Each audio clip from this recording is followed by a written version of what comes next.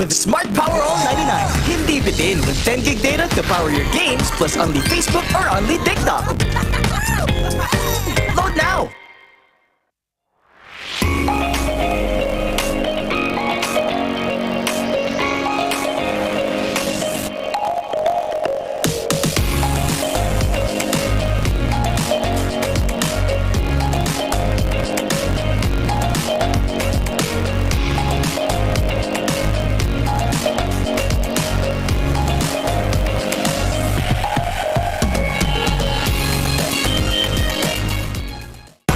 Enemy alert. Your scalp gets 1.5 times greasier, causing dandruff.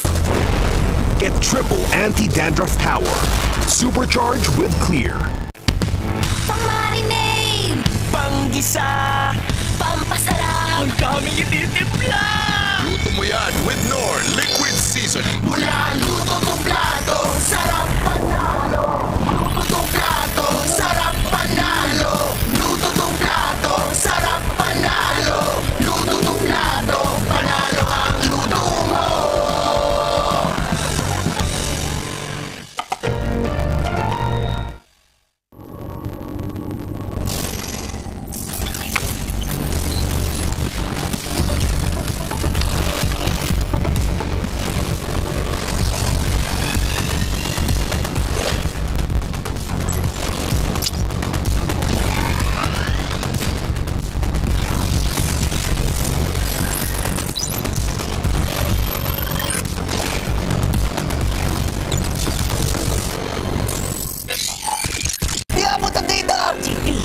GG Bro!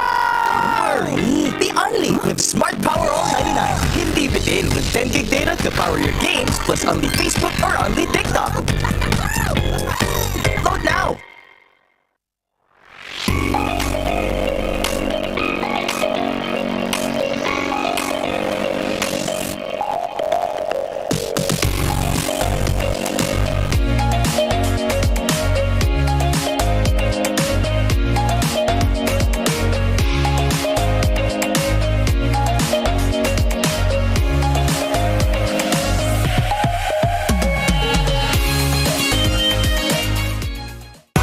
Enemy alert. Your scalp gets 1.5 times greasier, causing dandruff. Get triple anti-dandruff power. Supercharged with clear. Pang-marinade! Panggisa! Pampasarap! Ang daming ititimpla! Luto mo yan with Knorr Liquid Seasoning. Mula luto kong plato, sarap panalo! Luto kong plato, sarap panalo! Luto kong plato, sarap panalo! Luto kong plato, panalo ang luto mo!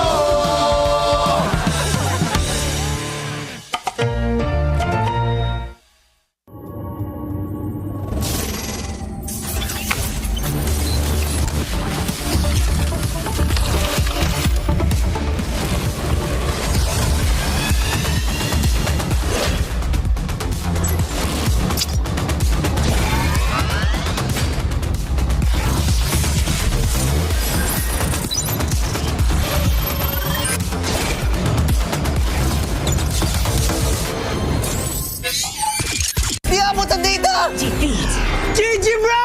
Don't worry! The only with Smart Power All 99. Hindi bitin with 10 gig data to power your games plus only Facebook or only TikTok. Load now!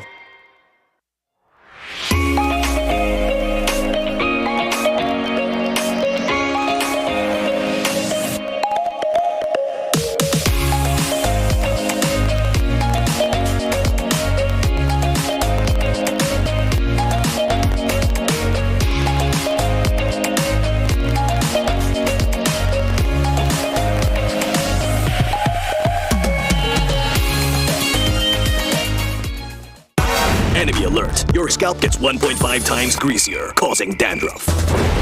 Get triple anti-dandruff power. Supercharged with clear. Pang-marinade! Panggisa! Pampasarap! Ang daming ititimpla! Luto mo yan with Knorr Liquid Seasoning. Mula luto kong plato, sarap panalo! Luto kong plato, sarap panalo! Luto kong plato, sarap panalo! Luto kong plato, panalo ang luto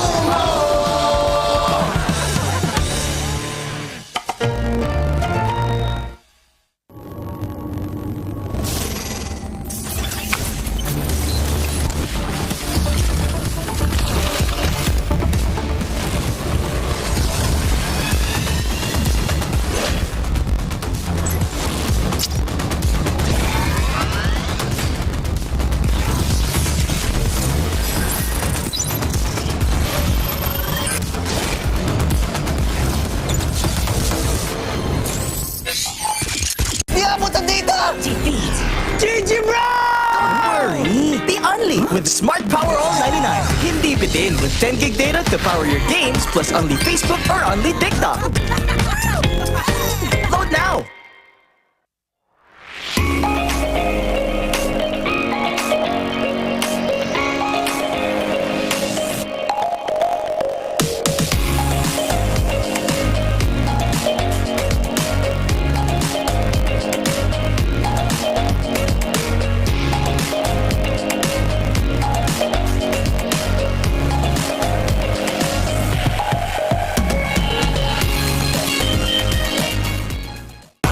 Enemy alert. Your scalp gets 1.5 times greasier, causing dandruff.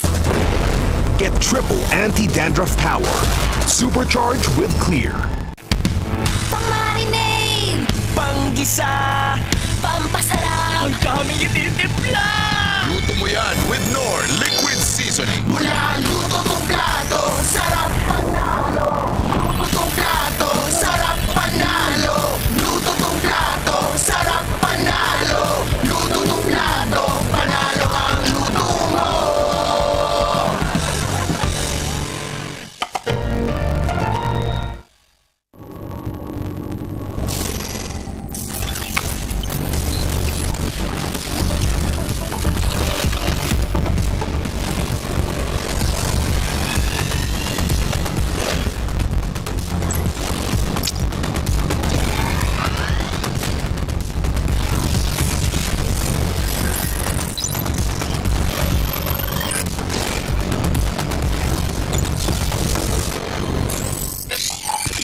Di abot ang data! GG Roar! The only with Smart Power All 99. Hindi bitin with 10 gig data to power your games plus only Facebook or only TikTok. Load now!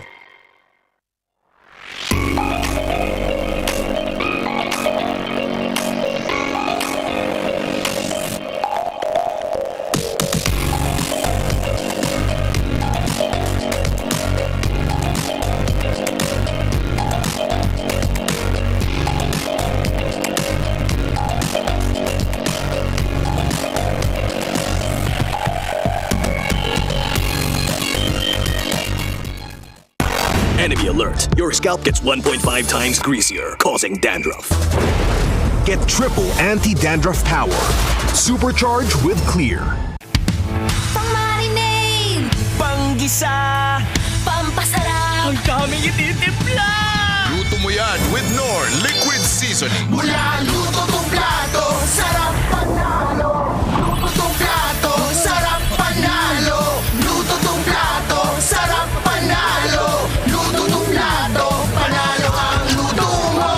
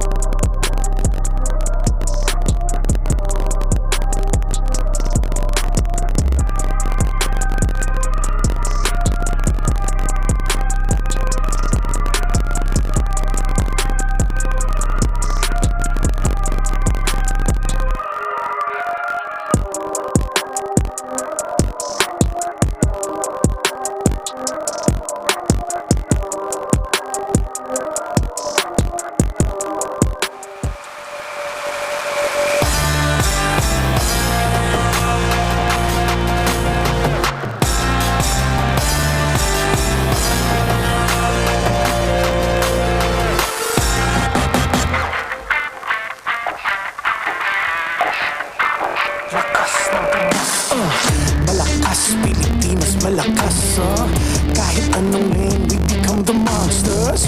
Malakas, Pilipinas, malakas, face the golden sun and repping for the 3 stars. Get us to the top, no ifs, no buts. Winning any game para to sa PIN, yes. Di mo matitinag aming boses sa new level. Nasa kalye man o mobile, you know I become a legend. Listen, open fire, we unite, we winners. But with pressure, like diamonds are made of. Switching the lane na parang gera, HP racing, may reset up. Pagkakatak buhat ni Hilda, full dome, SS parang Laila. Susundan ko ang wakas, kasama pataas, tagumpay natin to dahil tayo'y malakas para sa Pinas. Nasa amin ang alas, hindi to atas, kinikilala sa taas kasi kami ang malakas para sa Pinas. Nasa amin ang alas, hindi to atas, kinikilala sa taas, ganito kami sa Pinas, yeah.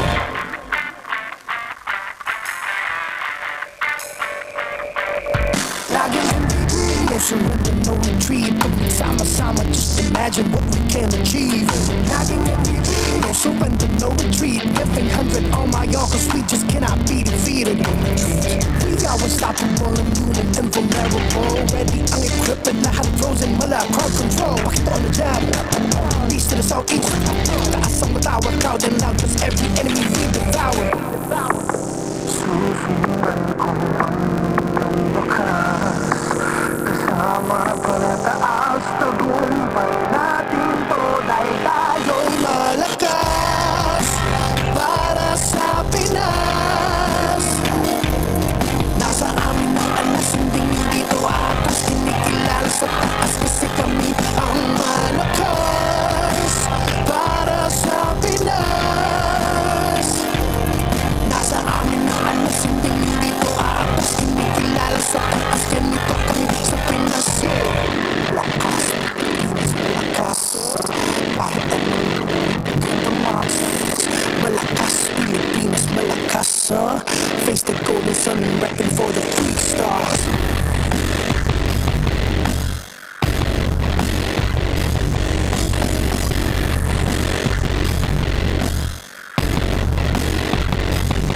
Ang lakas ng Pinas, we unite, we the stars. Ang lakas ng Pinas, we unite, we the stars. Ang lakas ng Pinas, we unite, we the stars. Ang lakas ng Pinas, we the stars.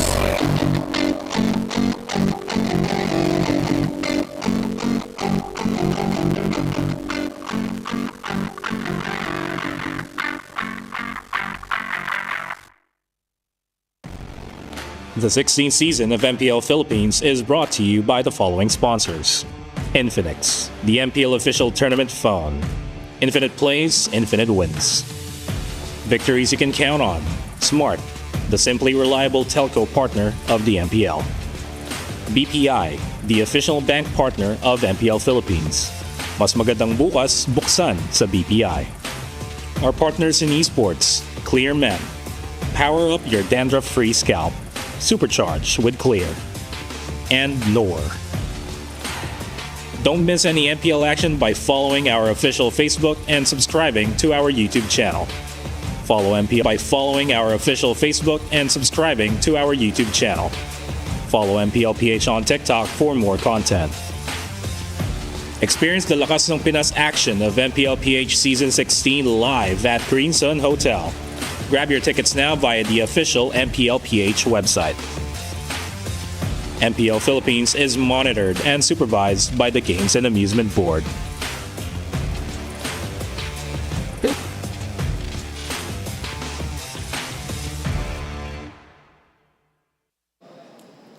Legacies were built over the last 7 years. An ever-changing era, but one universal truth remains the same. Yan ay ang pagdomina ng Pilipinas sa mundo ng MLBB.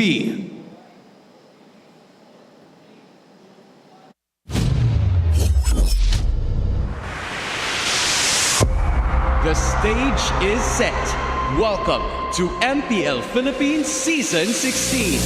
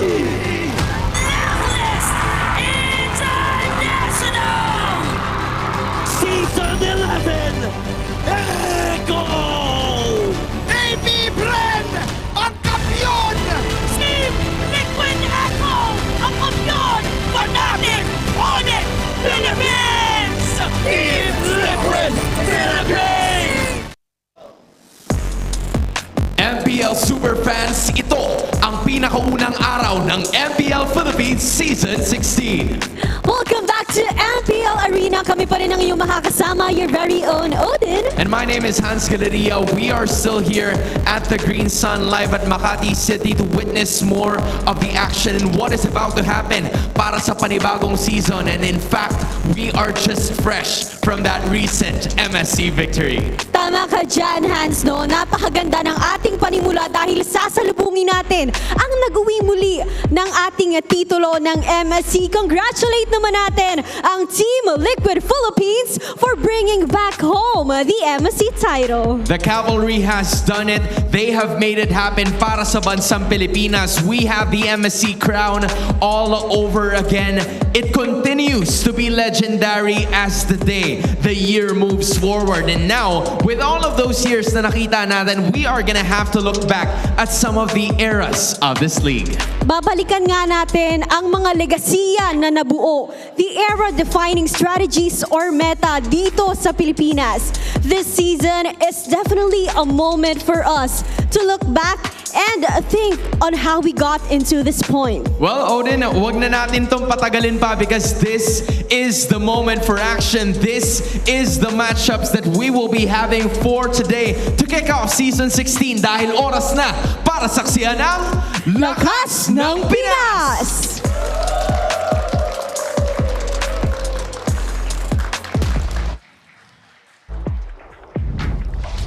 Magandang hapon sa lahat ng sumusubaybay ng MPL Philippines Season 16. Kami ang makakasama nyo para ihatid ang aksyon sa pinakauna nating laban. Umi, kasama dito si Athena and Wolf. Pinakaunang laban natin, magtatapat agad ang Omega in TNC. Gusto ko dito yung nare-revisit natin ng mga era, lalo na yung opening natin. Wow, grabe, nakakatayo ng mga balahibo. Yeah, medyo mararamdaman mo yung edad kahit paano. Pero nakita natin na nag-develop na nga talaga yung league. Actually, just looking back, yung mga sigaw na narinig natin yung Archangel na champion, Blacklist International back-to-back, it was actually na-goosebump siya in a way. Oo, nakakatuwang isipin no, na sa dinami-dami ng mga seasons natin, yung napakarami nating mga kampyon, kita pa rin talaga ang lakas ng Pinas at katulad na lamang ng binanggit nila Hans at Odin kanina ay naiuwi po natin ang MSC 2025. And equipped with the all-day 120 FPS system, the next-gen Infinix GT30 Pro is the new official tournament phone powering the next seasons of MPL Philippines. Sobrang empowering din talaga na kasabay nga ng all-day MLBB natin muli for Season 16 is a great welcome and congratulations ka sa Team Liquid Philippines. But finally, nakita natin yung trophy again for MSC for Philippines. By the way, guys, more data, more GG. Experience the winning power of Smart's only 5G and enjoy it with Smart Digital Prepaid eSIM. Smart, the simply reliable telco partner of the MPL victories you can count on. At sila pa rin ang kasama natin na para sa journey ngayon ng MPL Philippines Season 16. And to be fair, yung mga communities natin ay ang tagal ding nag-antay. Matapos ng MSC, talagang hinahanap nila yung experience papasok dito sa MPL Philippines. Kaya naman bumili na kayo ng tickets para mapanood ang inyong favorite teams. Just go to MPL.ph website and secure your seats now. At sa pagkakaalam ko ay nagkakaubusan na nga up to week 4 on certain matches. Kaya kung naghahanap po kayo ng mga teams na gusto nyo suportahan ay may mga tickets pa po tayo para sa mga iilang games. Kailangan maging snappy kayo dyan. Pag nakita nyo yung favorite yung team na ready for this match, lalo yung mga Saturday natin na grande, Siksik Lig. And kung nandito naman na kayo sa venue, sa MPL Arena, by the way, guys, you could also snap a photo of any MPL Philippine player during very specific moments while inside the venue for a chance to win diamonds. Tila ba parang paparazzi style? Ano yung most recent na napanood ganyan yung kay Nets? Napanood nyo ba yung promotion ni Nets na kapag nakita nyo daw siya doon sa MPL venue, makipagpa-picture kayo sa kanila? Oo, sobrang solid nga nun eh. Nag-viral ata. At nakita natin yung mga comments. Pero as far as I know, ito naman si Nets, isa sa mga paborito kong bagay tungkol sa kanya ay kaya niyang magbigay ng init at kaya niyang tumanggap ng init. By the way, hanggang September 8, pwede nyo gamitin yung mga snaps ninyo with the proper hashtags na pinakita natin kanina. Oo. Yung pinaka-exciting part parang aabang ka, baka mamaya ito pala yung pre-ritual ng player na to.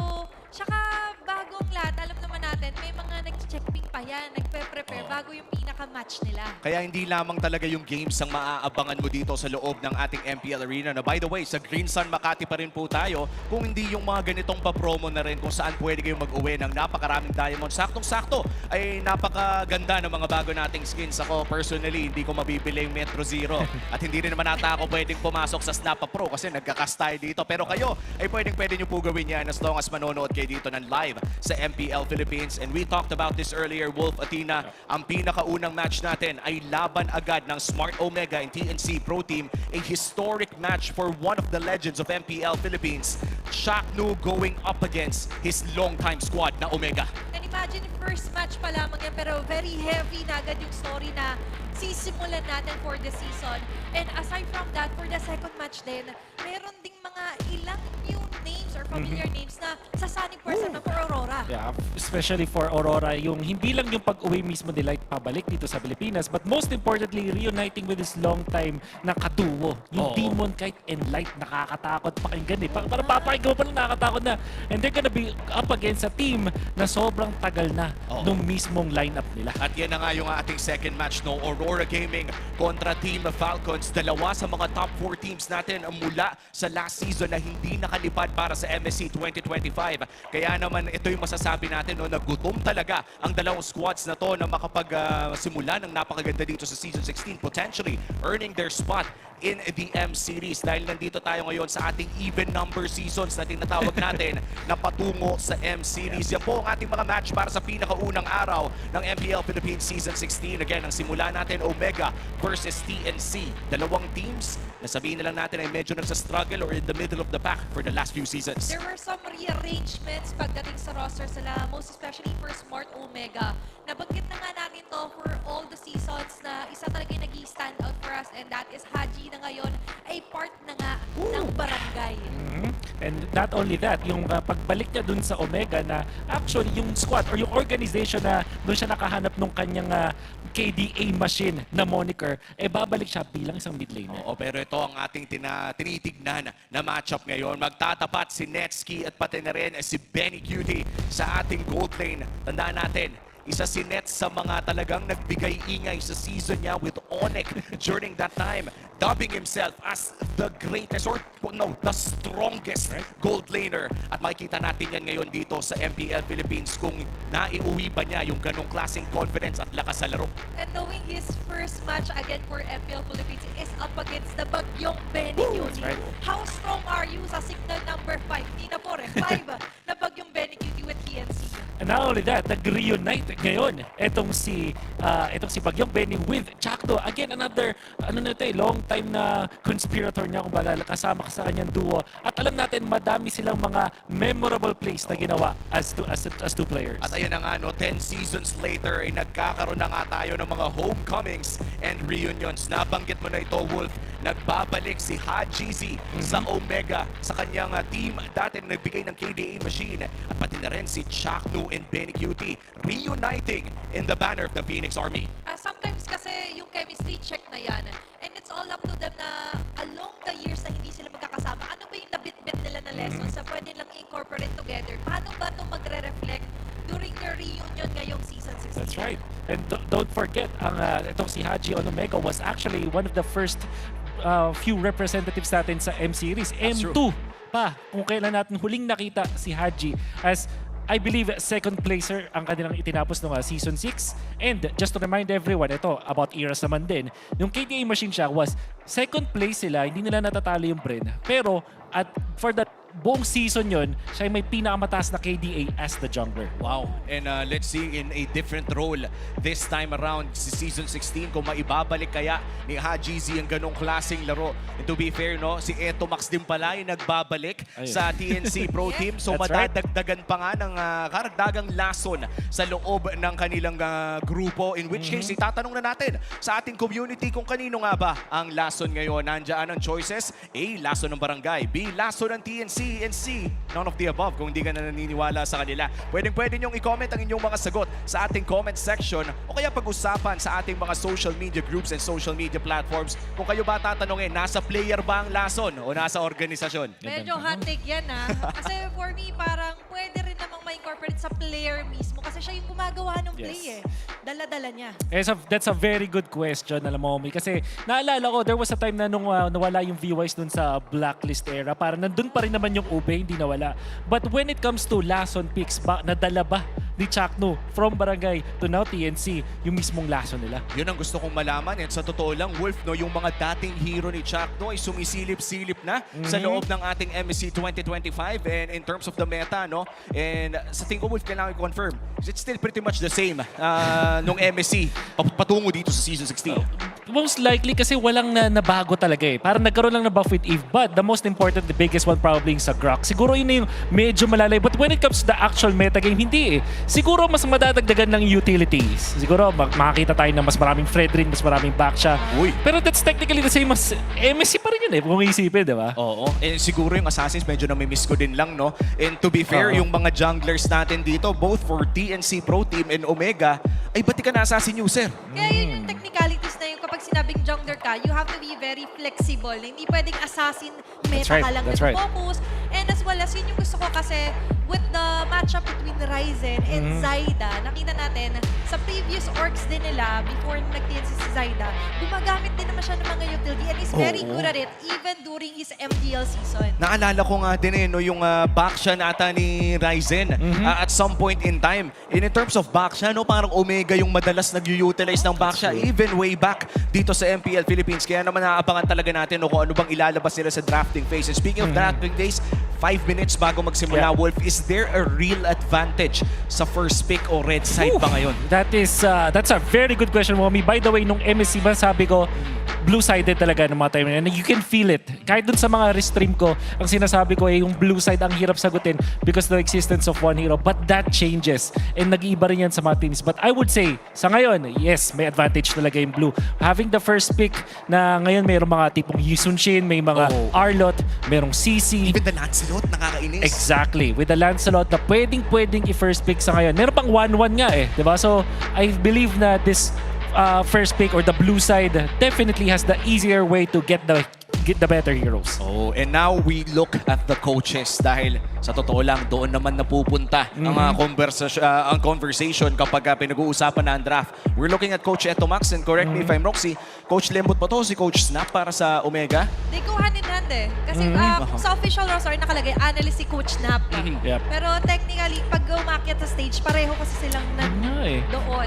And kung hindi ko nagkakamali, mayroon pa nga Coach Wura nakasama dun sa Omega, right? What's actually announced. And interestingly, Wura as well as Etomax, kung hindi ko nagkakamali, may time na nasa Onyx, di ba? Ay, oo nga pala. Nagkaabutan sila. Parang kahit one man nagkasalisi. So parang medyo nababasa siguro nila yung pag-iisip ng isa't isa. Grabe, and that's a really big thing when it comes to the drafting phase dahil dito mo mabibigyan yung mga players or mga manlalaro mo ng mga tamang pick that could very much define kung ano yung mangyayari sa loob ng ating laro dahil pakiramdam ko na yung mga RG boys natin sa Pinas na by the way, napakalakas, ay alam na nila kung ano yung pakiramdam na out-drafted kayo sa simula pa lang. Napakahirap kasi ang mga kasabay na during RG nung off-season is itong mga teams na nagpe-prepare for Season 16 dahil busy nga tayo lang sa MSC. Actually. So sila agad yung first na naka-experience na kaya may mga rumors na lumabas kasi nakakasabay nila sa RG. Ganito sa ganito. Nakasabay namin to sa RG. Iba pa nga yung IGN. Oo, tas yung mga nagpipicture, ito yung nakakatawa para sa akin, Athena Wolf eh. Pinipicturean nila yung cellphone, hindi nila siniscreenshot. Bakit ganun yung meta sa mga pro player? Ay, tingin ko parang ano yan dahil yung mga pro, dahil dun sa kanilang gamit ng mga malalupit na phones, kailangan nila i-flex yung phones nila, di ba? Well, kailangan na atang i-flex na rin yung daliri ng ating mga player dahil magsisimula na po ang ating unang laban, Omega vs TNC. Players, kayo na. It's a different lineup walking the streets of the barangay. James, Ryzen, Hachi, Super Yoshi, and Netsuki. Welcome, Smart Omega!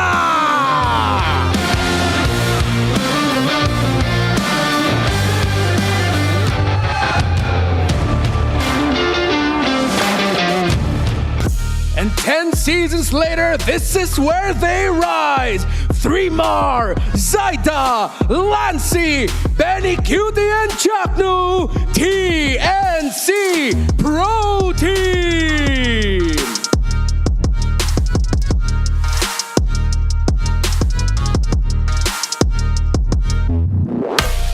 To oversee and uphold the tournament's integrity, guiding us through this match is our marshals, Chico, Juven, Joshua, and JJ. And our coaches, Coach Lembot and Coach Itumax. MPL Arena is the 16th season and it's day one.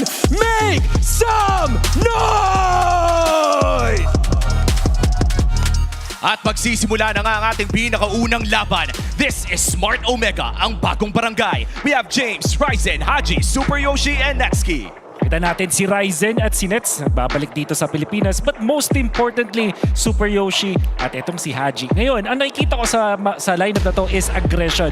We know that when Super Yoshi plays, gusto niya yung mga catch heroes na pwedeng i-take advantage to with the aggression of Haji as well. At ang kakalabanin niya ay yung nagpauso ng mga catch heroes himself. We have TNC Pro Team, Fremar, Saida, Lancey, Chaknu, and Benny Cutie. Sinabi nga natin kanina na kanino nga ba ang tunay na lason? Paano ma-incorporate din knowing na may chemistry na innate dito si Chaknu and especially Benny Cutie and the reunion after 10 seasons? What can they show us? Is it something new or something more revamp para sa TNC Pro Team? And sana mas revamp dahil for the past few seasons ay nagsa-struggle si Chaknu sa kanyang mga napupuntahan na teams. But this time, yung meta medyo nag-a-align pabalik sa mga meta kung saan napakalakas ni Chaknu. Ang hirap hindi maging fan ng kung anong pwedeng ilabas ng isa sa mga legends ng mga setter tank dito sa Pinas. As much as I like stability sa isang team, meron din nitong concept na parang pag napunta ka sa ibang environment, out of your comfort zone, magbabago ka and mostly for the better. And that might happen to Chaknu. After a very long time dito sa Omega, nagkaroon siya ng bago at fresh new na take dito sa palaro ng ML. Alam mo yun, bagong bootcamp, bagong mga kampay, bagong management, baka magkaroon ka ng second wind, kumbaga. Tama naman, kasi sometimes you have to step up with your comfort zone kasi doon makikita yung growth talaga. Kung ano yung kailangan mong i-polish, ano yung reflections mo. Yeah. Kasi kapag masyado kang comfortable onto one space alone, hindi mo nare-realize na parang hindi na ako nag-i-improve ulit.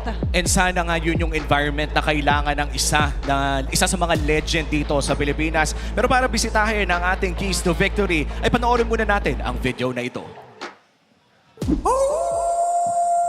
Welcome to the Howl. This is Wolf, bring you the Infinix keys to victory. It's Omega versus TNC, the opener for MPLPH Season 16. And for Omega to be able to win this series, they have to force Chaknu to pick utility roamers. This is how you prevent Chaknu from getting his comfort pickups and win the mid lane battle for the team. And now, when you're looking at the split mush, when you're looking at the map control, they have to watch out for Benny Cutie. Benny Cutie is known to master the map movements, and this is something that they needed to counter.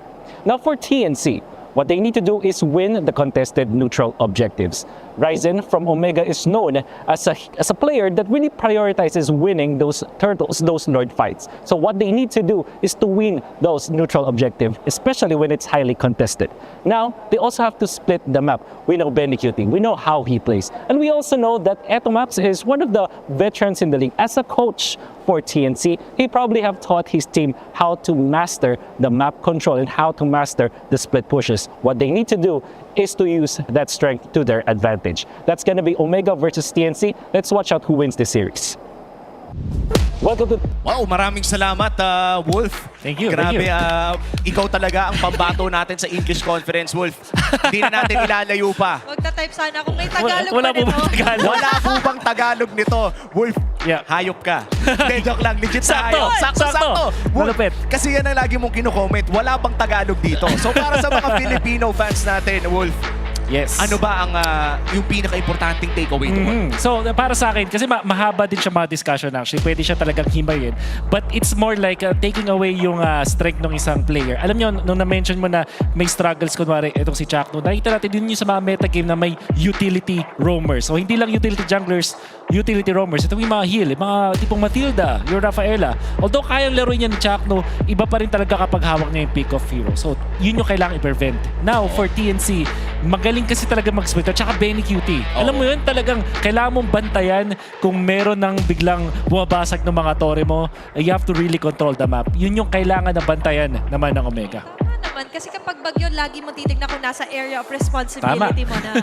And for Benny Cutie, that's the case. Para naman sa Omega, keep an eye out for him kasi nga may tendency talaga siyang lumikot mag-split sa map. Oo, alam mo at this point, kung babalikan natin yung performance ni Benny Cutie way back sa kanilang M-Series winning season, and that was with Echo, ang daming teams na parang na psychologically trained na hindi sila pwedeng mag-all-in sa loob ng Lord kung hindi nila nakikita sa mapa si Benny Cutie, and that might just still be the case para dito sa laban na ito. Pero ang masama kasi dito sa totoo lang, itong dalawang teams na to ay kumbaga naglalasunan talaga. Di natin alam kung ano bang timpla nila papasok ng ating seasons, pero ang pinakaalam natin ay napakatagal na po sa ating liga ni Haji at nagbabago pa ang kanyang role sa bawat era na pinapasok ng kanyang karera. Role eras. Kumbaga may sariling eras tour. Etong si Haji with the roles na pinaglaro niya, jungle, mid, and roam. Pero alam mo, parang hindi ko alam kung na Mandela effect lang ako nito, pero naalala ko talaga nag-XP at nag-cloud to eh. Nag-gold to nung season 8 eh. So, ewan ko siguro yung mga viewers natin pwede tayong i-remind, pero hindi yung nagkamali, parang halos lahat ata na punta na niyang role eh. Gumagaling mag-research siya. And actually si Haji during season 6 din, nag-tie pa nga siya sa with most skills sa MPL season 6 natin with Carl TC. Wow. So imagine, sa bawat season at era ni Haji, nung nag-HGC pa siya, lagi siya may mga nabe-break na records. And let's see if there's gonna be a record broken by Hajizi in this season 16. Baka ito na ang season ng barangay. Pero ang kanilang unang kalaban ay TNC Pro Team as we head on to the drafting phase. Pinag-usapan natin kanina, Wolf, na may konting kalamangan ng blue side ng MSC 2025. At makikita natin kung ganun pa rin ba ang case dahil blue side ng Omega ngayon at red side naman para sa TNC Pro Team. So the advantage really is the first pick, diba? So mapapaisip ka ngayon, dahil wala yung 1-1, wala yung Yisun Shin, what is left open is probably yung mga tipong Zushin and the Lancelot in game 1 ng isang season. Parang mas maganda mag-play safe muna eh. So ngayon na open yung Zushin, baka ito yung minamata ng Omega. Or actually, yung mga Kalea din. Kasi rarely ko rin siya nakita na ma-open. Kasi most of the time, tinatanggalan nga ng combo dito yung Zushin, which for me is actually the great na kasama. And looking at that Zushin ban, medyo lumakas tuloy yung mga natitirang mga tank junglers natin. Yan ang natural predator. Kapag tank jungle ka, ayaw mong may kalaban kang Zushin. So this opens up yung Fredrin for Omega. Pero baka Arlot muna yung unahin nila. It's something that TNC really needs to take note of. Especially kasi ngayon, yung ma-open up after that, wala na yung CC, wala ka ng pang actual counter dun sa Arlot in the laning stage. Tapos pwede pa siyang combohan bigla nung Fredrin o kaya naman Akai dun sa second and third pick. Oh yes, and Arlot is really strong kung bibigyan mo ng maraming crowd control sa kanyang pupunan at yung Lancelot ay tatanggalin na rin ni Coach Eto Max. First pick para sa Omega. Kukunin kaya nila yung nabanggit mong pick na Arlot? I really feel na ito yung isa sa mga strong picks. But instead, Haji special agad. Wow! Welcome back daw, sabi niya dito sa Smart Omega. And I like na kakaiba muna yung atake nila sa nakasanayan natin. Pero for me, for DNC, I do agree na pwede silang kumuha agad ng Arlot dito. Or a utility jungler kasi wala naman na yung mga likes of Yisun Shin and the Lancelot. Fredrin Arlot agad. Feeling ko hindi na masama yun. Kung ako rin ang tatanungin, pwede silang mag-Fredrin Arlot. And here's another takeaway. Baka nga pwede pa silang mag-Fredrin Matilda. Na medyo, syempre, hindi naman Chuck no hero talaga kung tatanungin ako. Pero very effective if you're up against the Farsa. And I'm thinking about the Kalea as well. Although hindi ganun kalaki yung matchup na ayaw mo rin ibigay yung Farsa Kalea na combo dito sa Omega. So there's a chance na pwede nilang kunin agad. But instead, wow! Grabe! Iba ang galaw! Basagin lahat ng mga predictions. For me, siguro for TNC Pro Team is they want to be very direct sa early. And especially with the Selena, you have to be very aggressive. Hindi lang aggressive, no? Hindi parang may instincts ka ng sinusunod na kung sa tingin mo ay nandito sa bush na ganyan, ng ganitong oras, babato mo na lang ng pana and hope for the best. But here comes the question, Wolf, no? Sa tingin ko, with a Selena and Gatot Kacha, kailangan nila ng jungler or maybe even a gold lane na pumapalag ng maaga pa lang. Yung mga tipong mga Granger dito para sa TNC. Maybe go for the Moskov. Lapu-Lapu and Arlot open para sa Omega. Sa mga gantong case, parang medyo mahirap na naman mag-Arlot. And there it is. The Fanny naman ng Omega. Not bad. Wow! And this is something na talagang nilalaro ni Ryzen. I think his last match na napanood natin, yung Fanny na yan, ay talagang, I would say, very spectacular. Sa naalala ko, natalo sila nun. Pero yung performance ni Ryzen ng mag-isa ay malupit.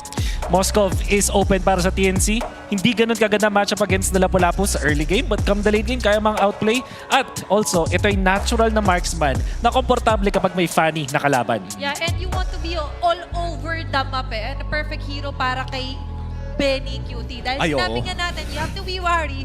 So with a Moskov, he has what it is. Kaya niyang mag-decide kung sasama na ba siya o hindi. Pero mukhang Arlot yun ah. Oh, yung Arlot narinig yun ko, may narinig akong bulong eh. And let's see if it's a confirmed Arlot pick para dito sa side ng TNC Pro Team. And with that pick, Wolf, I have to be honest, hindi ko alam kung sino yung XP or Roam dito dahil parehas pwedeng i-flex pick yung dalawang doon. Up against the Lapu-Lapu, parang ayoko yata maggatot catch. Parang wala akong masyadong palag. But we know that if you have the Arlot, at least meron kang way para i-clear yung wave ng mas mabilis. Masasabi kong ito yung nagpa-bolster lalo nung Lapu-Lapu pick coming out from Omega. Kasi parang hindi rin naman ganun kalaki pa yung kanyang problema dito. I think what will happen here is ibaban ng Omega ngayon yung Moskov kasi parang yun na lang yung marksman along with the Cloud probably na hindi magiging problema para sa kanila kasi may Fanny na sila eh. Sabihin nating mag-Granger bigla itong TNC. Okay na yun. Meron silang Lapu at Fanny. Oh, and we talked about the early game para sa side na kukontra sa isang Fanny, no? Para masabayan yung Selena and Katotkacha nila. How would you fare sa isang Brody pick-up na hindi na natin matagal nakikita, no? Pero sa totoo lang, isa din yan sa mga inaabangan na pick against a Fanny. Pero mukhang confirmed naman na. Arlot ang pick-up dito ng TNC Pro Team at dahil nga wala pa silang jungler, ay tatanggalin na agad yung kakombo ng Fredrin. Another combo is Akai. I'm not entirely sure kung inclined ang Omega dito. Pero pag ang Omega na iban yun. Kasi kung sakali, tatlo yung kanilang ibaban na utility junglers. Indeed, the Akai. But, ang scary dito is na-open yung Moskov. But yung isa sa pinakakinakatakot ko dito is that masyado tayong nakafocus din na ang Smart Omega revealed agad na Fanny, and as we all know, you have to protect him onto the early game. May mga Selena nga na pwede magulo. So they need a very strong frontliner dito kasi more on the fighter, hindi naman sustainable. Innate talaga yung isang Lapu. Kumbaga kumukunat lang ang Lapu kung tumatama sa madami ang kanyang mga abilidad. Wala pa talagang true frontliner para dito sa Omega. And meron akong masamang kuto na wala silang balak kumuha ng frontliner na ang gusto nilang gawin dito ay talagang blitz. Mabilis na pagpatay, malayong range dito kay Haji. Nandiyan pa rin ang Kaleya na pwedeng sumupplement doon, yung mabilisan na halos palaging up yung kanyang mga skills. Apart from that, siguro yung carry, no? Usually yung ginagamit sa Joy. And I doubt na magbo-Moskov sila kasi may panggilid na sila. Meron silang Fanny. Pag nag-Moskov sila dito, ma-overload pa. So, pag nag-Granger naman sila, problema yun dun sa isang Joy. So, I think parang it's weird to say hindi ganun kalakas yung carry, but it might be the good pick here para sa Omega. Just so you could have my tail's been itching for a real fight. Pero tama ka sa Kaleya kasi ang place talaga ni Super Yoshi is more in the pick of direct attack for Omega. And as you guys said, ayan na nga yung Kaleya and carry para sa side ng Omega. At kahit napakalakas ng kanilang early game, this at least gives them na mayroon silang late game sa kamay ng isang carry. Pero I'll be honest, Wolf, medyo parang ang hirap siguro mag-carry kung mamumukaan ka ng isang Joy. And that is 3 immediate dashes para sa Rhythm of Joy. Ano kayang ilalagay dito? Pwede ko Moskov na to eh. What if mag-Ruby bigla dito ang TNC para talagang makounter yung carry, pick up? Also great versus the Fanny in a way. Tapos, kasi pag nag-Moskov ka dito, nagme-make sense naman siya versus the Fanny. Pero ang greedy nyo masyado sa farm. It can work. I think TNC, they can play slow kung gusto nila. There's also Granger, which very standard lang naman. Kaso natatakot ako dito para sa Granger kasi Fanny yung katapat. Ang nakikita kong reason kung ba't sila nag-Granger dito is kung papansinin natin, wala masyadong wave clear TNC. Yung Selena kasi, of course, makapag-clear yan ng wave, pero hindi ganun kalayo. So siguro ang inisip ng TNC, kailangan natin ng way para meron tayong konting range kasi pag nag-Moskov pa tayo nag-Cloud o kaya nag-Ruby masyado tayong harapan, let's look for a hero na medyo kayang dumamage from range. And let's see kung yan ang magiging effective na recipe para sa side ng TNC Pro Team. This is once again the first match of MPL Philippines Season 16. Our opening match is TNC Pro Team kontra sa Barangay Omega na parehas nag-struggle last season. It was a breakthrough season para sa TNC Pro Team. One of their best after 3 years. And after that run, gusto nilang maging maganda ang simula dito sa Season 16. Welcome to the Land of Dawn. Sino kaya ang makakalamang dito? this new era, you have to aim higher. Sa alamangan lang din naman, onto that draft itself, I do agree with Wolf na baka maging masyadong greedy kung hindi nila bibigyan ng distance yung magiging goal laner for Benny QT. But with the Granger, I think I'm siding with TNC Pro Team. Oo, ibang klase kasi yung early game talaga na nababato ng Granger, no? And if I'm being honest, kapag tumatama pa yung pana ng Selena, significantly easier na magbato ng mga Death Sonata. At ito na nga ang simula, Haji in Omega once again. Unang laro ni Chakno in TNC kasama si Benny QT. Mala ekse na comeback dito para sa TNC. Let's see kung ano bang mangyayari para dito sa game number 1. Chakno tutulungan mag-clear dito si Lancy. And ito yung parang prerequisite eh. If you have a Selena, kailangan mo talagang tulungan mag-wave clear sa simula. And that also supplements yung itong Joy. Alam natin na yung Joy hindi ganun kabilis when it comes to the farming compared to other junglers that we have in the meta. Pero pag nilagay mo ng Selena, nabubura mo yung big disadvantage na yun ng Joy. Ngayon, Joy versus Fanny with the help of Selena, eh mapapaganda yung matchup na yun for TNC. And now, sa lalo mong tinitignan na itong Granger pick, lalo siyang nagme-make sense kaysa dun sa prescribe natin na Moskov pickup. Kasi ngayon, nabibigyan nga sila ng chance na parang mag-focus na lang tayo sa pagpapalakas kay Zaida. Huwag na nating isipin yung gilid natin. Siyempre, pag prescribe, alam mo yung symptoms na kailangan mong i-treat. And yung kailangan i-treat din dito ng TNC Pro Team is to actually strengthen yung immune system nila sa early phasing. Then nagagandahan ako sa pwede maging layer nila and chase, especially with the wala pa yung Gatot Kacha, yung Selena, saka Arlot pick pa lang. And as you mentioned, maagang pag-form up dito and Nanaro hitting on Haji. Wow! Napakatapang naman ni Haji doon. On a normal instance, mapapa-fury ka kaagad kapag ganun yung nangyari. Pero lumipad lang with the wings by wings. There was an assassination attempt na nanggaling dito kay Ryzen. Pero mukhang magkakasalisihan lamang sila ni Zaida, both popping their ultimates. And this is a very aggressive early game. Pero nagkakablakan lang yung dalawang aggressive na teams. So you always have to ask the question sa mga ganitong moments, magpapa-level 4 ba itong roamer ng Omega? It seems like magkakaroon nga sila ng switch. Gonna be waiting for Super Yoshi to get the ultimate. Samantala itong TNC, Chakno will also get his ultimate in the middle. And this is very important. Ay, hindi na. Simulan na! Primar! Kakasabi pa lang natin, napakagandang layer na unay finest loss with another round of first blood para kala Primar.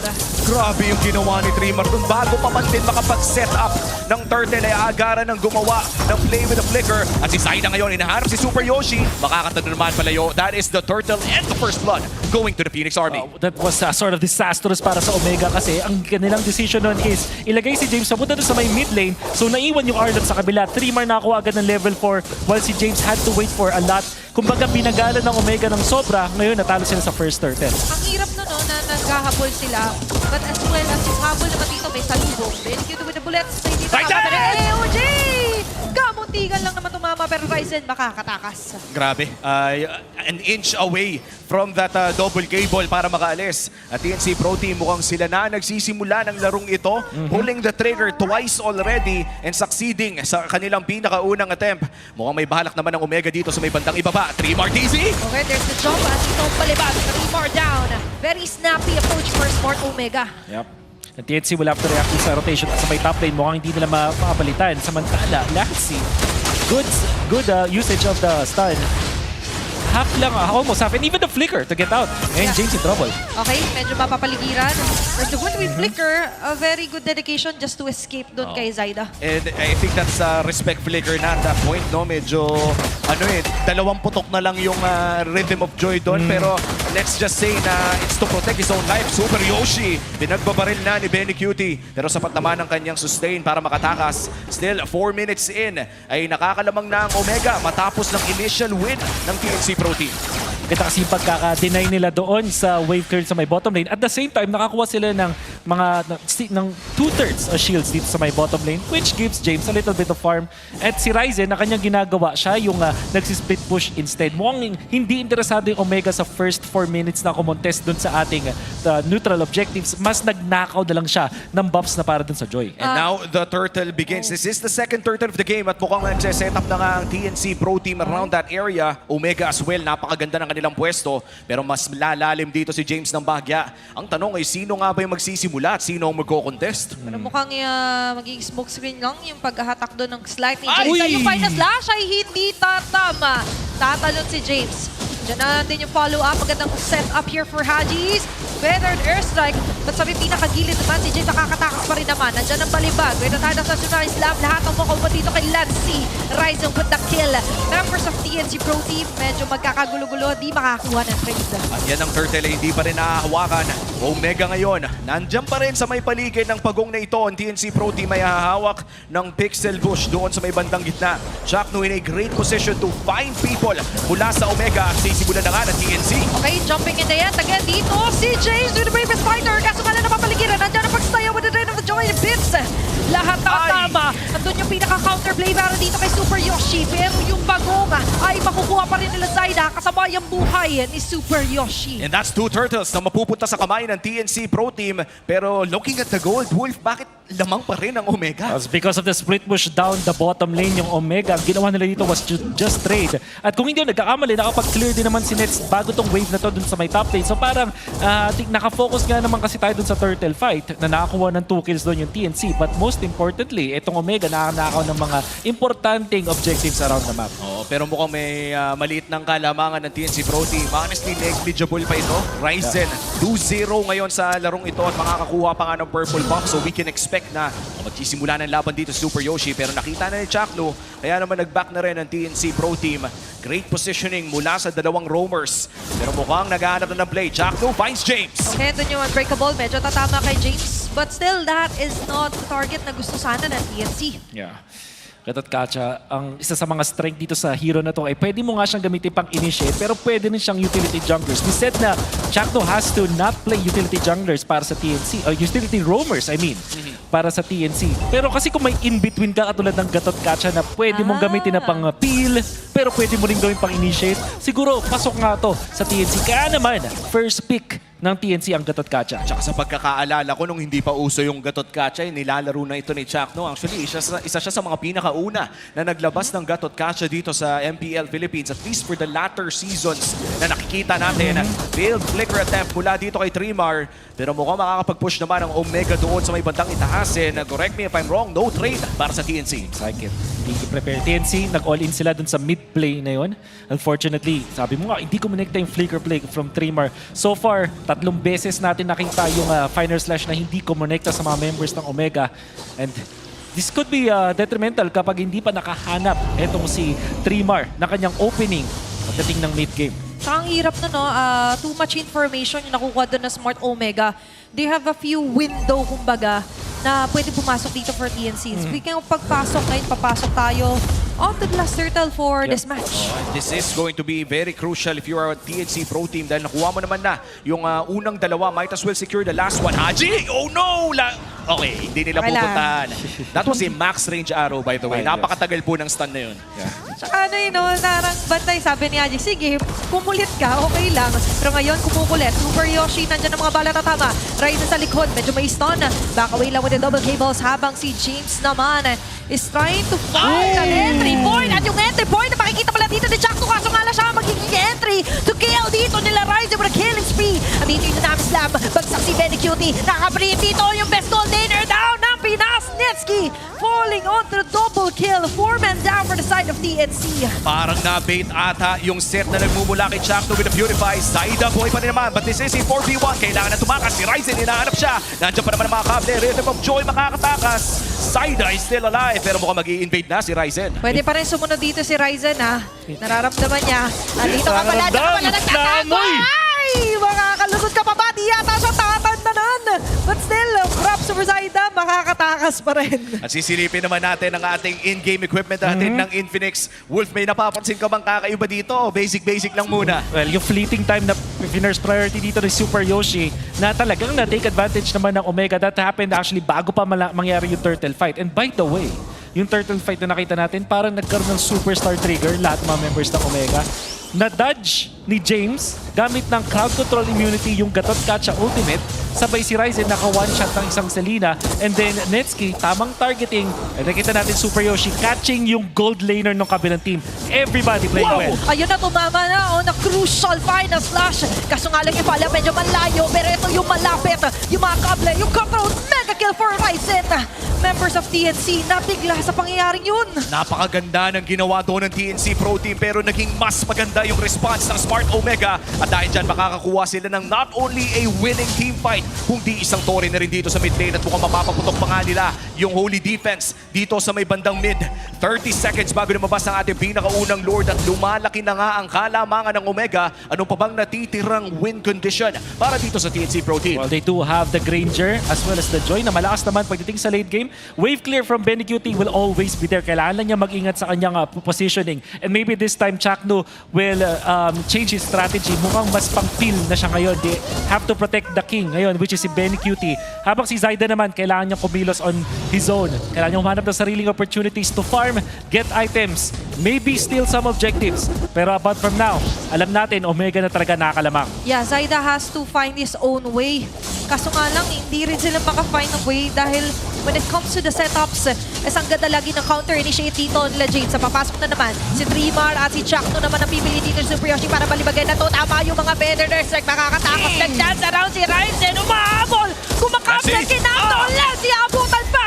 Chakno might be the triple kill that Ryzen is going for! At mukhang magsasaksit siya doon! Triple kill para kay Ryzen! At nakuha na nga ni Ryzen ang triple kill at mukhang uubusin na nila ang lahi ng DNC. Zaida makakatakas pa naman, mid lane na ang puntirya. Endable na nga pa para sa Omega. Okay, dire-diretso lang sila. Si Zaida na lang ang natitira para dumepesa pero not for long as Smart Omega takes game number 1. Magandang bungad para sa Barangay Omega. What a funny game mula dito kay Ryzen. Kita naman natin kung gaano kaganda ang pag-init bigla ng Omega the first 2 minutes of the game. Meron silang kakaibang desisyon na medyo nalugi sila pero sabi nga nila, it's not about your mistakes, it's about how you correct it. Right after losing the first turtle, ang desisyon ni Ryzen, mag-invade na lang ako. Hindi niya sinabayan mismo yung pag-turtle.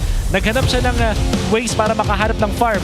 Pumush sila sa gilid at kahit natalo sila sa first 2 turtles, nakabawi agad Omega. Kumbaga, it's not about the mistakes if you're not doing any mistakes. Very minimal errors din yung nakita natin for Smart Omega. Yeah, in terms of objectives, nakalamang naman talaga ang TNC Pro Team. The first 2 turtles na kuha nila, naging even ang ating laro. But as you said, nagawa ng paraan ng Smart Omega para makalamang sa larong ito. And a few baits here and there ay nagawan nila ng paraan na manalo sa isang team fight. What a game mula sa Smart Omega. And have to say, excited pa rin ako para sa game number 2 dahil ang lapit ng laban na yon sa simula. Yeah. Thinking about just MVP, ganyan yung tumatakbo sa isip ko. I would put Ryzen. Siyempre, ganda ng kanyang performance. Pero baka may side MVP ako, which is James. We will talk about that later. But Ryzen, welcome back to the Philippines. Yun. Nakakatuwa yung pagkatapos pagtayo. Alam mo yung pag tumi 3 points sa basketball, yung tumuturo sa langit. Sa kanya tumuro siya sa audience pagkapanalo. Para sa'yo yan, kung sino mang tinuro niya. Alam mo yun yung mga parang sa mga pelikula din sa Pilipinas na after tumira ng tres. Para sa'yo to, insert name here. Pero napakaganda naman kasi hindi naman araw-araw makakapag-funny sa MPL at hindi rin araw-araw na mananalo ka gamit ito. Okay. Ryzen, isa sa mga notable na maalala natin nung talagang kainitan niya mismo sa Omega is when he was actually playing the Fanny. Nagkaroon ng change in the metagame. We're talking about the eras na nagkaroon na ng mga utility junglers kung saan hindi na ganun naaalala natin yung pangalan ni Ryzen. But now he's back. And now Omega have risen back from the ashes once again. Makikita natin yung TNC na nakakuha ng first 2 turtles natin pero hindi naman talaga nalugi sa pera ang Omega because of the split push coming out from Ryzen, itong pagpigil nila, and then this turtle fight kung saan matadodge ni James with that gatot catch. Yung gatot catch sa ultimate end, dalawa yung nakadodge, makapatayin nila si Chakno. Eventually Ryzen going for Lancy at yung huli ni Yoshi kahit sliver of HP na lang siya, ginaw pa rin niya doon si Benny Cutie at yun ang nagbigay ng advantage para sa Omega. At ang sarap ng buhay ni Nets dito, no? If I'm being honest, nakapag-farm ka, yung early game nyo nanalo. So yung late game insurance, kailangan umupo lang. Kumbaga, hindi pa wini-withdraw. Tol, ano pa rin yan, naka-savings pa rin. Parang kanina sa commercial natin ng Norn, lulutuin ni Ryzen. Lalagay sa plato naman ni Super Yoshi. Kakain na lang dito si Netsky. Sa totoo lang, hindi pa nga hinahain eh. Yung carry game na to, hindi pa natin nakita na umabot nga doon sa pinakadulo dahil napakabilis po ng ating laro in game number 1. 11 minutes natapos ang larong ito with Omega securing that victory. Isang Lord lang ang kanilang kinailangan para tapusin to. Napaka-rare niyan. If I'm being honest, for the last few games na napanood natin sa MSC 2025, yan ang ating reference kasi unang laro ng MPL Season 16 ay kadalasan second Lord na tatapos ang mga laro natin. Actually, parang play safe pa yun, no? Para tumatansya-tansya pa yung mga teams natin. It is now totally different. There was one time na itong si James na ating EXP laner ay nagkaroon ng kakaibang desisyon nung nag-switch nga sila. Sinasabi natin na hindi sila nakakuha ng advantage. Pero kasi makakalimutan mo siya dahil kinorekt agad siya ng Omega. The rotations were much better. Nagkaroon sila ng adjustment kung saan ang kanilang pinuruan is the bottom lane after that flicker play, di ba? Mula doon kay Super Yoshi against dun si Trimar. Dire-diretso nilang pinahirapan si Trimar at doon na nga nag-struggle dito yung initiations from the Arlot of TNC. And you mentioned nga, Umi, na ang lapu-lapu, naging innately sustainable siya kapag tumatama yung skill shots. And that is exactly what James did, putting himself onto the line of fire. Kaya yung members, kahit nag-set up ulit sa Trimar Jack 2, di nila nagagawa yung play nila kasi they also have to somehow defend themselves. And nakakatuwang isipin no na era na naman ng XP laners na okay lang ibigay ang katawan. Na kumbaga, babato mo na lang yung sarili mo sa kalaban basta wag yung kanilang hyper carry. In which case, it's either going to be Netski na naka-carry or si Ryzen na naka-fanny. And ito yun sacrificial play for the most part. At makikita natin no na ang ating rich guy walang iba kundi ang ating the carry din na si Ryzen na medyo maliban na lang mangyari to dahil kadalasan sa gold laners na pupunta ang award na ito. Kaya pala siya nakaturo na naman dito. Bagong favorite post. Yung thing kasi with carry, single target So siguro doon siya na kinapos. Pero kasi sobrang active din talaga ni Ryzen dito sa game na to. We were saying, di ba, pag after ng first turtle na hindi nila kinontest, nag-invade siya doon sa orange buff na should have belonged to Zaida. Tapos dire-diretso na doon. Kaya naman siguro siya yung ating BPI rich guy with 821 GPM. Kasi hindi siya nauubusan ng place. Kumbaga, merong sinasabi tayo when you're a carry for a team, kailangan lagi kang humahampas ng minions, ng creeps, or ng heroes. Kailangan lagi kang aktibo. Oo, at nakita natin kung gaano ka-aktibo si Ryzen sa larong iyon. As you said, kung hindi man kumukuha ng kills, kumukuha naman ng mga torres all around the map. And with that Fanny game, does it warrant a Fanny ban o next game? Tatanggalin na ba yung Fanny na to? Kaya aagawin mula kay Ryzen? Parang pwede si Zaida aka dating Mama Coco, di ba? Parang kilala dati sa amateur scene na kakaiba talaga mag-fanny. So, parang mas mas inclined ata ako sa pagnakaw ng fanny. Oo, and magkakaroon tayo ng switch sides, no? Maliban na lang kung mag-decide ang TNC Pro Team na mag-stay sa red side. Dahil yun ang ating, as far as I know, yun naman talaga ang ruling dito na kung sino man yung away team siya ang pipili doon sa second side. So, let's just, alam mo, fans na bahala dyan. Kaya nyo na yan. Ikaw, nag-coach ka naman. Actually, tama ka doon. So, hindi ko na ang ating home team ngayon is Omega. So, ngayon, TNC na yung mamimili.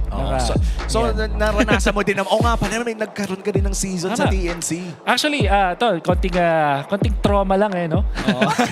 Kasi yung first match namin as TNC, exactly last year, Omega din yung katapat namin nun. Oo. At natalo din kami nun. Sa Omega. Solid. So eto Max, baguhin mo naman ang natin, ang kapalaran natin. Oy, wag ka. Record holder ka rin sa TNC Pro Team. Oo naman. Okay. Kaso may tumalo sa record namin, sayang. Sino? From Indonesia, unfortunately. Sayang. So, wala Okay na rin. Okay lang. It was a good run. It was a good run. At sa totoo lang, napakahirap ng trabaho ng ating coaches. No? It's not every day that you get to see a coach go back in the casting desk as well after several stints. And sa totoo lang, Wolf, I think it's public knowledge no? na na-redeem naman ang sarili sa Onyx runs at some point in time. At doon naman tayo nagpapasalamat din sa Onyx na kahit isang record-breaking na coach ay tinanggap pa rin nila sa kanilang organization. So, thank you. Yan naman talaga. At ngayon, back in the desk, a bit of a celebration. At least meron tayong madadagdag na insider analysis for this one. Usually, no, kapag may mga fanny na ganyan, you told us na mas magandang agawin na lang ito for the next game. And hopefully, we do see that. Pero sa ngayon, ay magpapahinga muna tayo. Tignan muna natin kung paano nga ba nag-prepare ang ating mga players sa Smart Ping Test. Hello, mic check. First day, first game. Let's go. Hey! Hello, James. Kamusta ka, pre? Let's go, man. Check it, stormy, innocent, Yunski. Si innocent, uda, jago, bangat. Ah! Shoy. Iba na, bagong barangay na to, tol. Panis yung mga pogi. Panis! Winter na ba? Winter season na, no? Ano number mo? Number ko? 09. Hindi, dito. Hello. Malaki mic mo. Hindi. Ganito talaga ako mag-mic. Hello, brother. Brother, are you there? Brother Chakno is back. Brother Chakno takes on. Isang tao lang. Ha? Isang tao lang na naniniwala. And that's our smart ping test. At kitang-kita naman natin kung gaano ka-prepared ang ating mga manlalaro. Parang half of that smart ping test, hindi ko naintindihan kung anong sinabi ni Nets. Okay, parang kumakanta siya ng song about SRG. Dahil na-mention niya si Innocent tsaka si Stormy. Tapos parang nagsasalita siya ng baha sa Malay. So, Naghalo-halo, tapos biglang kumanta ng panis ang mga pogi. ayun nga eh. Sa totoo lang, medyo kawig nga niya si Hebabi. Ay. Baka kaya pala siya nagpa-practice sa naman. ping test natin.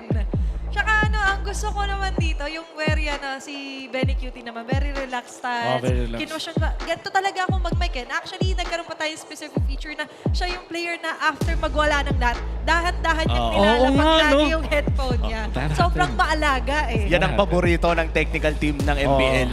Yung hindi nagwawala. I mean, to be fair, kung manado ka ng championship, okay Pwede lang. naman, pwede naman. Pwede na. Tapos Hindi, joke lang. Huwag niyo po akong papagalitan pagkatapos ito. Pwede naman, basta pag namultahan ka, babayaran mo. Diba? Kung masira, syempre kasalanan mo Kung yun nag-champion ka ba naman ng dire-diretso, may pampalit ka naman siguro. Siguro naman, di ba? Siguro naman. And jokes aside, Benny Cutie, even if he won the M4 World Championship, may montage pa yan na binadahan-dahan ng pagkababa ng headset. And hopefully, yung mga ganitong klaseng moments, no, pwedeng-pwede nyo mapicturean kung manonood kayo sa loob ng ating MPL Arena at baka manalo pa kayo ng Diamonds. Yung Snap a Pro natin. Ay, oo, sakto. Diba? Saktong-sakto. Include yung official hashtags natin. At yung, kunwari, hindi pa ito yung pinaka-match na sinusuportahan nyo. Pero nandito naman na kayo, nagwa-watch. Yung pag mga behind the scenes, pwede nyo i-share sa amin yung mga stories na yan. And na nakakatuwa dito, hindi lang naman na yung mga pro ay pwede nyong picturean. Pwede nyo rin i-upload ng mga sarili nyo nag-enjoy dito sa MPL Arena. Dahil as far as I know, hindi lang naman yung mismong laro ang pwedeng gawin dito. No, there are still a lot of activities all around. At syempre bilang din dito sa Green Sun Hotel ay ito yung nakakatuwa. Dumadami din yung mga parang mga pwedeng puntahan sa labas naman ng ating area.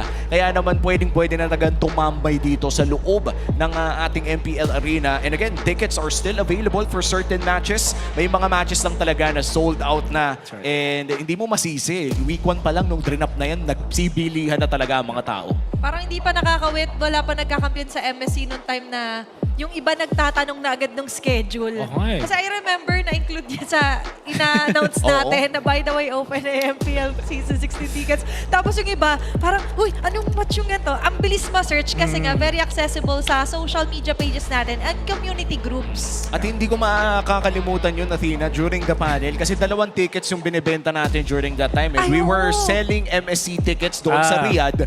Tapos nagbebenta din tayo agad ng MPL Season 16 tickets naman dito para sa Pilipinas dahil ang bilis din kasi magkaubusan, so might as well ibenta ng mas maaga. Yeah. At may naabangan na din kasi parang nakagigil nga naman, medyo matagal yung gap between Season 15 and MSC. Tapos yung mga tao napapaisip na parang kailan na ba yung MPL Season 16? So parang ML na talaga yung mga tao. At ML na rin ang ating mga manlalaro para sa Game 2 of Omega versus TNC Pro Team dahil matapos ng game na yon for Omega, maganda ang bungad ng kanilang seryeng ito, but for TNC Pro Team, medyo frustrating siguro yon dahil lamang naman sila nung una. Parang I want to go back dun sa Fanny. Kasi kanina parang medyo naputo yung conversation natin onto what if Zyda will use it, diba? What if ito naman yung prioritize nila Coach Etumax to somehow rearrange yung story. Hindi na rearrange naman natin. They have the luxury to go first pick at pwede nilang medyo ulitin yung pattern na ginawa dito ng Omega na second and third pick yung Fanny get an Arlot first siguro dahil mukhang gustong bumawi rin ito ni Trimar with that hero. But if you're TNC, you're also considering mas maganda yata yung bandaling Kalea. It really fits yung playstyle ni Super Yoshi. Oo, yung mga hero kasi ni Super Yoshi, kung hindi Badang, Cho, Ruby. even the Ruby. Tapos yung ngayon, nadadagdagan pa yung Kalea na perfect fit para sa gusto niya talagang gawin sa loob ng ating laro as we enter the drafting phase. At tama ang ating hinala, it will be TNC Pro Team na nasa blue side ngayon at Omega naman ang nasa red side. At hindi masyadong nalalayo yung sinabi mo kanina, tinanggal na nga yung Kalea para kay Coach Eto Max. Sir, chance na makakita ulit tayo ng first pick na Farsa kasi parang yun yung nagiging trend kapag naban itong Zushin. But if we see the CC being opened here by TNC, baka yun naman yung kanilang i-prioritize. So CC and Farsa, ito yung mga hot commodities between two teams. For me, parang kung sakali lang mas CC reliable muna sa first pick. Kasi for a Farsa, you could easily counter it with the next options of the jungle or even yung magiging roamer mo. So might as well make your side lane strong muna. Let's see if it's going to be the CC. At saktong-sakto, no? Nagtanggal na sila ng Uranus. Dito na natin makikita kung yung jungle XP kasi na Uranus, maganda na tinanggal. Dahil yung CC ay lumalakas din dahil dyan. Bigla ko naalala din ng third ban ng TNC was the Lancelot and Omega. Are they open to opening up? Etong Lancelot, hindi.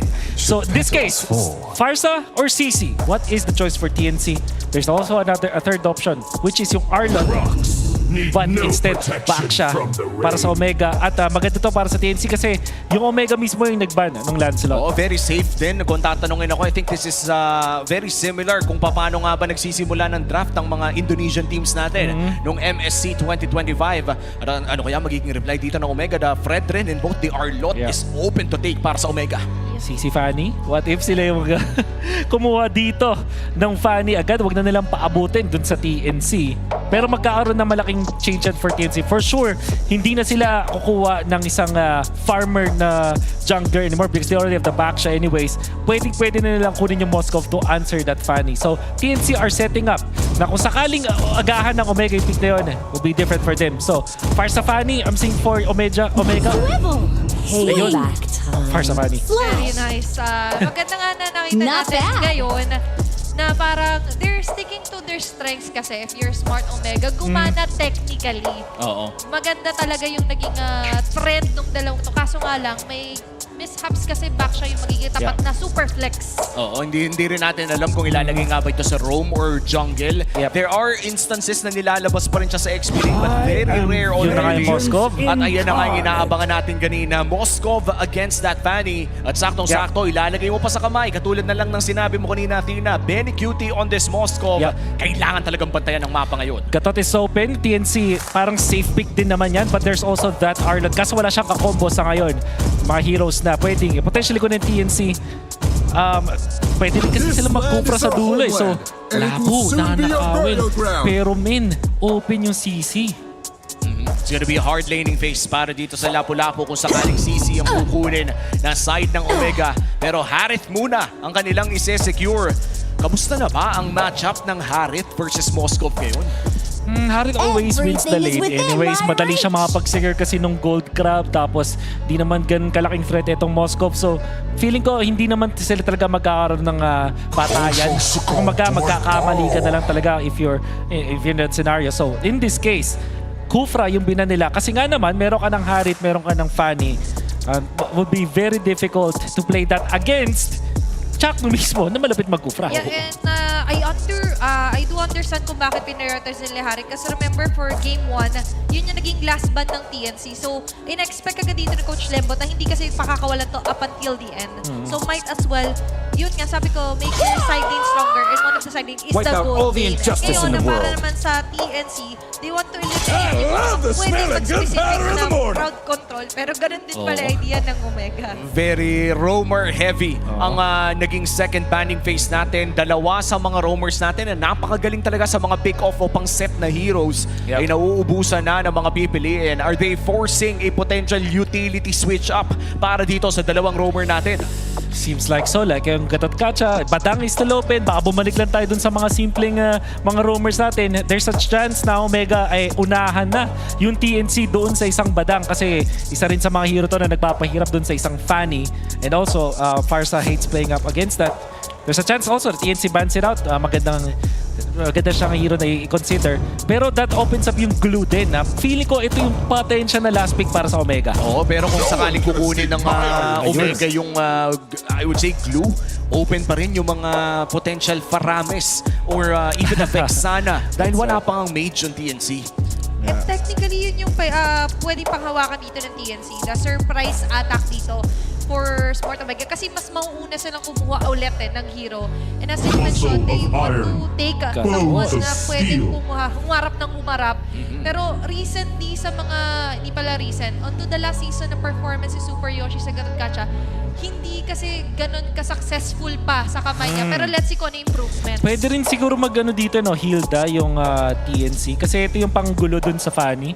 Knowing na wala na kasing ibang option eh. There's Ruby, pero parang kakapusin. Yung Grok. Hindi rin na, pwede nga actually, yung TNC, mag-Grok. And Valentina naman para kay Lancy. Known as a player na mahilig talaga sa hero na yon. It makes sense against the Fanny. And as well against this Farsa na pwede ka kumuha ng Feathered Airstrike. Oo, nakakatuwa din makita no, na dalawang Feathered Airstrike nagbabagsakan. And usually yung Valentina pa nga nakakalamang doon. Let's see kung ano ang magiging last two picks para sa TNC Pro Team. Total switch up. Mukhang roam back siya ang ating matutunghayan. At Hayabusa jungle naman ang ilalabas dito ni Zaida for the side of TNC Pro Team. Last pick para sa Omega. XP lane na lang ata or roamer ang kanilang hinahanap. Parang sila ngayon yung pwede mag-Hilda. And even the glue looks good para dito sa Omega. Why I mentioned the Hilda is because pwede siya maging XP. Again, Hayabusa hates playing up against that hero. May isa pang option dito na kung gustong full support naman ng Omega, yung high loss na pwedeng pang tangke doon sa damage ng Kimi. Although nagsistruggle yan against the backsha, these are the options that for Omega. Pero kung ako ang tatanungin, strongest contender is the glue. Talaga, I think it answers all of the...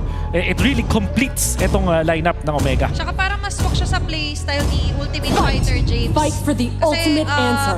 Sa high loss kasi, tricky kasi dahil yung playstyle niya is more on dive kun dive. Tapos bumababad. Ang high loss kasi, after the Glorious Pathway, kailangan mo na mag-safe exit din. Oo. And I guess dahil dyan, Hilda ang kukunin dito ng side ng TNC Pro Team.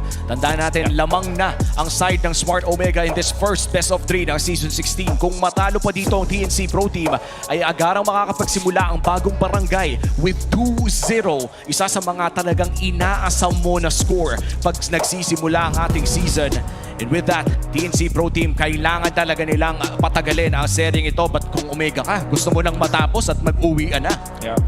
Para dito sa side ng Omega, nagkaroon sila ng problema with this Moscow, obviously. Pero meron naman silang pang side lanes, which is itong Fanny. But that allows TNC to have their comfort pickup on Benny Cutie na malakas nga namang kumontrol ng mapa. Sabayan mo pa ng isang Hayabusa, the split push will be a problem for Omega later on. Pero if there's anything, na-limit nga nila ulit itong si Chakno with this utility roamer, the backsha. Ngayon wala masyadong sinasagot dun sa other side. Wala siyang totally kina-counter. Pero dahil dun sa first pick na back siya, nabigyan nila yung chance nilang makapag-assassin / damage pa itong si Zaida. Kumbaga kailangan kasing i-make most out of it muna ni Chakno dahil sinabi nga natin sa comfortability, hindi man ito yung pinakaswak sa playstyle niya, but as long as he gets the job done and they get bigger objectives, mas maganda for TNC. What a high-level play coming out from Chakno na sinabayan yung kanyang explainer. Knowing ng isang Hilda gustong mag-fast clear na mga minion wave at pwedeng umarang. Talagang tinambayan ni Chakno doon at pinigilan itong si James na makalamang versus na Lapu-Lapu. At sa totoo lang, hindi naman 50-50 yun eh. Hindi niya alam kung magkiklear nga ba doon sa side na yun. Pero mukhang magkakaroon ng slight 1v1 kung saan makukuha pa rin ata ni Zaida. Hindi, maghahati sila sa green camp na yun. And with that Omega, dahil nga na-burn yung flicker ng Hilda ng maaga, ay pwede silang magbigay ng dagdag na pressure. Pero TNC Pro Team, safe na safe pa rin sa loob ng kanilang jungle. Ryzen even, at the first sign of trouble, nung nakita niyang dumaan si Chakno na gumugulong dun sa mid, automatically hindi na siya nag-attempt na mag-knockout dito, prioritizing his farm. Alam natin ngayon sa ating metagame na mas nakalamang na yung Fanny sa Hayabusa when it comes to clear speed. And by the way, 4 years, 9 months, and 28 days ago pa po, yung huli na nagsama-sama si Eto Max Jackson, Betty Cutie, sa battle for third pa yon ng Execution versus Onyx. Pero ngayon, ang kanilang reunion, ito reunion din ni Zaida at ni James nung MPL pa sila. Pero sa kabilang banda, first blood agad yung nakuha nila. And that's first blood para sa TNC Pro Team. Katulad na lamang kanina ay magandang simula ng TNC Pro Team. First blood sa kanila naman mapupunta. At ang unang pagong ay mukhang kanino nga ba napunta yung unang pagong? O magsuspond pa lang ba? Magsuspond pa lang. Ganun kabilis. And, very quickly lang. So sabihin na na-shutdown si James ulit dun sa attempt niya na 2 beses mag-cut. Pero ngayon level 4 pa rin siya. Very familiar situation. Katulad na nangyari, hinahain lang doon si James sa pinakaharap. Pero ngayon nahahain na nga lang si Haji. Makakaiwas pa rin. There's going to be a jump here for 3-bar. Yoshi, hindi makakapalag. Zaida getting the turtle. Meanwhile, magkakaroon tayo ng mga trades. James down. SOD wouldn't hit. Habang sila Lancy, tatamaan dito sila Super Yoshi. And with the turtle going to the hands of TNC Pro Team, nakalamang din sila sa kills. Mas magandang simula para sa kanila in this game. Way better. Especially kasi na-shutdown nila yung specific na role player from Omega, which is yung XP. 2 beses namatay doon si James. And nagkaroon ng kill doon kay Zaida mula doon kay Ryzen. Kasi nga naman, pinalow siya ni James, kinontest doon sa Turtle. Pero nagbibigyan ngayon ng TNC na ng napakalaking advantage in the early stages. In fact, etong si Lancy at Chakno, don't sleep on this combo kasi mamaya etong Kimi magiging problema na rin para sa Omega. Oh, and I think Sky Piercer ang kanyang naging unang. Saktong-sakto makikita natin sa in-game equipment atid ng Infinix. Early Sky Piercer nga ang ating nakikita dito kay Lancy. At ito na bang standard kapag Kimi mid ang usapan? I would say pag snowball ka, yes. Don't try this at home. Pero siguro sa mga pro players, oo. Okay, strict nung patnubay ng mga squad ang kailangan kung susubukan nyo man. And very interesting take kasi to na for TNC Pro Team, they're not confident na mapapasnowball nga nila si Lancy. At saktong-sakto, no? Mukhang nakakuha naman ng napakaagang kills din. Though wala pa yung stacks, maagang nabili ang Sky Piercer. Less than 3 minutes in, nakuha agad ng mid laner ng side ng TNC Pro Team. As the 30 seconds na lang ang ihintayin natin. Pero si Ryzen mukhang nakahanap. Okay, medyo makakato din si 3-bar. Mauntog naman dito si Ryzen. Aray ko talaga. That's going to be a kill onto the jungle. Hindi umabot yung kable, pare. Oo, ganda nung ginawa doon ni Trimar. Take advantage of that pit ng ating Turtle kung saan pag nakapasok yung Fanny, pwede nga naman talaga niyang i-wall spam yung kanyang katapat doon. But if you get out of that fence, and makakakuha, so sabay, pagka-out niya dun sabay bakod, balik siya with the ultimate, outplaying Ryzen. At mukhang turtle na ang punteriya dito ng Omega ngayon. Awak naman ni Super Yoshi yung push pero si Lancy magsisimula. Jackdo with a nice read. Nahanap nila. Okay, andyan yung talon. Kaso nga lang si Lancy makaka-back away pa rin. Holding on to the turtle dito si Chakno. Mga members of Smart Omega, James trying to find the window. Dito mga kable para kay Ryzen. Kaso abutan sila doon sa pinakalikodan naman ng 3-bar. Dito tama yung last bits of famous fighter. Pero nakama pa rin naman dito sa mga basic attack ay si Ryzen. Kasabay ng pagbagsak ng bagong ay pagbagsak din ang buhay nila James. Chasing down. There's going to be a conceal. Atras muna dito sila Chakno. Yet another team fight ang napanalo ng TNC Pro Team. Nakakuha pa ng objectives. Nakanako pa ata ng purple dito. At may team fight na naman. Nasisimulan. Yung traction post. Andiyan pa yung top. Tuloy-tuloy yung mga balan. Magagaling na klase. Kaso nga lang yung huling putok ng Feather's Side. Tama ba din dito kay Lancy. Hindi tumatantan agad dito yung TNC Pro Team. Oo, at ang daming pressure at passion na nabibigay dito sa kanilang gold lane na kalbong ata ni Benny Cutie. Yung buong shield doon sa baba. At this is a spectacular game for 3 more so far. Ano na bang nangyayari sa ating Infinix in-game equipment? Well, nakakalamang na ngayon ng kahit paano itong si Moskov with that scythe. Samantala, ito naman si Netsky, not that far behind, pero laking bagay kasi na may wave na nakuha dito. Itong si Moskov onto the bottom. I mean, the outer third energy shields. But Ryzen needs catching up din. Yeah, important thing dito is maisama na nila si Netsky. Malagyan ng number yung KDA. At saktong punto, nakuha nila doon si Chakno. Medyo bumabagal na ang TNC Pro Team with Haji making plays. Si Benny Cutie na atay susunod! What an angle. Pero nakaiwas pa doon si Benny Cutie. Grabe. Iba talaga. Itong si Benny Cutie. This is definitely a hero that you can say na comfort din. Walang mana. Munti ka na, pare. Oo. Nakita ko parang ini-spam na niya. Iisip ko, teka lang, may mana pa to. Yeah. Pero mukhang makakatakas pa rin naman. But going back to your point, Moon. Yes. Yeah. Ano na ba ang itsura ng laro? Bakit parang bumaba pa yung gold lead ng TNC? Well, that was because of the shutdown doon na kay Lancy din. Kaya nakabawi dito ng kahit paano yung Omega. And then there was a kill onto Chakno as well. Pero Kahit pa ito ay 1.9k lead, ang hindi natin pwedeng i-disregard is etong si Benny Cutie na nakapag-farm freely. Wala siyang flicker sa ngayon, pero that's also Omega committing some of their resources to gun him down na hindi nila na tuloy. At ngayon, yung TNC tuloy, magkakaroon ng problema pagdating ng late game. At tutuloy rin tayo dito. Pangatlong pagong ng laban. James just roaming around. Hindi mahawakan ni Super Yoshi yung left bush mid natin. And that's a very good hiding spot dito para kay Chakno. TNC Pro Team tuloy lang ang pagkuha ng turtle na yun. Mukhang iti-trade na lang nila. That's gonna be a turtle secured for TNC Pro Team. Pero Torre naman ang sagot ng Omega. Sino ba ang nakakalamang sa mga ganong klaseng trade? For sure, TNC.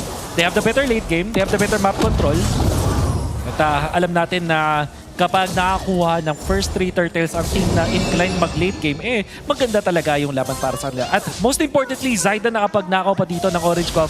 Without any contention for Omega, it meant na meron siyang retribution for that play. At 2 levels na ang lamang ni Zyda against this Fanny. Naging maganda man yung pinakita ni Ryzen ng game number 1. Para bang napatahimik ng TNC Pro Team ang early game ng Omega, leading to this really good mid game para sa TNC Pro Team. At mukhang top lane na ang punteriya dito ngayon. And it's gonna be a turret na hindi madedepensahan ng Omega. Tsaka ito yung maganda pag nahawakan ni Zyda yung mga super mobile na heroes such as Hayabusa. He takes charge talaga. And katulad ng game number, hinahanap natin, he got to go his own way. At ngayon yung own way niya, ito somehow limit din yung pwedeng ma-farm ni Ryzen. Yeah. Ryzen naging problema dun sa game number 1. This time, more tamed. And this time, Trimar leading the damage dealt department. Ang ganda rin ng mga outplays na ipinapakita. Yeah. Mukhang bumabawi from his Arlott performance of game number 1. Okay, yung good distraction calls, wala masyadong tatamaan. But still, a successful defense sa gitna para sa Smart Omega. Parang talaga mag-ano yun, far sa si Haji. Alam niyo yung range? Sobrang gilid ng traction pulse yun. Oo. Ayun yung parang kaduluduluhan na Kumbaga parang kung naglalaro ka ng mga Battle Royale, nandun ka na sa kaligid-giran ng zone. Ng circle. Alam na alam. Pero sa ngayon, mukhang tahimik muna ang Land of Dawn. Chakno, scouting out that purple buff at mukhang makikita nila si Ryzen. Papasukin nga ba? Okay, kasulok-sulukan. Pumasok si Zyda. Pinapalo pa rin yung purple buff pero papaluin din yata pabalik dito ni Ryzen. Maaagaw pa nga yata. Oo. Yes, dito, that's Zyda. na kay Trimar. Kay Trimar, pare ko. Pero ang masama, hindi pa rin napunta. Super Yoshi! Okay, maganda yung AOG. Forward dito for Sport Omega. Kaso nga lang sa pinakagili makakasayaw. Dito sila Netsky. Kaso ang kapalit ay kanilang mga buhay makakasayaw. There's going to be Shadow Killer for Zyda. Susunod pa yung buhay ni Super Yoshi. 3-man down for the side of Smart Omega. That was a nice catch para kay Benny Cutie. Pero mukhang nakalamang pa rin ang TNC dahil ang sakit na ni Zyda, pare. Creative jump coming out from Super Yoshi na advance talaga knowing where Benny Cutie will land eventually at na-burst down nila na mabilis. However, TNC with the better resources. Tapos mas maganda rin yung kanilang insta-burst. And Zyda utilizing yung kanyang Hayabusa para makapunta dun sa may backlines. We'll see through the replay kung gaano katindi yung counterplay na yun. So Super Yoshi, makikita nyo yung advance na gatot catch ultimate dito, di ba? Ganda. Kaso mga-counter sila with Lancy landing the traction ball. So Netsky na hindi naka-purify sa ngayon. Opted to go for the flicker. At hindi nila na iwasan yung damage na nanggagaling dito kay Zyda. And that replay was brought to you by Infinix. Kita natin ngayon na ang Lord ay nagmamarcha na in the bottom lane. At mukhang dinedepensahan naman ng Omega ang mid lane. Hinihintay lamang nila na may mga magpakita sa mapa. Pero ang ganda ng information game ng TNC Pro Team ngayon. Yeah, it's all about the forecast kung ano yung mga next movements. And thinking forward para dito sa Smart Omega. Yeah. And TNC, smartly, kukuhaan na lang muna nila dito yung mga mas importanteng objectives. In this case, the purple buff. Every time that there's a Fanny game, objective bigla ang purple buff. And mid-lane na ang susugurin ang side ng TNC. Omega defending traction pulse. Ko-connecta lamang kay James pero kumonekta din ang Shadow. Hindi niya pipindutin ang kill. Okay, they're waiting for a big opportunity at yung opportunity na yun nandito nga ba kay Super Yoshi. Putok na yung blessing here for the turret. But still for TNC, di pa sila mag-go. Yeah. And the problem now na para sa Omega ay sobrang nag-all-in sila sa early game. Heal the last pick. At ito rin namang third pick na Hari. Knowing na pagkakita nila nung lapu-lapu, pati na rin ng back siya, siguro nagkaroon ng prompt sa utak nila na pwede na siguro tayo mag-Hari dito. And then TNC turned it around, picking up the Hayabusa, isa sa mga natural counters sa isang Harith. At ngayon, etong si Nets, na pwersa siyang kumamit ng flicker instead of the Purify para lang i-avoid yung Hayabusa later on. But it's now biting them kasi ngayon hindi sila makaharap At this point, Omega, slimmer chance talaga to win this. TNC not only have the hero advantage, but they also have the late game advantage. At hindi pa nga nabubuo yung Blade of Despair dito ni Zaida. Makapag-shadow out naman siya. Pero mukhang at least the good side para dito sa Omega ay kaya pa rin tumangke ng mga tangke nila. Wala pa tayo sa punto na yung mga tangke nila ay tig 2 to 3 seconds na lamang sa loob ng front line. Yeah. And that's the important thing, di ba? As long as they're still holding on, there's hope for us support Omega. And maganda yung mga ganong moments si Super Yoshi na tumatry siyang kumpredict ng huli kila Benny. At ngayon mukhang kailangan nila i-predict kung mag-all-in ba dito ang TNC Pro Team. Retribution is used, pero nasa likod na si Jackno. Okay, si Haji medyo dinadali doon nila. Jackno, Dreamer with a mega kill. Kabilang banda naman, AOG out doon sila Super Yoshi. Yung sayaw ni Netsuki, tinanggal siya sa dance floor. Hindi pa mapakinabangan masyado yung mga dashes niya, pero halos si Dreamer ay makukulong. Lumalaban, pumapalag, napakakunat ng labo-labo dito ni Dreamer. May kasama bang ang pag-recall? And with that, TNC is that confident for game number 2. Yan ang signature Lapu corner eh. Kapag lumabas na yung mga dalawang minion wave, nakita mo yung Lapu-Lapu nag-bravest fighter doon sa corner na yun.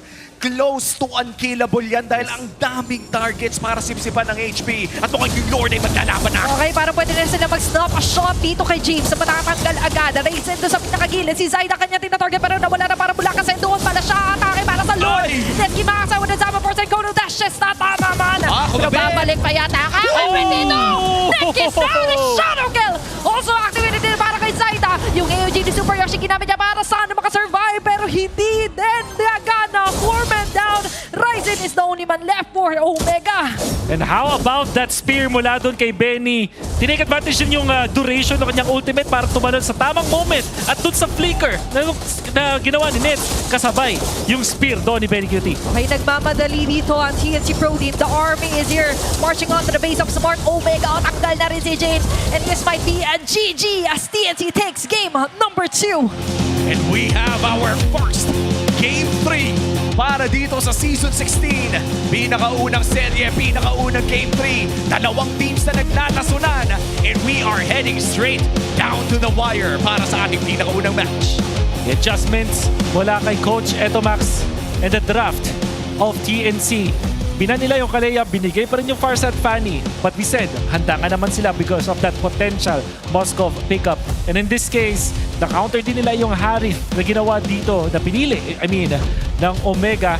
Going in for that curveball, bringing back the Hayabusa na hindi na masyado pinapabura ng mga jumpers. But in this particular draft, it worked so well. Oo, napakaganda. Hindi makakuha ng anti-shields dito si Netsuki. Dahil na rin sa hindi makakounter na Hugi Shadow Kill. Paano mo hihigupan ng shield yung taong hindi mo nakikita? What a game coming in from the side of TNC Pro Team for this Game 2.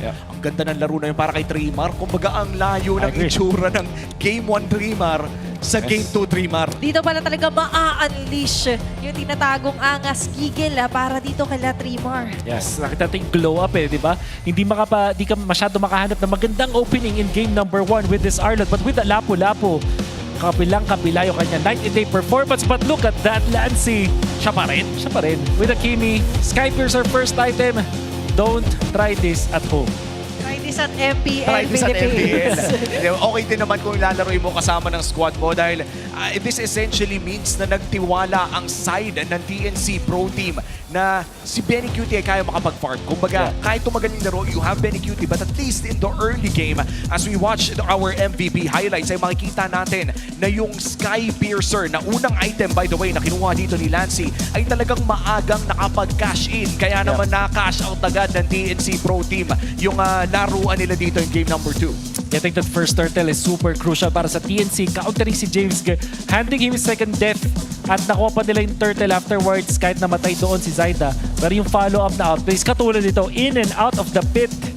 At naging disadvantage yun para kay Ryzen at tuloy-tuloy na pagkuha nila ng objectives. And Jackson, makita mo yung pag-peel niya dito, hindi niya tinantanan si Ryzen, really stunning him at controlling him para makakuha na nga ng combo doon si Trimar and countering yung potential na pagnakaw ng isang Fanny. Yeah, pag super strong kasi ng mid mo with what Lancy and even Shackno did, is magyayari na lang kasi kapag mid to late game is magiging supplementary damage pa yung mga gold laners. And that's why naging problemang malaki dito si Lati to Smart Omega. And we talked about this earlier, no, Wolf, Athena, na nandito tayo sa punto na late game pa nga dapat lamang ang TNC Pro Team. Yung double marksman lineup na to, dapat late game pa sila makakalamang. Pero dahil sa napakagandang team fighting na ginawa nila at sa pagkuha ng mga objectives ang napakaaga, ay masasabi natin na essentially nanalo na sila dito by early game pa lang. All they had to do was to not drop the ball. Huwag maggawa ng mga plays na potentially could ruin their win condition. And for TNC Pro Team ngayon, sa tingin mo ba in-expect ng Omega yung ganitong klaseng double marksman ng maaga pa lamang? Probably not kasi hindi na nga natin nakikita yung Kimi masyado na pinipili. Especially kung may Fanny ka na nagamit. But then again, for TNC, what they really employed in this game is yung kanilang pag-secure ng mga neutral objectives. So parang hindi na nila tinatry na yung contest, nabigyan pa ng chance sa mga contest ng Omega. Pina-fast na nila yung pag-move nila around the turtle, sabay kuha nga naman ng magandang initiations at yung pag-box out nila sa dulo. Kasi parang etong nating Farsa, kaya niyang iwasan siguro yung isang back siya, maybe yung lapu-lapu with the flicker, pero kung back siya yung lapu-lapu, pag-activate mo ng ultimate na i-go ka kagad, dun na nag-aaroon ng problema ang Omega. Plus the last pick Hayabusa Kimi, di ba? Sobrang doon na checkmate for me ang Smart Omega dahil nga napili na agad nila early on yung Harit and Farsa, which means na for Zyda, all he needs to do is somehow finish off yung mga nabawasan agad ng frontliners niya. And speaking of frontliners, ito yung mga biglang kunat heroes. As you said, Wolf, kapag pumasok with the Bravest Fighter, kapag pumasok with the Tortoise Poisons, ito yung hindi mo ina-expect na alam mong makunat sila. Pero hindi mo alam na ganun pala kakunat. Na susubukan mong patayin sa loob ng base mo, pero bumabalik yung buhay, demoralizing kapag ikaw ang tumatanggap ng ganun. There was a buff dun sa lapu-lapu na parang depende na sa dami ng heroes na tinamaan niya with the Bravest Fighter kung gano'n siya kakunat. And Omega, dahil nga naman lagi sila tinatamaan ng mga initiations dito ni Trimar, biglang nagkaroon ng extra kunot nga naman ng lapu-lapu. Tsaka ito yung Trimar lapu na umaagaw ng purple buff kanina. Of all people, di ba, sabi niya, wait lang, side quest muna ako. Makikibato na rin lang Kumbaga parang kahit sino na mapunta, wag lang sa kanya. And that is the #1 rule if Fanny ka. Kahit kanino na yan, basta wag sa Fanny. Pero of course, ang ating rich guy, walang iba kung di si Zyda, our BPI rich guy. For this time around, ay jungler pa rin ang ating makikita na mananalo ng ganitong award with the Hayabusa na sinabi mo hindi na pinapaboran ng maraming junglers pero mukhang mastered pa rin ni Zyda dito. Getting 1,100 gold mula sa kills and assists. Diba? Alam natin yung jungle creeps nandiyan na yan, minions nandiyan na yan, but getting 1,000 gold just purely from assist. Dahil nga naman, dun sa mga nakuha niya din na mga kills, eventually, knowing na lamang siya dun sa isang Harith, kaya niyang i-one-shot yung mga ganong heroes. Having the opportunity to kill off your opponent's gold lane ng ganun lang kadali really makes it so na makikita natin magandang pagka-draft talaga ng Hayabusa. Oo. And let's see kung magpapatuloy yung magandang duelo ng dalawang coaches natin. Dahil sa totoo lang, ang daming gutom ng mga analyst at home, mga analyst na rin na talaga nakatutok sa MPL Philippines. Dahil ito yung unang patikim ng ating mga coaches kung ano na nga ba ang itsura ng ating meta, or at least the Philippine meta, matapos ang MSC 2025. Pero mukhang meron lang mga dagdag, as you said. Hindi naman masyadong nalalayo, pero may mga sorpresa, I would say, mas makakapal ang ating hero pool ngayon. Tama? Yeah, especially onto the XP. For me, parang super heavy talaga ng tempo nyo na nakasalalay for the XP na hindi agad ma-punish. Diba with James being dealt with sudden deaths 2 times in a row before the turtle, parang sobrang laking factor. Medyo na-tilt yung balance for Smart Omega. I think what makes us feel na parang madami tayong, or wide yung hero pool natin, ito yung nagparamdam sa atin talaga rito is may mga first pick heroes na magandang i-flex talaga. Katulad ng Baksha, akala mo mapupunta na siya dun sa jungler, tapos bigla nilang sinwitch na mayroon ka biglang Hayabusa out of nowhere na biglang damage dealing jungler. Kaya naman parang nagkakaroon ng maraming viability when it comes to other types of heroes. Yun nga yung nakakatuwa, no? Parang for multiple roles, meron tayong mga first pickable na tinatawag, no? In the jungle role pa lang, we have the Lancelot, the Yisun Shin. In the gold lane, kahit pa sabihin natin 1-1 lang, it's still a first pick worthy pick. Sa jungle nga, may Lancelot pa pala na dadagdag natin sa listahan. At again, yung Baksha na flex pick. Kumbaga, XP lane lang. Hindi, may CC din. CC ba, diba? At meron pa ang pinakamahirap gamitin na hero na pwedeng jungler at XP. Ano? Uranus. Napakahirap gamitin. Napakahirap yan, pre. Siguro dahil nga gumulo ng sobra yung pwede mong i-flex dahil sa mga XP nga. Yeah. Sa XP and na jungle. Pero favorite ko yun yung Radius jungle. Oo. Favorite ko yun. Napakahirap yan. Napakahirap gamitin. Oo, biruin mo. Kailangan siguro mga 50 stars na kayo, doon yung siya gamitin. Oo. Pwede na siguro. Biruin mo, pipindutin mo Check ko nga dalawang kung- buttons. Biruin mo, pipindutin mo yung Bawal. second skill, tapos magpa-first skill ka. Isipin mo, ita-target mo yung second skill? Isipin mo, pag mamamatay ka, uulti ka. Bawal ko pala gamitin. Wala akong 50 stars. Sorry, Wolf. Oo, di pwede. So, Di pwede. mag-training ka muna Mag-training bago ka muna. mag-dito ng Uranus. Oh, mag-training ka muna, magpaka-tito or tita ka muna, tsaka mo pipindutin yan. And to quote, I think one of our former casters, hero nga yan ng mga tito at yung Angela ay hero naman ng mga tamad. Hindi natin masabi Bakit? kung totoo yun. Kasi ang isa sa mga paborito ko na masipag na tao is si Yael Yuzon na mahilig mag-Angela. At may mga masisipag na mag-Angela na kahit naka-ulti, bume-basic attack. Paano yun? Paano yun? Paano siya bumibasic attack habang saan rank mo na-unlock yun? Saang ML yan, pare? Saang ML yan, pare? Paano mo i-unlock yun? Kaya nagulat ako kasi nakita ko siya on-site na barangay tournament. Sabagay. Sa nagulat ako, nag-guard ka siya. May basic siya. para Tapos, siguro, tapos? binigyan ko ng benefit of doubt. Baka kasi parang may ginagawa, parang hindi puro item check. Pinipindot yung basic attack. Na technically, pwede naman first, second. Pwede mong pindutin, pero walang lumalabas. Wala pong lalabas. Walang lumalabas. Walang pumipigil sa'yo. Nasabi ko na dito. Well, if I'm being honest, I will come clean. Ang isang jungler, pangalawang jungler assassin na alam ko, Hayabusa. Kapag nag-uugi shadow kill ako, kahit walang ginagawa, pinipindot ko yung basic attack. Kita yan kapag nagla-live ako, may nagtanong na nga, Kuya Umi, bakit mo po pinipindot ba't mo po ini-spam yung basic attack kapag nag-uugi shadow kill ka? Sabi ko, mental effect yan, pare. Pare, kapag pinipindot ko yung basic attack, dumadami yung banat ni Hayabusa. Hindi. Ikaw, anong guilty actions mo pag sa laro? Siguro yung drag map siguro na kahit wala namang nangyayari, drag mo yung papa mo. Kunwari tumitingin ka at kunwari nagpe-predict ka ng mga pwedeng movements ng kalaban. Pero sa totoo lang, nag-ano ka lang site. Kasi pag roamer ka, medyo minsan nakakainip eh. Pag wala nangyayari. So parang drag ay wala dito. Isasabihin mo na, ay wala dito. Pero obviously, wala naman. Well, to be fair, nakakapogi yung ginagawa mo. Kasi sasabihin nila, tama. 3 fingers. Oo, di ba? Kaya niyang throw me fingers. Grabe mag-drag map to. Makulit, parang pro. Pag dumadrag mo, ibig sabihin, ay, grabe yung map awareness ng tao na to. Umi-info. Pero that's actually a good thing na gawin dahil kahit papano, na-exercise yung daliri mo na mag-drag map paminsan-minsan. It's only good up until tinamaan ka ng paano ni Selena dahil hindi ka tumitingin sa scene. That's true. O kaya, akala mo, parating ka na, yung pala, matagal ka na. Gumaganito ka na, Doon sa wall, diba? Hindi ka na gumagalaw, gumagano ka lang. Kaya share nyo naman yung mga moments yung ganyan, guys. Sa mga ka-squad, ka-RG nyo man. Kasi ako, ang dami kong memorable moments sa ganyan, pero sa susunod na linggo na. Oo, sa susunod na linggo na. Pero ito yung game natin so far. And I think very reminiscent sa nangyari last season's playoffs. Kung maaalala mo, yung last season playoff ay parang for the first 2 days ay puro down to the wire ang ating nakikitang mga matches. Pero ngayon, unang araw ng MPL Season 16 ay Game 3 agad. Grabe. Siguro kasi na-figure out din yung meta na matagal. To be fair, medyo matagal na tayo dito naglaro sa patch or parang pag may mga mini patches na nangyari in between. Pero essentially parang nilalaro pa rin natin yung MSC as well as sa mother patch. Parang ganon.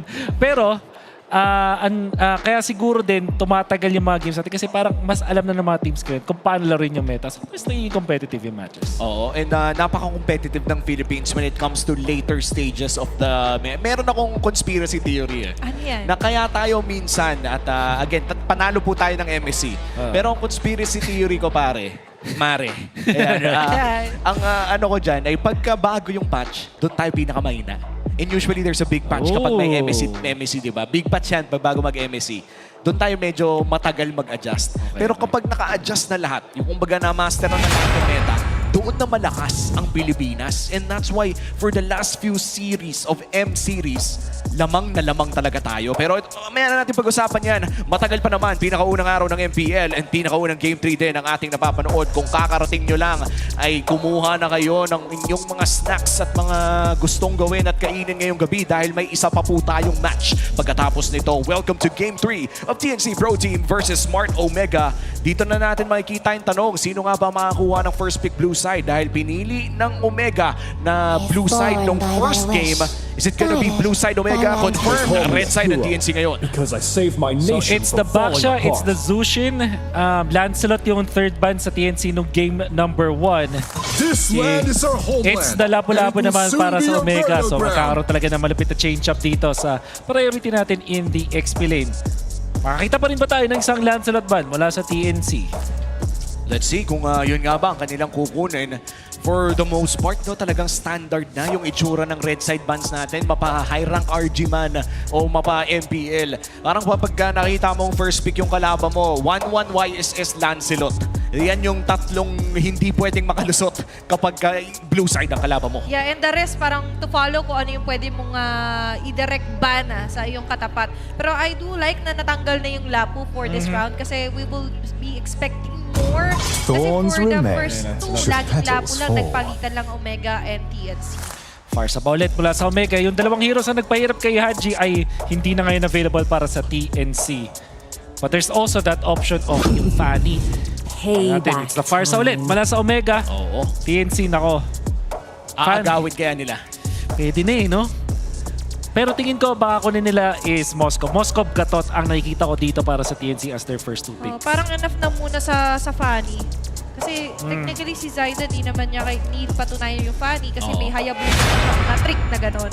Or what if Moskov Arlot mula dito sa TNC? Thinking na pwede na lang i-advance. Lalo na wala na kasing Lapu so hindi ka na ganun kaproblemado dun sa EXP lane matchup mo. And it also opens up that idea na meron kayong anti-Fanny agad. Yeah, or CC. Kasi so far, hindi ko nakikita yung CC, but actually it's a great trade-off. And Kalea, kasi open din siya. Selena ulit. Pero mukhang iba pa rin. Ito pa rin talaga ang nailulo nila. Pero if Fredrin na plus the Selena, parang nakaka-pressure na kailangan kunin na ng Omega yung Arlot. This Blue 2 and Blue 3 dahil kapag di nila kinuha, parang nakalista na Arlot na tong susunod na pick ng TNC Pro Team. Maganda dito siguro gawin ng Omega, bigay nila yung Akai kay Ryzen. Kasi ito yung usually pinang-counter talaga sa isang Fredrin. At the same time, ito yung mga wala masyadong pakialam sa isang Selena kasi talagang pwede mong i-dive sa likod. At the same time, Fanny pa rin, bigay na natin. Let me play Fanny, coach. Parang napaka-confident no kung magfa-Fanny dito si mahirap si sa Fredrin Medyo mahirap sa Fredrin pero let's see if confidence is the key. Pero kung may choice, pwede silang mag-Akai Arlot dito. Pero mukhang anti-Arlot na lang muna ang kanilang kukunin with that Phobius pickup. Ayan, TNC Pro Team, kakagating kaya nila yung bait. Oh no. Open yung Kalea na pinag-usapan na sinabi rin dito ni Athena kanina. And I don't know, siguro mahilig ka sa Phobius o pero kapag Phobius, ayaw mong katapat yung mga Kalea na yun kasi talagang guaranteed yung stun, hindi ka makakakulit. Parang weirdo makakita ng Purify Phobius. Oo. So sa totoo lang, no, when you are playing the Phobius, ang pinakaayaw mo talaga yung forced displacement. Katulad na lamang na binanggit mo, no, yung ulti dito ng Kalea na ipapalayo ka. Or even up against the Arlot, kahit pa sabihin mong kina-counter mo yung ability kit ng Arlot na puro dash. Kung meron pang isa pang displacement mula sa side ng TNC, medyo mahirap talaga mag-Phobius dito. Pero mukhang hindi pa nila sasagutin yung Phobius. Kukunin muna nila yung TNC mini cutie na Moskov pick para dito sa Game 2. Ito yung strength ng isang ng red side pick, which is the second pick. Kasi yung sinasabi nating threat na Kalea, pwede mo siyang i-disregard. Kung sakaling ayaw mong mapwersa na piliin siya third pick, i-ban mo na lang sa iyong fourth ban. So instead of thinking about the Kalea kung nanakawin nila, kinuha na lang ni Moskov sabay ban ng Kalea. All of a sudden, they have opened up yung kanilang mga opportunities. And so far, pasok talaga. So far, sa win condition itong TNC. Meron silang split pusher with this Moskov. And now, they have a shot at getting another catch hero para kay Chakno. Kung sa catch hero, parang pwede pa rin yung gatot kasha pero tinanggal. na ano tuloy ako. Coach naman eh. Sayang. Tagal ko pinaghandaan yun. Anyway, kung sa ganat catch tinanggal, may options pa rin naman si Chakno na somehow lumabas sa comfort zone ulit. Magkaroon ng mga maybe UT roam kung sakali kasi naka-Fred rin naman na sila dito. Oo, sakto, no? Parang if there's a Matilda game, ito na siguro yung pwede ka mag-Matilda para pabilisin din yung ikot dito ng Fred rin. And as you said, kung pwedeng pumasok, lumabas rather sa comfort zone, pwede namang manatili doon ang bagya. The show is, ano ba naman yan? Sila yung nag-ban. Sila mismo yung nag-ban. What this tells me is hindi nila gusto yata ng catch hero for TNC. Actually, baka sila yung mag-heal na Hayabusa hates. Kasi it's also another hero na pwede rin naman gamitin ngayon. Kaso hindi ba parang napaka-early game-centric na ng side ng TNC Pro Team kung kukuha sila ng heal na si Lina? Full, parang posible pa rin ba dito ang Arlot? Kasi kanina ganda ng tag team ng Arlot si Lina eh. Maganda rin. Lalo na mayroon kang Fred rin. At the same time, wala kayong wave clear eh. Kasi hindi katulad kanina na meron silang Kimi na pwede pa-clear or yung the Granger from the Gold Day no game number 1.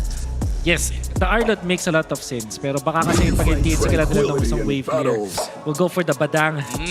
I like this. Ibibigay mo yung Badang kay Chakno. Also denying it mula kay Super Yoshi. Isa sa mga hero na talagang nagustuhan niyang laruin nung Season 15 of MPL. Kaya naman magandang agaw din ito para sa TNC. Oo, natinagurang escape artist. Oo, ganda na ginagawa niya nung last season. No? And to be fair, kahatian niya si Chakno noon.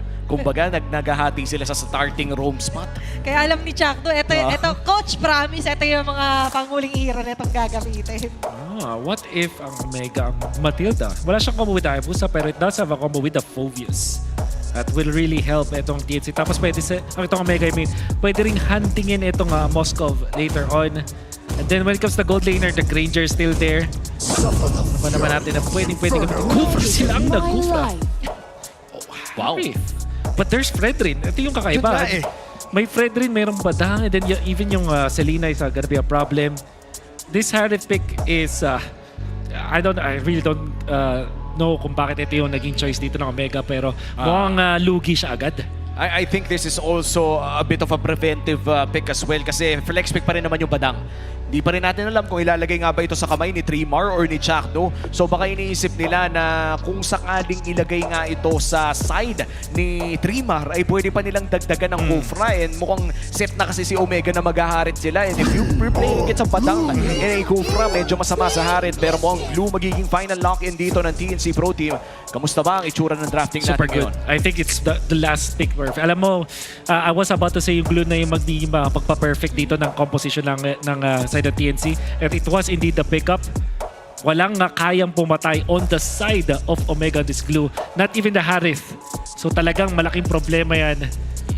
Neymar will again have a good game. And not only that, dalawa yung makunat na heroes dito. Pwede pa i-count yung Badang. Walang enough damage yung Omega dito. So I'm not seeing, especially with this Harith pick, mukhang lugi ang Omega sa game number 3. And now we are looking at the final game of the first series of MPL Season 16. Nag-Game 3 agad tayo sa pinakauna nating serye. At Lina, ngayon na umabot na tayo sa pinakaduluduluan na to is Chakno versus Super Yoshi. Dalawang setter ang magkikita. Nakaka-excite makita kung sino nga bang mauuna. And I like na nag-agawan sila ng mga nag-shine na hero nila from last season and kung ano yung signature din mismo ni Chakno. But heading on, ito na yung final game dito na magkakasubukan. Kung sino nga ba mga nagsaing at sinaing. Oo nga, at sa totoo lang, Adina, nabanggit ko na rin, no, yung Kufra signature ni Chakno, yung Badang naging signature ni Super Yoshi last season, nagkapalitan sila ngayon dito sa ating game number 3. And this is very important dahil, correct me if I'm wrong, Wolf, ang point system pa rin natin dito sa MPL Season 16 ay it doesn't matter kung umabot ng, at least for now, it doesn't matter kung sino ang, kung umabot ng game 3, ang nagmamatter lamang ay kung sinong panalo. Yep, so series wins matter no matter what. At alam naman natin na itong game number 3 para na ngayon sa TNC mas nakakalamang sila. But now that I'm thinking about it, siguro pag nag-snowball nga naman itong Harith at Hayabusa, marirender nila useless yung mga tanky heroes coming out from TNC. But that's very difficult to do. Isang bagay lang siguro na masasabi kong weakness ng TNC is yung wave clear. So yung priority nila sa mid. They have Selena at yung Badang, hindi ganun kabilis kumpara sa isang Farsa. And that means na pwedeng ito yung i-take advantage ng Omega. Bilisan nila yung pag-clear ng mga sarili nilang mga lanes, sabay transfer at gumawa at kumilos na papunta sa jungle ng TNC. Yeah, vice versa for Omega naman, kung wave clear usapan, they could afford to do so. And I do agree na it takes a huge lot of guts to pick off a Harit. Most especially na, ang aga for pick nga dito agad ng Fredrin ang TNC. So the question is, how is going to be the life here para kay Netsky? At nakikita natin sa emblem build hatid ng Smart, mukhang kumuha ng Master Assassin dito si Benny Cutie kontra naman sa Magic Shop dito ng side ni Netsky. Ibig sabihin niya na may slight na kalamangan si Benny Cutie or maybe evens out the early game na nanggagaling dito sa Harith. And to be fair, Wolf, no, lamang naman talaga ang Harith sa karamihan ng early game fights. That's true. Nandun pa rin nga yung pagkuha ng gold grab na sa mga priority ng mga gold laners natin ngayon. And if you're playing it correctly, pwede mo siyang ilagay dun sa first and second turtle fight. Pero depende na nga lang yan din yan sa gagawin dito ng Omega. Sa ngayon, ang masasabi ko talagang pinaka-importante sa Omega is itong paggamit nila kay Ryzen. Mas maganda ang late game ng isang Hayabusa, pero kailangan na early game pa lang may impact na dito si Ryzen. And yun yung scary, no? When you're playing the Hayabusa, alam mo na, sabihin na natin maganda man yung mid to the late game mo, pero teka lang, Super Yoshi ay makakatakas naman. Going back, as you said, kailangan nga may magawa dito si Ryzen ng maaga para magkaroon ng kwenta by late. It's earlier the better here for Smart Omega. At kung early yung usapan, it's all about the objective here para naman sa TNC to try and limit kung ano yung mga pwedeng gawin ni Super Yoshi. Grabe yung layer at yung flicker end dito ni Lassie just to go and take that first blood. And TNC mukhang free turtle na rin ito para sa kanila habang sa may bandang taas. Streamer onto James. Grabe yung kalamangan din ng glue, especially here on the early phases. At yan na nga, pinakaunang pagong para sa side ng TNC Pro Team. Parang hirap talagang lumaban sa Fredrin, no? When it comes to the early turtles. Especially kung mas nauna din itong si Chakno na gumawa ng isang play. That kill doon kay Super Yoshi, nagbigay ng enough EXP para sa TNC na talagang matampakan nila yung levels ng Omega. In fact, itong si James, na sinabi natin dapat nag-clear agad ng lane niya and nag-switch ulit just like in game number 1. And TNC parang na-download ata yung ganong gameplay ng Omega na mas mabagal in the first turtle at tinake advantage nila ngayon in game number 3. And similar pa rin naman yung trend, no? Lamang pa rin ang TNC Pro Team in the early parts of the game and it's up to Omega na makahanap ng isang winning team fight. And pakiramdam ko yung naantay nila, no? Haji going online on this Sparsa. Isang magandang set mula kay Super Yoshi. And saktong-sakto, puro flicker ang hawak ng TNC Pro Team. Walang naka-purify sa Phoenix Army. Kasi kakabanggit lang nito kanina sa The Hole natin, yung keys to victory by Wolf, na kailangan kasi ma-win yung contested objectives, yung neutral objectives here for TNC. And the way to win it is of course try to limit yung mga makakalapit. Pero kung lalapit lang din naman, kailangan kasi lumapit technically ni Super Yoshi. Dito tamis yung destruction pero tatamaan talaga dito ng gusto ay doon sa pinakagilid. Nandiyan na naman yung mga pana as well as yung salubong nila Lancy. Ryzen with a shadow kill. Enough na ba yung damage? Yes, indeed. There's going to be the chase. Ayaw pa kawalan dito si Tremar. Andiyan naman yung mga follow-up and as well as Infernal Pursuit here for James. And what a way for Omega to adapt in this game na alam natin na mas nakakalamang yung TNC.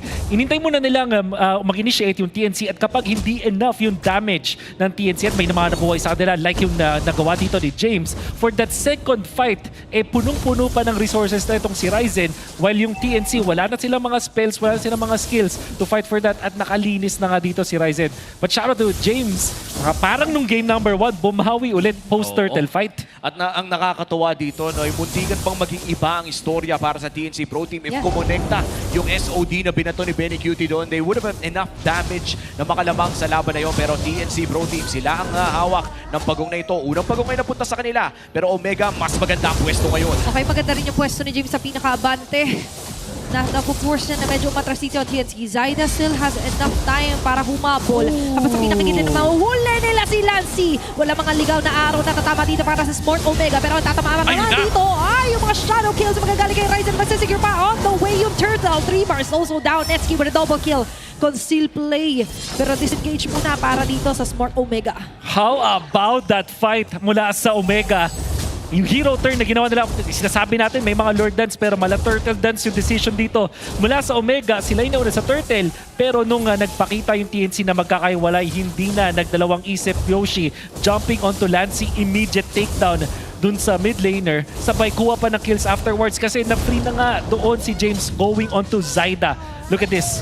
Magandang decision making. Yung Omega, very instantaneous yung pag-turn nila din kay Zyda. And after si Ryzen na gino doon ni Chakno, masyadong malayo yung follow-up. So all he had to do was top up the ultimate. Safe na ngayon. At inunti-unti nila yung TNC. And that replay is brought to us by Infinix. In 60 seconds pa naman bago lumabas ang ating huling bagong ng larong ito. At lumalaki pa ang kalamangan ng Barangay Omega. 4,000 na ang kanilang kalamangan. And looking at the items right now natin din ng Infinix, ay mukhang nakikita na natin yung slight na kalamangan, yung 4,000 na yun sa patapos na item dito ni Netsky. And the moment that you get that 2 core items para sa Harit, yun talaga yung masasabi natin na hindi mo na pwedeng pabayaan na makatatlong dash ang Harit na yan. The awkward spot here para sa TNC, para sa kanilang late game na Hayabusa is usually paired up yan ng isang magandang wave clearing mid laner. Like your Farsa, yung mga Eve, sometimes yung Zushin, pwede doon, Kimi.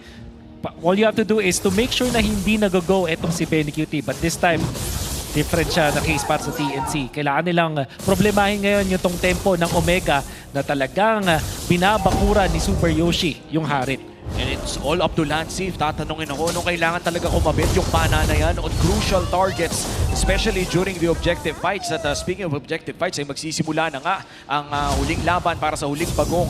At mukhang binabakura na nga ng Omega ang last objective na ito. Yeah, the arrow is important, pero what comes after the arrow is also important para sa TNC. Kasi yung layer ngayon na hindi nangyayari dahil nga hindi agad sila makapwesto dito para sa turtle na makukuha by the way ng Smart Omega. At mukhang sinusubukan na ng TNC Pro Team simulan yung Operation Split Push para dito kay Benny Cutie. Ano po bang ibang choice na meron dito ang Phoenix Army? Yeah, they have the combos naman. Pwede sila mag-combo type dito para sa TNC. Kasi nung second turtle team fight na sinasabi natin nakalamang yung Mega, hindi man lang sila nakabato ng combo eh. But nung first turtle fight, nakatalon si Chakno, sabay may pana na follow up. So ibig sabihin, meron dito mga hero combos ang TNC na pwede nilang i-take advantage. Kaso pag nahiwa-hiwalay sila, eh doon sila magkakaroon ng problema. Hindi pwede sila yung nai-split. Yung mapa dapat yung kanilang advantage. Pero sa ngayon, advantage for Smart Omega is their hold dito sa mapa. Oo, Netsky already getting another turret doon sa may bandang itaas. At mukhang may reply naman ang TNC Pro Team getting their first turret of this game doon sa baba. And yes, 8 minutes in, mukhang doon pa lang nila makukuha kanilang first objective matapos ang turtle na nakuha nila in the early game. At lumulobo na nga ang gold lead para sa bagong barangay. 5,000 ang kanilang kalamangan at mukhang nakapag-snowball dito si Ryzen. This is one of the reasons kung bakit ang mga teams na gumagamit ng Selena ay hindi ganun kagaling when it comes to coming back from the early game na kapag nalugi sila. It's mainly because of the wave clear. Kung papansinin natin dito ang Omega, napaka-aktibo nila sa mapa. At etong Hayabusa ay hindi siya napipilitan na kailangan siya yung kumuha ng mga clear. In fact, nakapag-focus siya dun sa kanyang anti-split push sa Moskov and also dun sa pagkuha ng jungle creeps niya. So nakita natin ngayon na ito si Ryzen is 2-0-3 at lamang na ng 3 devils kay Zyda dahil sa sobrang bilis ng pag-manage siya ng jungle creeps. Yeah, kailangan nila ng motion dito, parang law of inertia here for Lancey kasi so far, hindi nga nasa-swing into their favor yung early game. So, nakikita natin na tinatry naman yung ina-attempt nila na somehow makakuha pa rin ng kills. But with what Smart Omega did na nasakop yung buong jungle, is ito talaga yung pinaka nagiging downfall for TNC. And Lancey right now, naghahanap pa rin naman ng paraan na matumama ang kanyang pana sa mga crucial na targets. But as you said, kailangan din makaisip ng TNC Pro Team kung ano nga ba ang gagawin pagkatapos. Kalahati na nga buhay ang Lord. Mukhang ibuji na ito nila Netsky pero si Chakno maganda yung pwesto. It's always what's next. Pero ngayon, ang ganda ng next move din doon ni Super Yoshi just to try and predict kung may magtatago doon. That's a clear objective take here para sa Smart Omega. Oh no. Problema ng mga utility junglers is kapag nalugi sila in the early game, ang hirap talaga nakahanap ng pwesto dun sa mga objectives. Importante again, which is the first Lord fight. In fact, hindi man lang nakapwesto dun Mega. Yung TNC, I mean. And it's always difficult para sa isang Selena na nazo-zone out kasi parang hirap maghanap ng angulo para makatama ka. And sa totoo lang, may angulo na si Chakno doon. Chakno was already at the back line. And kung magre-risk sila ng team fight, siguro may lalabas doon. But it is a 6K gold lead. Ayaw mong mag-team fight ng straight up 5v5 kapag ganyan kalaki gold lead. Kaya naman susubukan na lang ng TNC Pro Team na dumepensa muna. May Holy Shield pa naman na nanggagaling dito sa may bandang mid lane. At medyo makunat si Trimar. Kailangan lamang nilang ma-clear yung Lord doon sa may bandang itaas, pero dito na magiging mahirap. Kulang sila sa wave clear at alam ng Omega yun. Kailangan ng magandang suntok dito for TNC Floating. Kahit suntok sa buwan man niya. Kaso ngayon, ang nasusuntok ng usay si Zaida. Trimar sa pinakalikod. Nandiyan naman ang kanyang pagkapit. On to Haji, pero hindi yata magiging sapat kasi sa pinakaharap. At doon, nagagarote na si James with the Dark Wave Redeem. But he's the one to keep back and Inferno pursuit. Nag-miss out pa yung SOD. And then my spear sa piece. Kaso nga lang hindi magiging sapat. A Smart Omega secures the game. Opening series para sa Smart Omega. Welcome back to the Philippines para kay Ryzen and Nets. Panalo against TNC Pro Team. Isang turtle fight that went awry for TNC. Ang ganda nung simula para sa kanila. Naganda yung combo na nakikita natin from that Badang and that Selena. Pero nung second turtle fight kung saan masasabi nating lugi dapat ang side ng Omega, nakahanap sila ng opening. Super Yoshi nagpakitang gilas na sa kanyang no hesitation jumps at mukhang no hesitation din yung mga kanyang kakampi.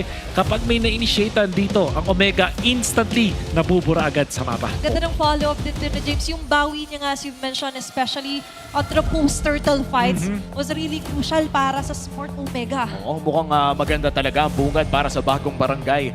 And ang dami na rin kasing haka-haka, ang dami na rin rumors na umuurong around Smart Omega this season na para bang season na daw nila itong season na to. At napakatagal na rin. Pero of course, we have to acknowledge na naging maganda din ang serye para sa TNC Pro Team. Kahit papaano ay nakalamang naman sila na sa early game for the past 3 games. Pero hindi nga nila natapos ang seryeng ito with the smile that they wanted to see. Pero Game 1 pa lang naman. Actually, match 1 pa lang naman. Hindi na masama para sa pinakita nila. Yeah, a start is still a start para dito sa Smart Omega naman. Oo. At nakakatuwa makita no, na mukhang ready na rin ang Smart Omega. This is a team na makakausap natin for the first time. Kaya naman pumunta na tayo sa ating main stage. Punta na tayo sa ating hosts.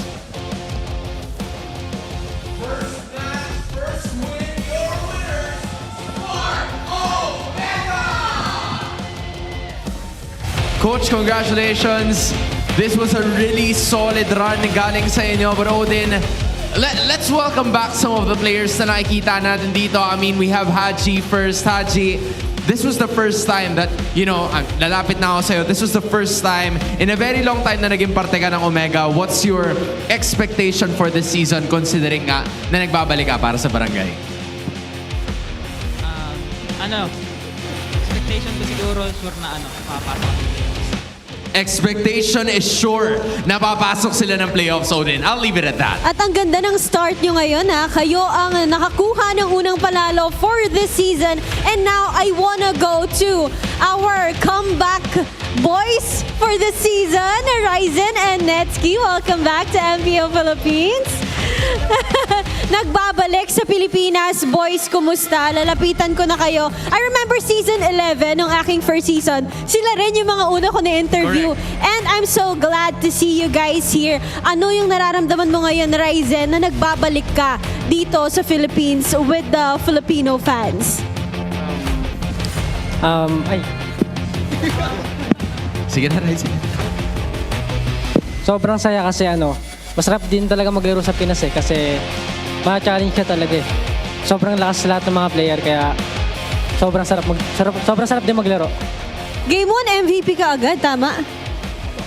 Diba? Game 1 MVP agad. He was able to even use the Fanny twice in that series. I'm sure na-miss mo yun, and that's the reason why you were able to win this. Pero coach, tatabi lang, papasintabi lang po sandali. Kakausapin ko lang ang nagsasabi na marami daw, di ba? Ang Gold Sigma, ang strongest gold laner. Netsky, welcome back to the Philippines. How are you feeling? Happy po. Happy naman. So, with this being said, dati, kasi alam mo naman to madalas nakikita ng mga tao na ikaw daw, nabanggit mo na ikaw ang pinakamalakas na gold laner sa balat ng lupa. Okay? Gusto ko lang malaman kung totoo pa rin ba yun hanggang ngayon? Hindi, dati kasi ano pa ako, isip bata pa ako, nangasar-asar lang ako eh. At least mabuti na mali. Pero hindi, men. Sige, sabihin na natin na, ano yun, coach? Umait na. Umait na! Okay, nagkaroon ng character development. Netski, gusto kong malaman ngayon, since feeling mo dati nangasar-asar ka lang, ngayon ba, sino ang pinakamalakas na gold laner para sa'yo? Si Oheb at si Kelra. Si Oheb and si Kelra. So I would say... Ano yung sinabi niya sa'yo? Di ganyan sinabi sa amin eh. Ano ba sabi niya? Ano ba sabi niya? Baliktaran eh. Baliktaran daw. Parang mahirap tong interview na to, Odin. You know what? At least nakausap natin sila. At ang mahalaga, nakuha nila ang panalo. Once again, your winners, Smart Omega! You may take a step forward and you may now take your bow.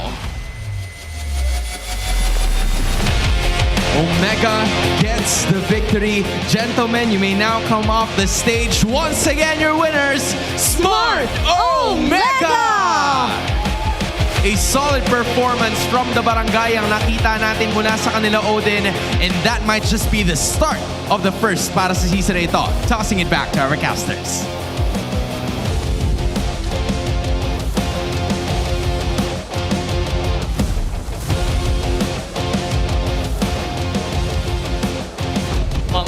Ito na nga ata ang pagbabalik na rin ng Gojo Satoru ng gold lane ng Pilipinas. Netski, the strongest gold laner. The strongest gold laner na siya yung nag-claim at pinapakita din naman niya sa atin na talagang kaya naman niyang sumabay. And this time, dinout natin yung Harith. Tayo mismo, di ba? I think most of the viewers also doubted that Harith pick up.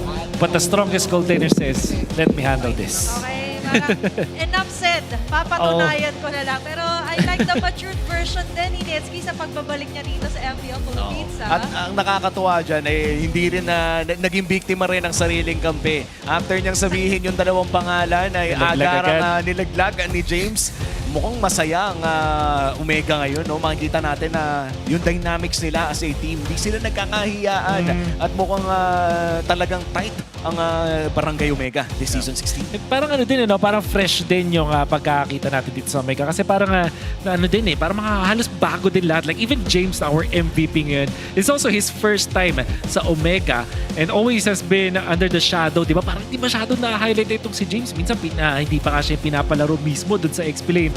But this time, na merong mga pagkakamali, like nung game number 2, pero bawing-bawi naman for James on this Phobius that we also thought na hindi mag-work napagana nga niya, especially by zoning out the members of TNC in many specific na team fights. Ang gusto ko rin dito, lalo ito yung crash na makikita natin, yung timing ng pagtalon dito ni James at pagpasok sa laban, nagbigay talaga ng reminiscent kung gaano ba kalakas talaga mag-deal ng damage ang isang Phobius. Yan kasi parang, inisip mo, Phobius pang gulo na lang, pero kaya pa rin talaga magpatugo ng mga nakakatapat niya.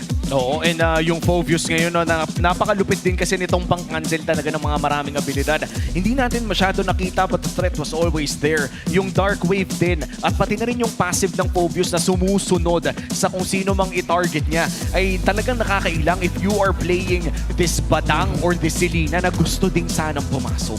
Yeah, most especially na siyempre nga, that was actually the demonic impact na passive dito ng isang Phobius. Plus additionally, maganda lagi dito yung mga forward march na with the Dark Wave, which is why for Smart Omega, all the focus onto James, kaya yung iba, sobrang libre maka-free hit. And this is a fairly quick game, no? Napakabilis ng laro na ito. Even less than game 1 kung saan nanalo din ang Omega. And correct me if I'm wrong, Wolf, 2 games or 3 games atang nag-farsa si Haji dito. Tama, no? 3 games straight siya nag-farsa? Parang nung M3 lang. Parang yun yung maalala natin dito kay Haji. But most importantly, first big farsa lahat yun. Lahat yun, first big farsa. Ganun kalupit. And that also says 2 things, no? Either napaka-komportable nila mag-farsa o baka naman sa ngayon, farsa lang ang handa nila. And this is a question between gaano ba kalalim ang magiging hero pool ni Haji in this tournament. Dahil unang pakita pa lang, di natin alam, baka nagtitipid lang ng estratehiya ang side ng Omega at nanalo pa rin sila. You know what? Matagal ko nang nakapapanood tong si Haji. Parang yung maliit na hero pool, hindi ko i-relate kay Haji yun anytime. Napakalupit ng player na to. And I'm sure na kaya nila una yung Farsa kasi nababan din yung Zushin. Parang ano yan eh, may mga heroes na kapag may isa lang maban na counter or na parang sagot sa kanya, biglang S-tier na agad tong hero na to. And with that, parang sobrang laya din kasi ni Haji. And considering actually, sa KDA machine, but mostly pagka support or mid ka kasi, sa'yo nagpa-play around. And I like na nagpa-play around din sila dun sa edge ng strength ng circle nila. And who would have thought, no? Si Super Yoshi maglalabas ng Chakno, naglalabas ng Kufra against Chakno na hindi natin in-expect dahil nagkapalitan nga ng mga quote-unquote signature hero itong dalawang to. And to be fair, naging mas magandang performance ng Omega this time around. A crucial pick-off, I think, against Lancy sa isang objective fight, yung talagang nagparolyo ng bola para sa Omega. Parang ang smart Omega, hindi sila nawawala ng Kufra specialist.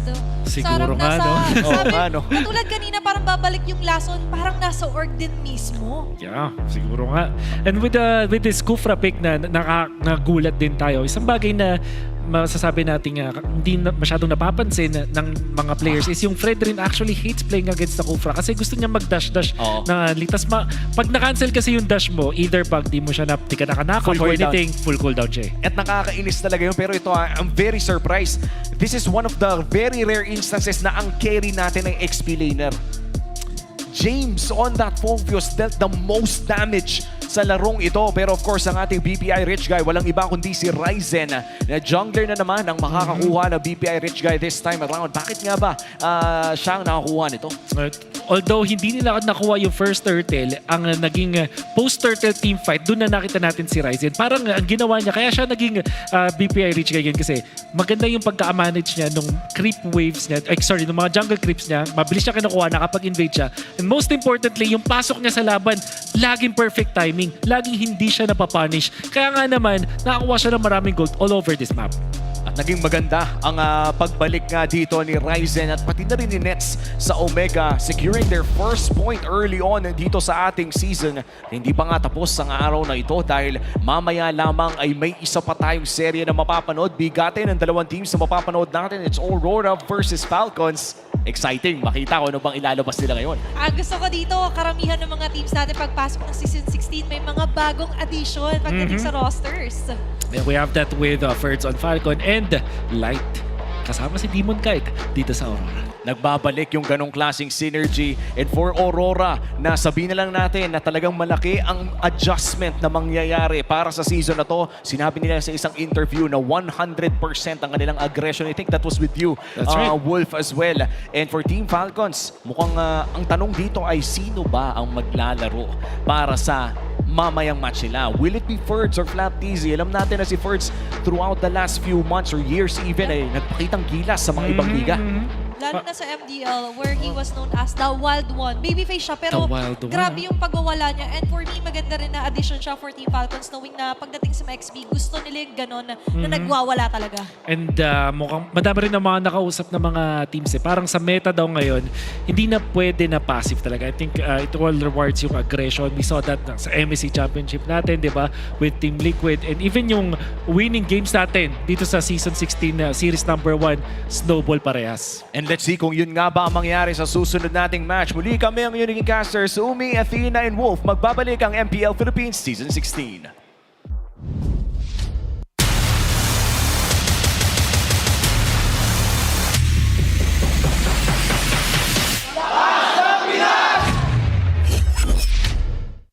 Di abutan dito! Defeat! GG bro! Don't worry! The Unli with Smart Power All 99. Hindi bitin with 10 gig data to power your games plus Unli Facebook or Unli TikTok. Load now!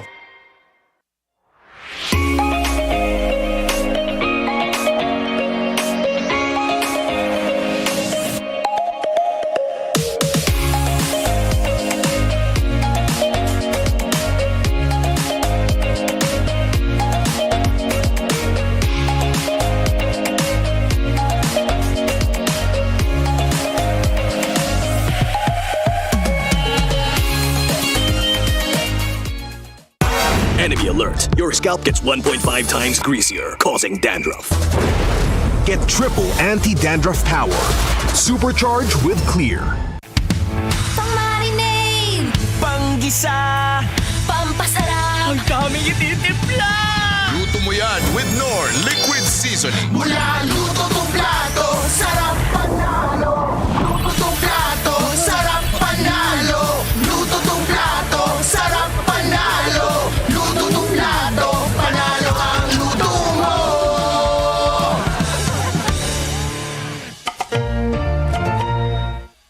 Di abutan dito! GG bro! Don't worry! The Only with Smart Power All 99. Hindi bitin with 10 gig data to power your games plus only Facebook or only TikTok. Load now!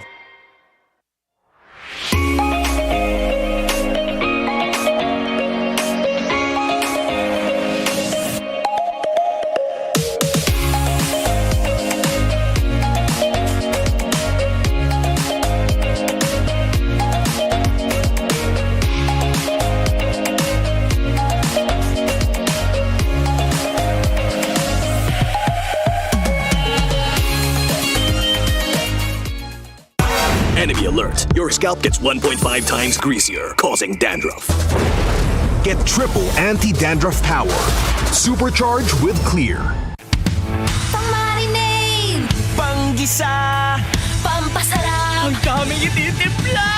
Luto mo yan with Knorr Liquid Seasoning. mula luto tong plato, sarap panalo.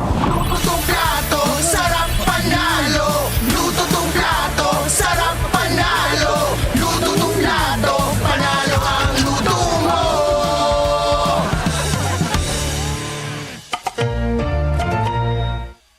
Di abutan dito! GG bro! Don't worry! The Only with Smart Power All 99. Hindi bitin with 10 gig data to power your games plus only Facebook or only TikTok. Load now!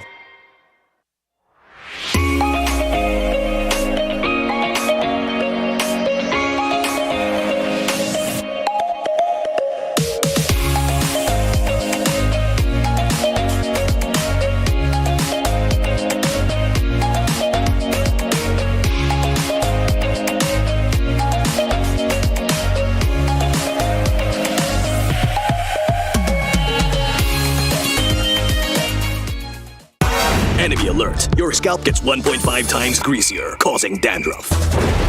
Get triple anti-dandruff power. Supercharged with Clear. Pang-marinade, Panggisa, pampasarap, ang daming ititimpla. Luto mo yan with Knorr Liquid Seasoning. mula luto tong plato, sarap panalo. Luto tong plato, sarap panalo. Luto tong plato, sarap panalo. Luto tong plato, panalo ang luto mo.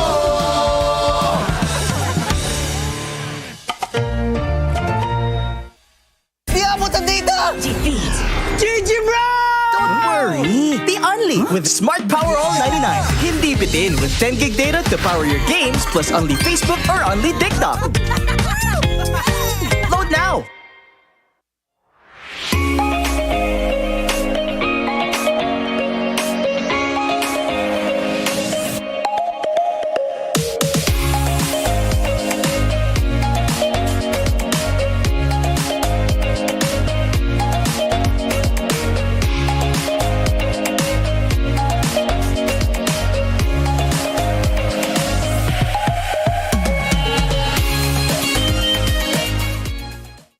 Enemy alert. Your scalp gets 1.5 times greasier, causing dandruff.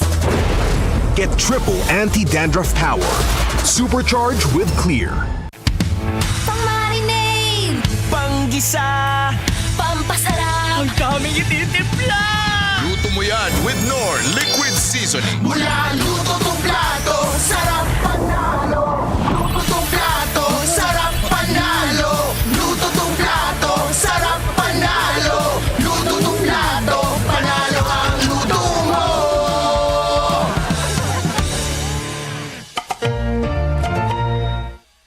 Di abutan dito! GG bro! Don't worry! The Only with Smart Power All 99. Hindi bitin with 10 gig data to power your games plus only Facebook or only TikTok. Load Load now!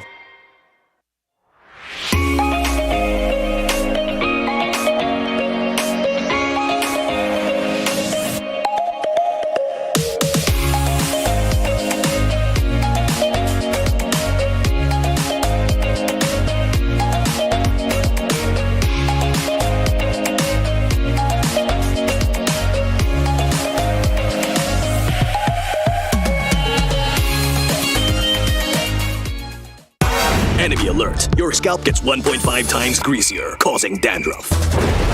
Get triple anti-dandruff power. Supercharge with clear. Pang-marinade! Panggisa! Pampasarap! Ang daming ititimpla! Luto mo yan with Knorr Liquid Seasoning. Mula luto tong plato, sarap panalo. Luto tong plato, sarap panalo. Luto tong plato, sarap panalo. Luto tong plato, panalo ang luto mo.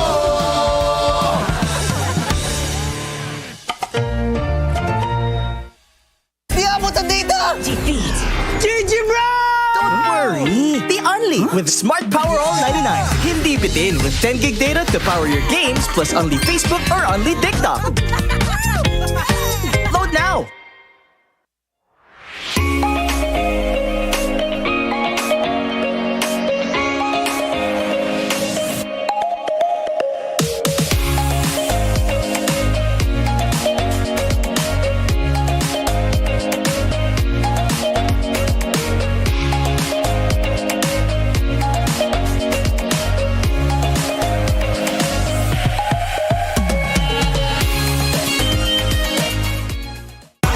Enemy alert. Your scalp gets 1.5 times greasier, causing dandruff. Get triple anti-dandruff power. Supercharge with clear. Pang-marinade! Panggisa! Pampasarap! Ang daming ititimpla! Luto mo yan with Knorr Liquid Seasoning. Mula luto tong plato, sarap panalo. Luto tong plato, sarap panalo. Luto tong plato, sarap panalo. Luto tong plato, panalo ang luto mo.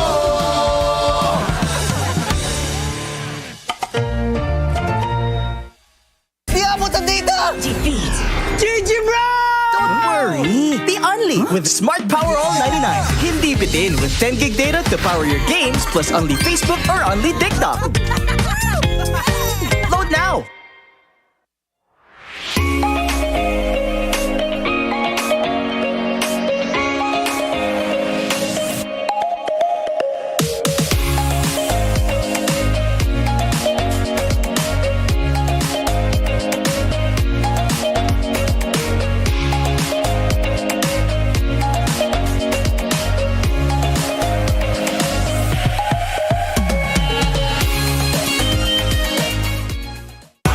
Enemy alert. Your scalp gets 1.5 times greasier, causing dandruff.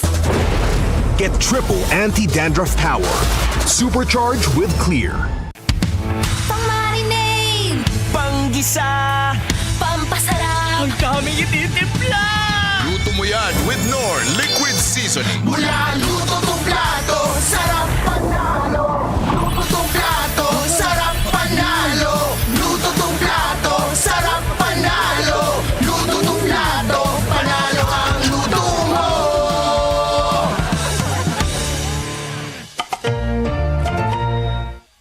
Di abutan dito! GG bro!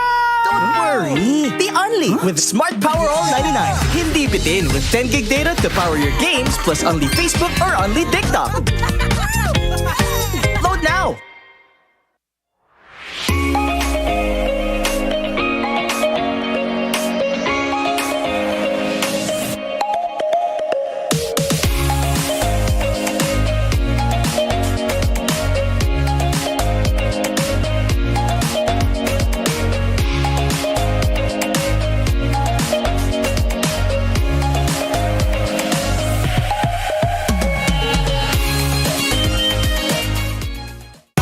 Enemy alert. Your scalp gets 1.5 times greasier, causing dandruff.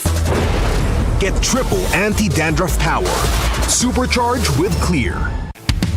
Pang-marinade! Panggisa! Pampasarap! Ang daming ititimpla! Luto mo yan with Nor Liquid Seasoning. Mula luto tong plato, sarap panalo. Luto tong plato, sarap panalo. Luto tong plato, sarap panalo. Luto tong plato, panalo ang luto mo.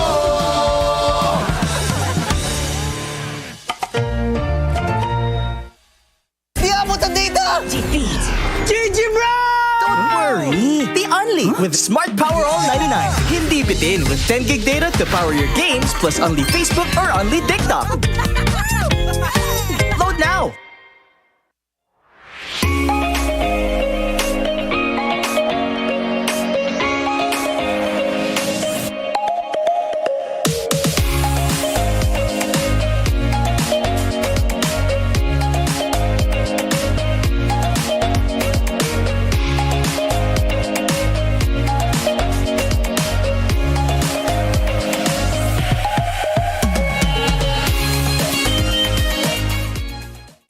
Enemy alert. Your scalp gets 1.5 times greasier, causing dandruff. Get triple anti-dandruff power. Supercharged with Clear. Pang-marinade! Panggisa! Pampasarap! Ang daming ititimpla! Luto mo yan with Nor Liquid Seasoning. Mula luto tong plato, sarap panalo. Luto tong plato, sarap panalo. Luto tong plato, sarap panalo. Luto tong plato, panalo ang luto mo.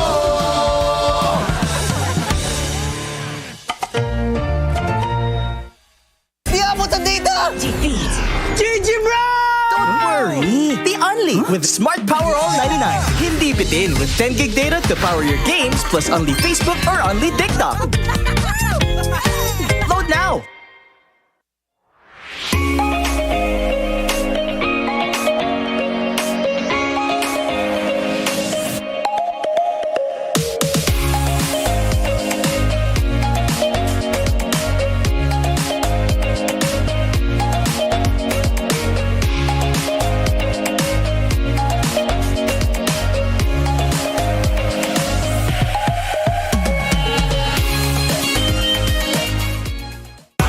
Enemy alert. Your scalp gets 1.5 times greasier, causing dandruff. Get triple anti-dandruff power. Supercharged with Clear. Pang-marinade! Panggisa! Pampasarap! Ang daming ititimpla! Luto mo yan with Nor Liquid Seasoning. Mula luto tong plato, sarap panalo. Luto tong plato, sarap panalo. Luto tong plato, sarap panalo. Luto tong plato, panalo ang luto mo.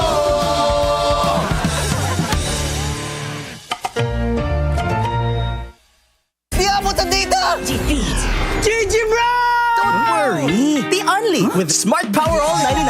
Hindi bitin with 10 gig data to power your games plus only Facebook or only TikTok. Load now!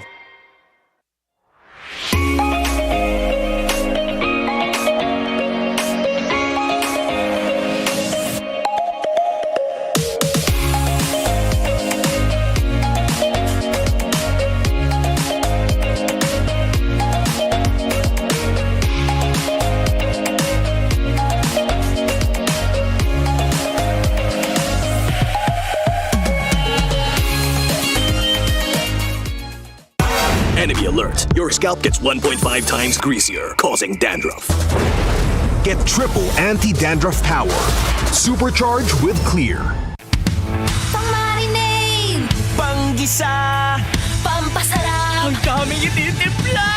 Luto mo yan with Nor Liquid Seasoning. Mula luto tong plato, sarap panalo. Luto tong plato, sarap panalo. Luto tong plato, sarap panalo. Luto tong plato, panalo ang luto mo.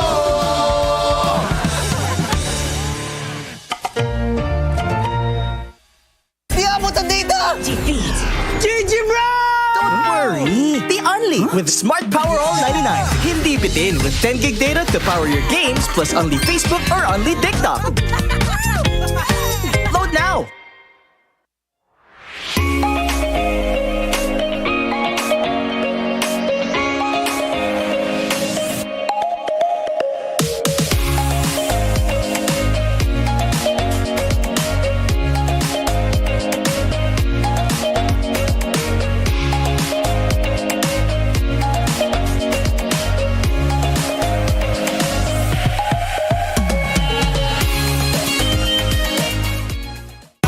Enemy alert. Your scalp gets 1.5 times greasier, causing dandruff. Get triple anti-dandruff power. Supercharged with Clear. Pang-marinade, panggisa, pampasarap, ang daming ititimpla. Luto mo yan with Knorr Liquid Seasoning. Mula luto tong plato, sarap panalo. Luto tong plato, sarap panalo. Luto tong plato, sarap panalo. Luto tong plato, panalo ang luto mo.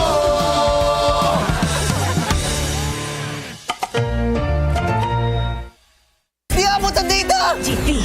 GG bro! Don't worry! The Only with Smart Power All 99. Hindi bitin with 10 gig data to power your games plus only Facebook or only TikTok.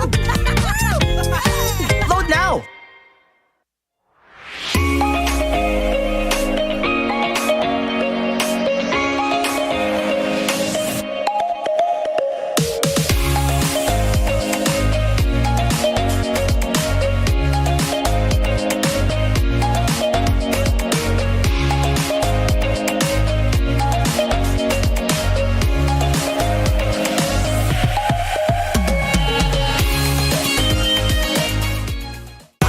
Enemy alert. Your scalp gets 1.5 times greasier, causing dandruff.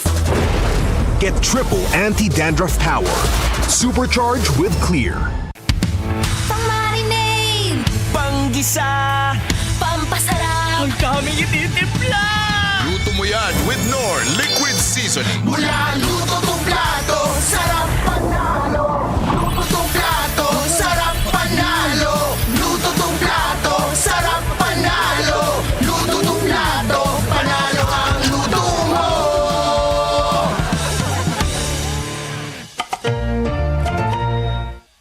Di abutan dito! GG bro! Don't worry! The Only with Smart Power All 99. Hindi bitin with 10 gig data to power your games plus only Facebook or only TikTok. Load now!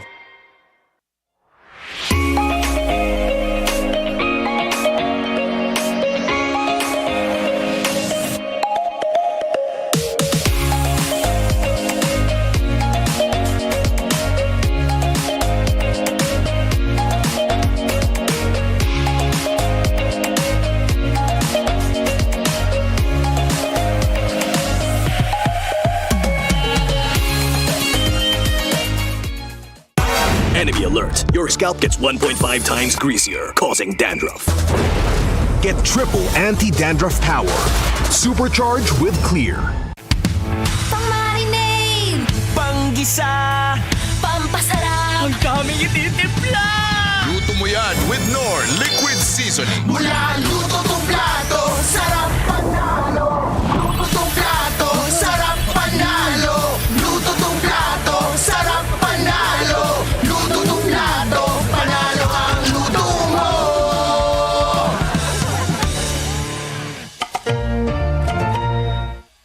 Di abutan dito! GG bro! Don't worry! The Only with Smart Power All 99. Hindi bitin with 10 gig data to power your games plus only Facebook or only TikTok. Load now!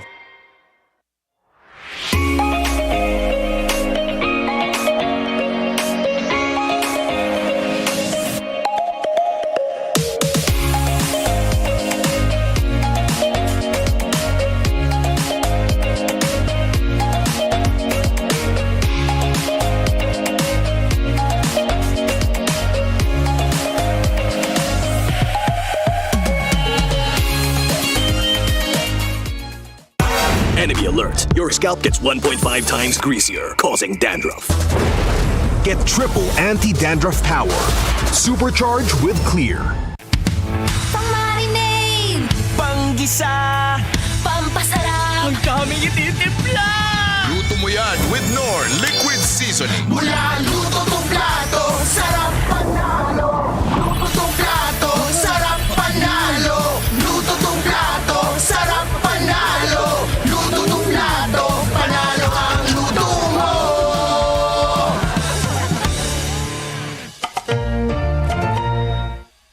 Di abutan dito!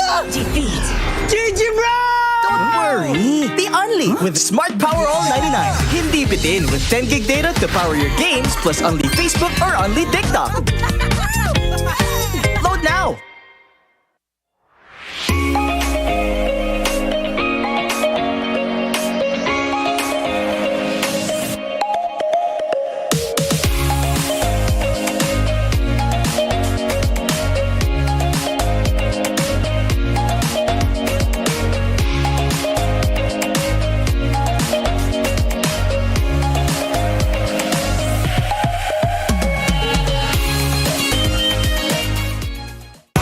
Enemy alert. Your scalp gets 1.5 times greasier, causing dandruff. Get triple anti-dandruff power. Supercharged with Clear. Pangmarinade, Panggisa, pampasarap, ang daming ititimpla! Luto mo yan with Knorr Liquid Seasoning. mula luto tong plato, sarap panalo. Luto tong plato, sarap panalo. Luto tong plato, sarap panalo. Luto tong plato, panalo ang luto mo.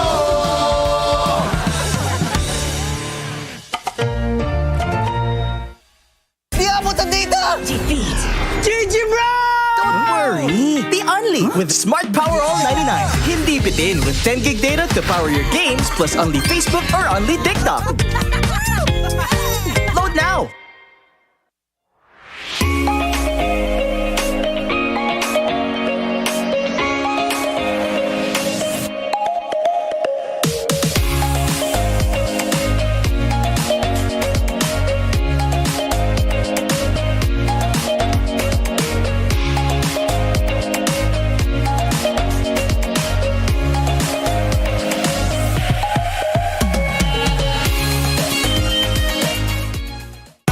Enemy alert. Your scalp gets 1.5 times greasier, causing dandruff.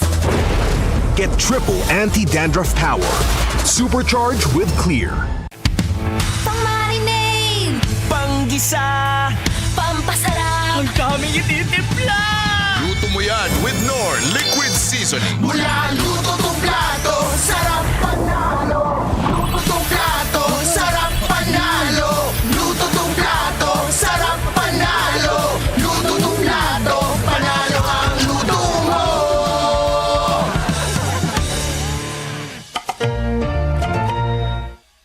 Di abutan dito! Defeat. GG bro! Don't worry, be only with Smart Power All 99.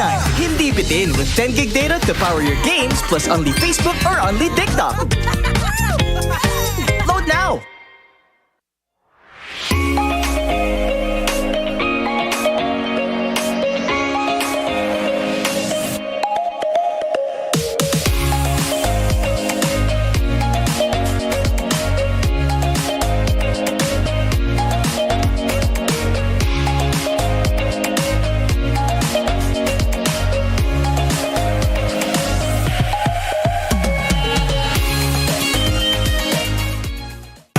Enemy alert. Your scalp gets 1.5 times greasier, causing dandruff. Get triple anti-dandruff power. Supercharged with Clear. Pangmarinade, Panggisa, pampasarap, ang daming ititimpla! Luto mo yan with Knorr Liquid Seasoning. mula luto tong plato, sarap panalo. Luto tong plato, sarap panalo. Luto tong plato, sarap panalo. Luto tong plato, panalo ang luto mo.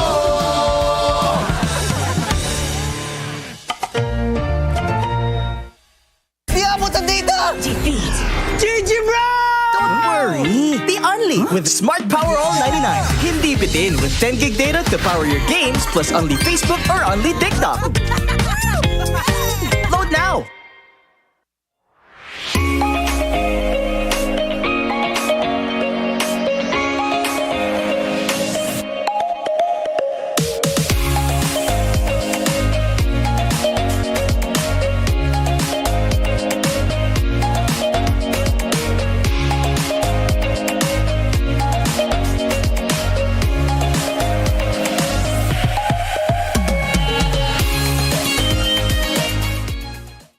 Enemy alert. Your scalp gets 1.5 times greasier, causing dandruff. Get triple anti-dandruff power. Supercharged with Clear.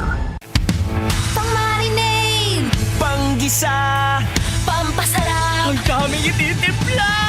Luto mo yan with Nor Liquid Seasoning. Mula luto tong plato, sarap panalo. Luto tong plato, sarap panalo. Luto tong plato, sarap panalo. Luto tong plato, panalo ang luto mo.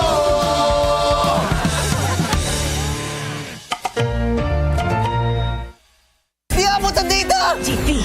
GG bro! Don't worry! The Only with Smart Power All 99. Hindi bitin with 10 gig data to power your games plus only Facebook or only TikTok. Load now!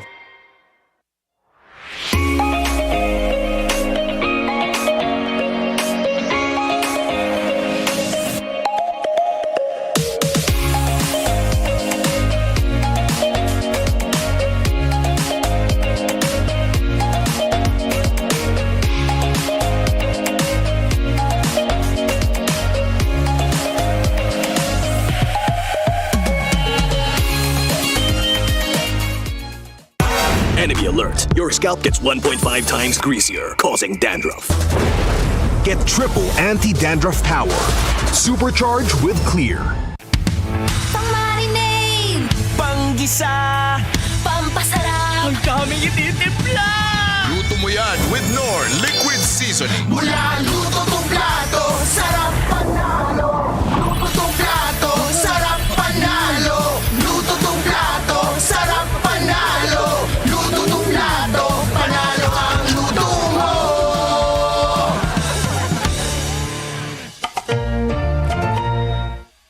Di abutan dito! GG bro! Don't worry! The Only with Smart Power All 99. Hindi bitin with 10 gig data to power your games plus only Facebook or only TikTok. Load now!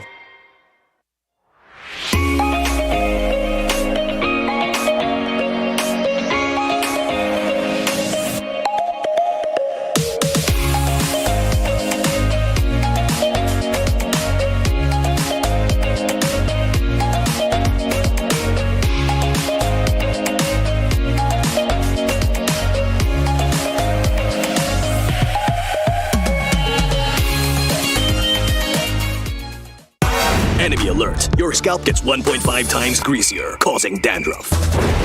Get triple anti-dandruff power. Supercharged with Clear. Pang-marinade, panggisa, pampasarap, ang daming ititimpla. Luto mo yan with Nor Liquid Seasoning. Mula luto tong plato, sarap panalo.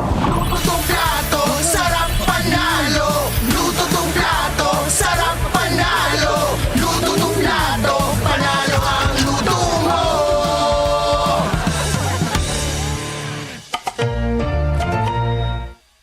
Di abutan dito! GG bro! Don't worry! The Only with Smart Power All 99. Hindi bitin with 10 gig data to power your games plus only Facebook or only TikTok. Load now!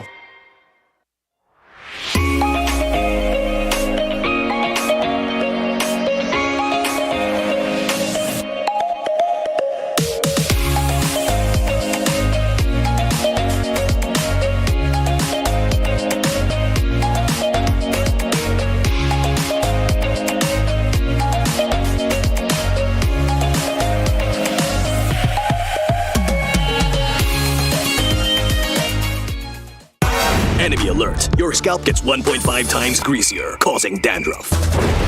Get triple anti-dandruff power. Supercharged with Clear.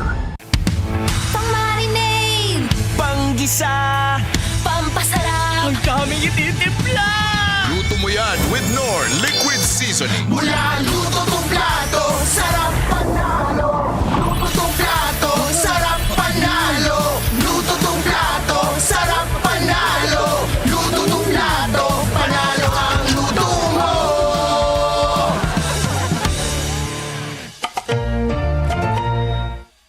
Di abutan dito! GG bro! Don't worry! The Only with Smart Power All 99. Hindi bitin with 10 gig data to power your games plus only Facebook or only TikTok. Load now!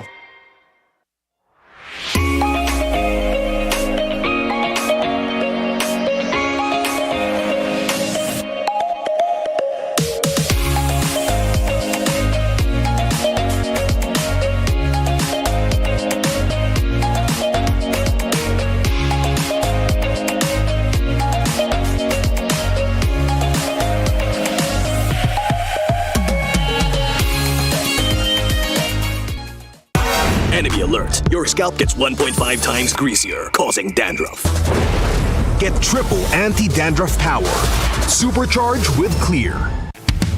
Pang-marinade, panggisa, pampasarap, ang daming ititimpla.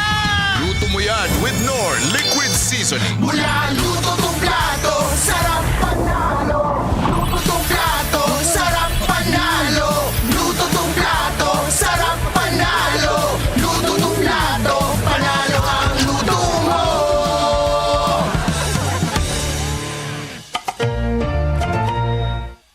Di abutan dito! GG bro! Don't worry! Be only with Smart Power All 99. Hindi bitin with 10 gig data to power your games plus only Facebook or only TikTok. Load now!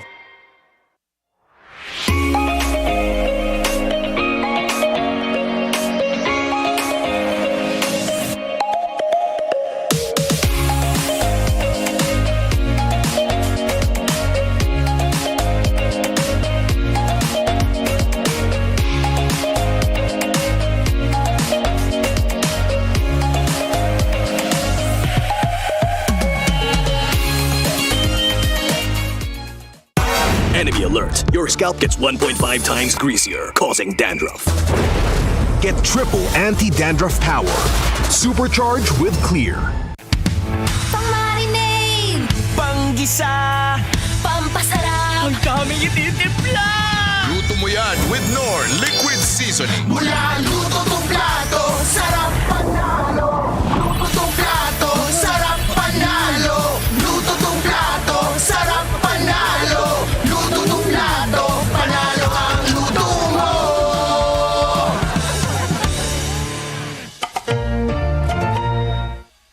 Di abutan dito! GG bro! Don't worry! Be only with Smart Power All 99. Hindi bitin with 10 gig data to power your games plus only Facebook or only TikTok. Load now!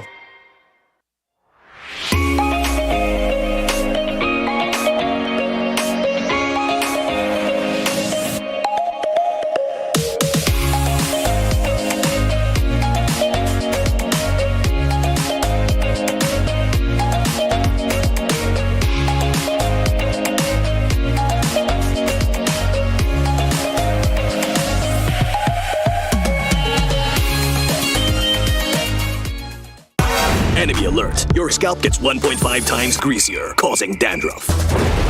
Get triple anti-dandruff power. Supercharged with Clear. Pang-marinade, panggisa, pampasarap, ang daming ititimpla. Luto mo yan with Knorr Liquid Seasoning. Mula luto tong plato, sarap panalo. Luto tong plato, sarap panalo. Luto tong plato, sarap panalo. Luto tong plato, panalo ang luto mo.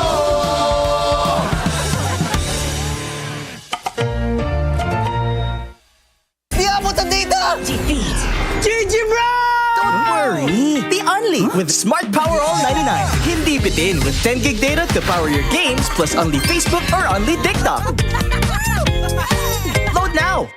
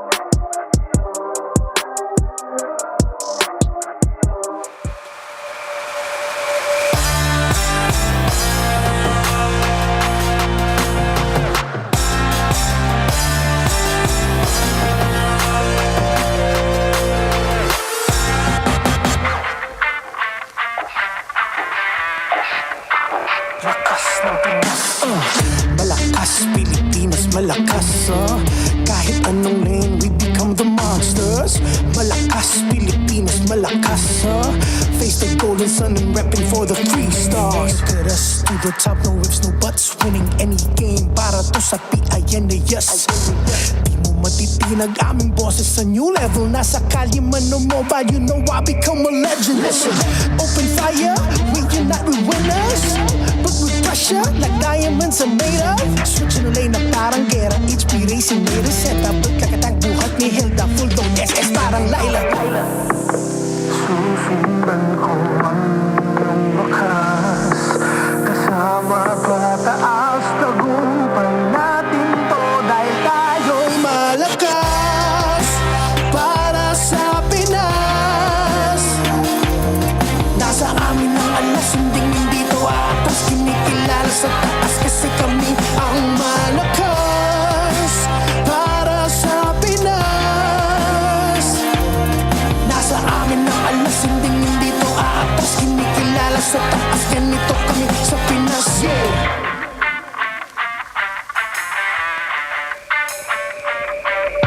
Laging MVP, no surrender, no retreat. Pag nagsama-sama, just imagine what we can achieve. Laging MVP, no surrender, no retreat. Giving 100 on my all, cause we just cannot be defeated. We are unstoppable, immune and invulnerable. Ready ang equipment, lahat frozen, mala, crowd control. Pakita on the jab, east to the southeast. Taas ang matawag, proud and loud, cause every enemy we devour.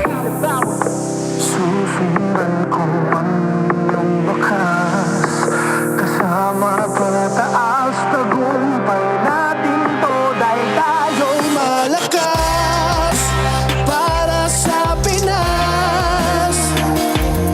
Nasa amin ang alas, hindi to atas. Kinikilala sa taas kasi kami ang malakas para sa Pinas. Nasa amin ang alas, hindi to atas. Kinikilala sa taas, ganito kami sa Pinas. Malakas, Pinas, malakas. Kahit anong tumas. Malakas, Pilipinas, malakas. Face the golden sun and repping for the 3 stars.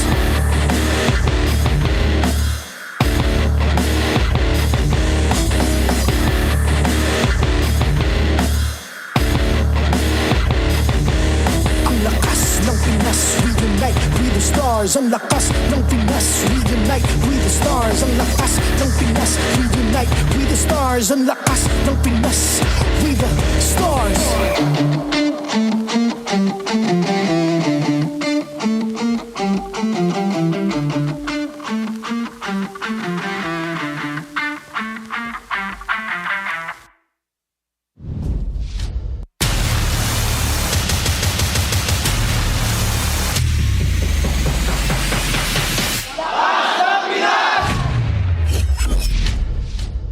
Nagbabalik ang MPL Philippines Season 16 at kami ang makakasama ninyo para sa panghuling serye ng pinakauna nating araw. Umi kasama si Athena and Wolf para hatid sa inyo ang aksyon ng Falcons kontra Aurora Gaming. Pero bago natin pag-usapan yan, balikan muna natin kung ano nangyari kanina.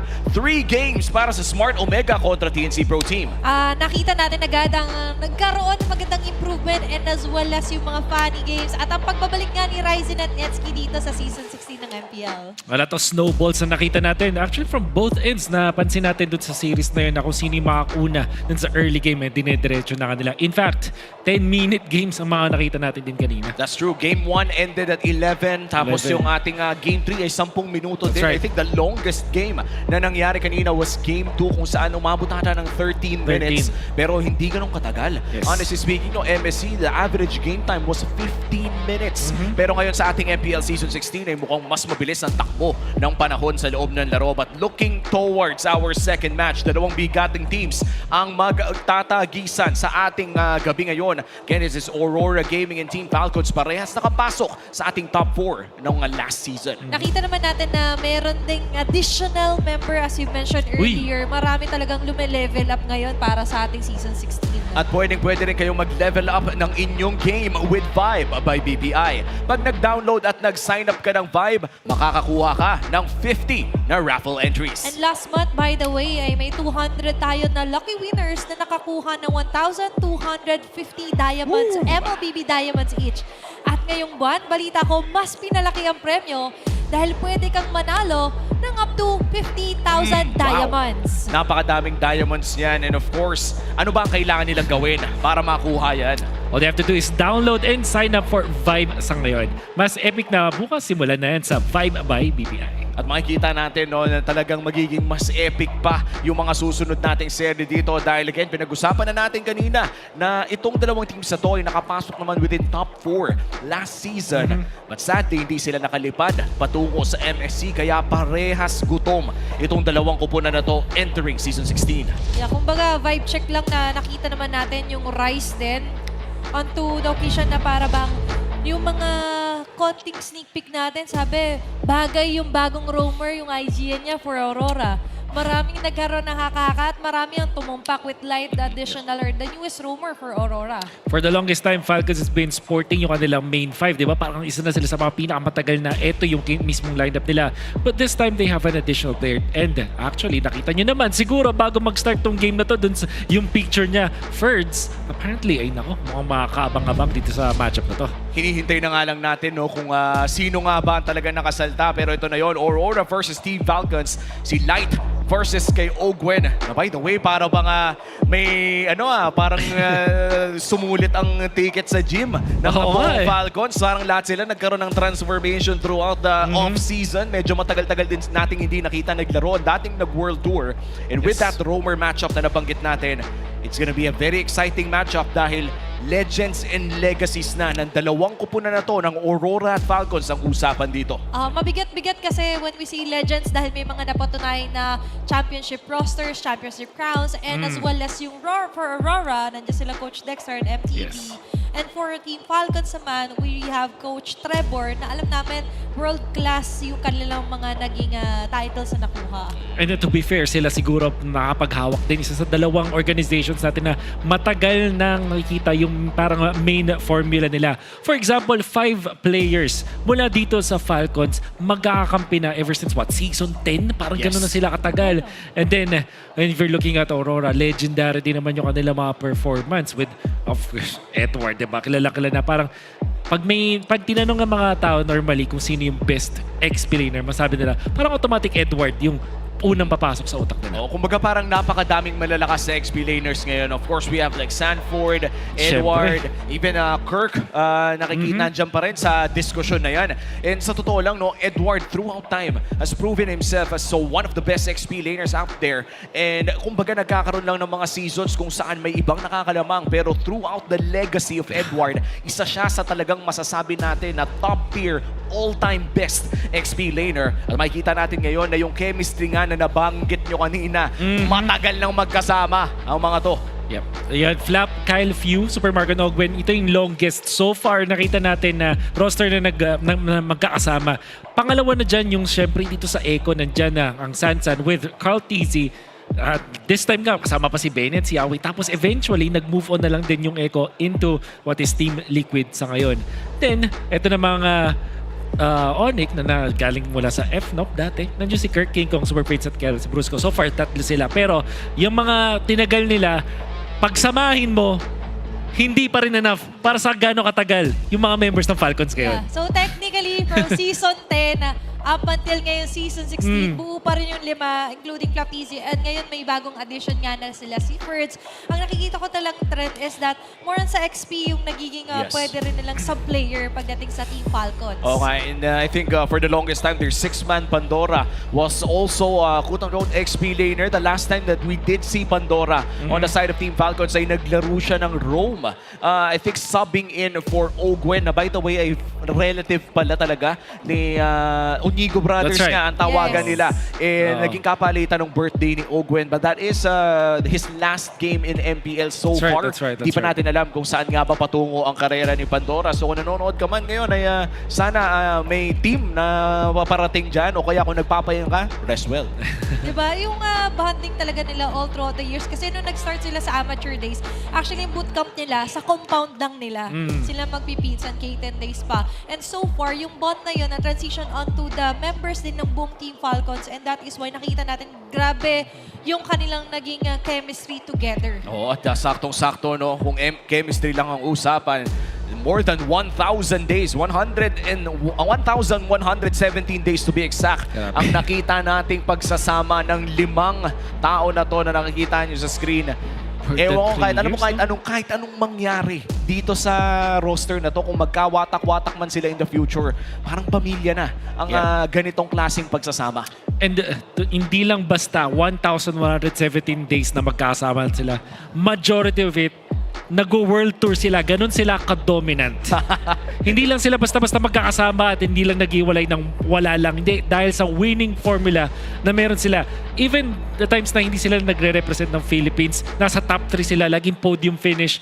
Falcons and itong lineup na to, mark of a champion for sure. That's true. And I think sila din yung talagang istorya ng trust the process, no? Ay, isa pa yan. Saka subok na ng panahon. Yan yung totoong subok na ng panahon, yung naging process and as well as yung grind ng Team Falcons. We've seen them won numerous titles across the globe, and we've seen them somehow nung last season na heartbreaking na moment, but still they stand up strong at papungo ba ulit sa tagumpay itong magiging formula for Team Falcons. And that's the question na talagang tinatanong ng mga madla ngayon, dahil throughout the years na napanood natin ang World Tour ng Team Falcons, nakita din natin ang kanilang paglipad ng mas mababa at pag-angat naman ng mga iilang teams natin, namely Onyx Philippines, Team Liquid. That was the mark of the end para sa World Tour during that time. Pero syempre sa lahat ng mga nag-World Tour, kailangan din naman magpahinga. At mukhang nakuha naman na nila yung kanilang pahinga. And this time, setting their eyes on M-Series.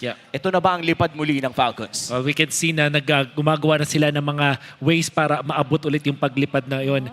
We saw that with the change na ito, nakikita natin new player nila with first. We're not sure kung gano'ng kalaki magiging impact niya. Siguro kaya lang, yung thing with Falcons, magaling talaga tong team na to at sobrang solid talaga ng performance nila. Masabi mo siguro kasi, kaya lang hindi siguro sila nakalipad the past 2 seasons kasi sa Philippines sila naglalaro. Yung sobrang competitive ng mga teams dito. Parang ganun. Sobrang hirap naman. I think Ryzen also mentioned this kanina sa kanilang post-game interview. Sabi ni Ryzen kanina, nakakamiss din maglaro sa Pinas dahil challenging daw talaga ang mga laro dito. Yeah, ang maganda dito for Filipino teams, of course, they always strive for greatness. Hindi sila basta-basta nakakampanya na, oo, malakas tayo last season, but what can we do more to improve? Ano pa yung pwede natin na idagdag na flavor para din sa kanila? That's always the question then specifically for Falcons. Lalo na ng world tour nila. Parang ano pa talaga yung pwede mo madagdag dito? Kasi sobrang dominant ng team na to. They're always getting the championships kapag lumilipad sila during that time na may sobrang peak talaga nila. And then will be put in a spot where ano na nga ba yung kailangan pa nating idagdag. And I guess yung nung time na hindi nga sila yung naging top 1 or top 2 teams dito sa Philippines for about a year now, dito na sila nagkaroon ng decision na okay, let's change up. Let's bring in another player dito sa ating squad. And this is really interesting kapag tinignan natin yung ganitong klaseng roster. Pero sa ngayon ay sisilipin muna natin behind the cameras of MPL. Ano na ba ang ating all access ngayon? Maraming salamat sa ating mga casters. We are here for the All Access. Kasama natin walang iba kundi roamer ng Team Falcons na si Ogwen. Ogwen, it's nice to see you again. And considering na sisimulan ko na kasi parang ito yung first time in a very long time na nagkaroon kayo ng break. And nanibago ka ba given that, you know, it was a pretty long break mula nung playoffs nyo up until this point? Sobrang nanibago ako tsaka as a team kasi kami parang gusto namin tuloy-tuloy yung tournaments para para mainit yung mga laro namin Tsaka talagang sobrang refreshing ngayon sa MPL 16 kasi parang feeling namin rookie kami. And you did mention yung isa sa mga pinabago niyong players si Ferds who also got noticed nung RRQ Kaito stint niya. Talk to us about the dynamics. How is he with the team? Paano ba siya nag-gel with the team that has been together for like 3 years or more already? Sobrang vibrancy si Ferds Tsaka talagang sa ugali namin parang sobrang applicable niya rin talaga sa amin. Tsaka parang same lang rin talaga sila ni Flap. Tsaka especially kay Pando, nung umalis siya, parang talagang nag-fit in rin talaga siya nung pumasok si Ferds. Just one final question, Ogwen. Week 1 pa lang, where do you see your team after week 8? After week 8, siguro top 1 or 2. Oh, I like it. I like it. Top 1 or top 2. That is gonna be the final call. Pero Ogwen, ito kasi inutusan ako eh. Adjust nga natin ng konti. Kailangan natin mag-arm wrestle. Okay, arm wrestle. Kailangan referee. Asa yung referee? Kailangan ng referee. Yan, si Marco. Marco, liga dito. Yan. Legit ba to? Legit? Oh, legit to. Serious. Marco, good afternoon. Hello. Yan. Okay. So ito, ano na to? Alam nyo na to Paano ba natin to gagawin?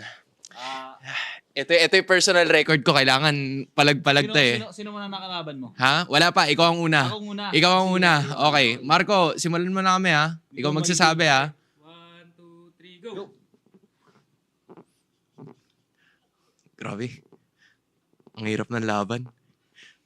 Ayaw patalo ni Ogwen, men. Ogwen, kamusta naman?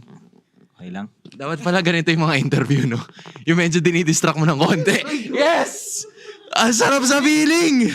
Balik na natin sa ating mga master.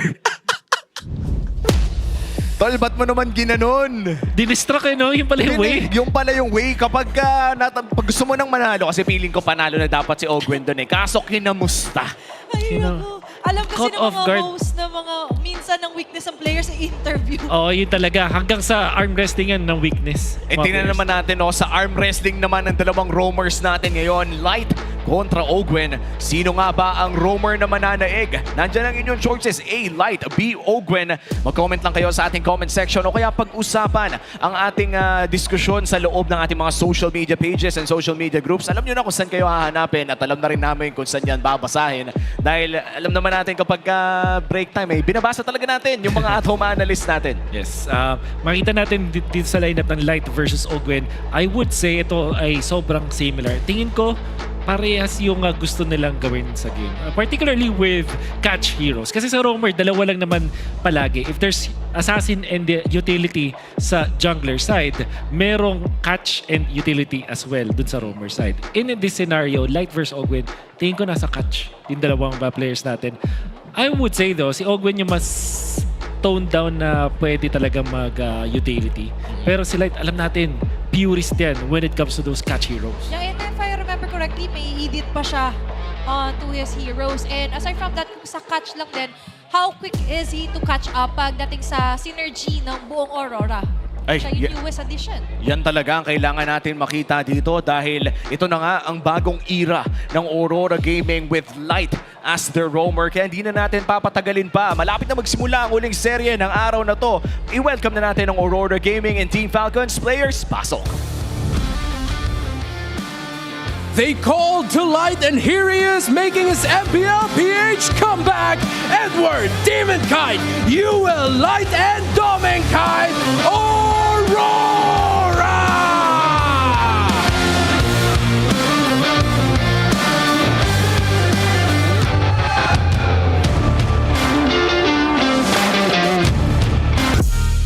Legends with era-defining moments marked in MPL history. Making his debut, it's Ferds, Kyle Teasy, Few, Ogwen, and Super Marco, Team Falcons!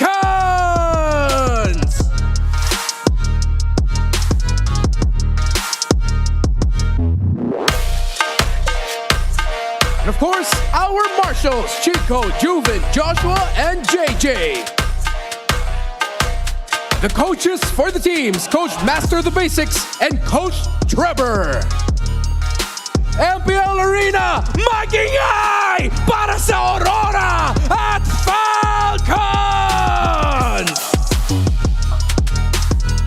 At hindi magpapahuli ang huling serye na ito. Aurora Gaming, i-welcome na natin sila. It's Edward, Dominkite, UL, Light, and Dominkite. Demonkite and Light magbabalik bilang magkasama this time and makikita ulit natin yung dynamic duo na to. How will this play out for Aurora knowing na medyo tahimik maglaro to eh. They play slow. But with Light, may ibaba yung speed of gameplay ng Aurora. At alam mo yan ang hinihintay ko dahil yung mga off-angle na set ni Light, yung hindi mo ina-expect na doon pala manggagaling ay kailangan tapatan ng Team Falcons. Narito na nga MPL debut para kay Ferds, Kyle Teasy, Few, Ogwen, and Super Marco. Uy, ang laki ni Ogwen. Uy, grabe no? Kasi according to Ogwen, kanina, Na itong si First, katulad din ni Pandosha ka ni Flap TZ. And as the foundation then for Team Falcons, he is here to guide First on how will they transition smoothly na ngayon si First ang maglalaro for their main five. At alam mo, hindi lang malaki si Ogwen doon, kundi malaki din ang role na kanyang ipe-play dito. Dahil up against Light, dito na magkakaroon ng napakataas talagang pressure para sa dalawang roamer natin eh. For Light, MPL debut. Re-debut mula sa kanyang stint sa ibang bansa. Meanwhile, for Ogwen, ano nga ba ang ginagawa nila sa kanilang pahinga? Dito natin malalaman sa seryeng ito. For what I know, hindi siya masyadong pahinga. Siguro mas relax lang kasi parang hindi nagko-compete internationally. Pero parang pagkatapos ata ng MPL PH Season 16, parang isang linggo lang ata ang tunay na break ng mga teams natin at nagbalik agad sila. So, saktong-sakto na itanong din ni Hans, ang tagal naghintay ng Falcons at masanay sila na lagi sila naglalaro. So, how will they fare now? Lalo na matagal natin silang hindi nakita. Ang word to describe nga ni Ogwen is refreshing. Kasi nga hindi sila sasabak, di agad lilipad ang replano. Pero with that, lagi din kasing nakatalaga sa utak ng mga players na habang ikaw matutulog, may busy na mag-grind. So kailangan tuloy-tuloy din sila. Habang nagpapalakas sa iba, dapat ikaw din tuloy-tuloy yung pagpapalakas. Kumbaga parang ika nga ni Ogwen na rookie ulit sila papasok dito sa Season 16. And that is one of the best mindsets na pwede mong sabihin sa isang kampiyon na ilang kampyonato na rin ang naiuwi. Yung kumbaga tanggalin mo, itabasin mo yung nakuha mo ng mga accolades at aminin sa sarili mo na pwede kang magsimula muli. And this is Team Falcons against Aurora Gaming. And by the way, similar ang kanilang pagpasok dito dahil nga may bago doon sa loob ng kanilang roster. Pero hindi na bago to. Edward in his role eras XP lane from Season 7 to 16. Pero maraming nakakalimot na Season 6 ay nag-mid laner siya. Yeah, and Seasons 4 and 5, kung hindi nagkakamali, parang ganun din eh. Halos mid din yun eh, paglalaro niya.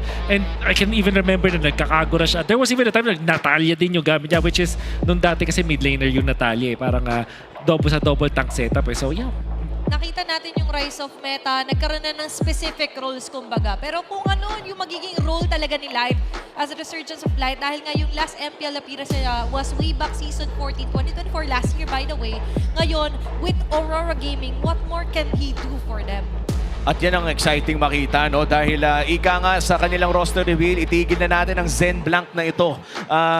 Wala nang relax pa. Agresibo talaga kung agresibo.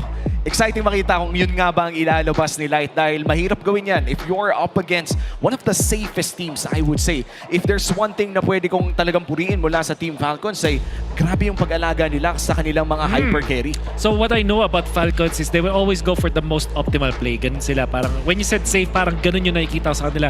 At kakaiba kasi si Flap TZ, kung maglaro siya parang taliwas dun sa ganung style. Siya yung sabihin natin siya yung erratic dun sa team na yun. Parang siya yung mas explosive pa. But the other members of Falcons would always go for the highest reward play or parang safest play or whatsoever. Parang calculated play. Kumbaga iba naka-energy saving mode. Tapos yung isa, naka-high brightness, high volume, high performance. Naka-GT mode siya. Naka-GT mode pare. Parang naka-ingan mode din. Oo, naka-ingan mode din. At sa totoo lang, no, Flap TZ, of course, mamimiss natin.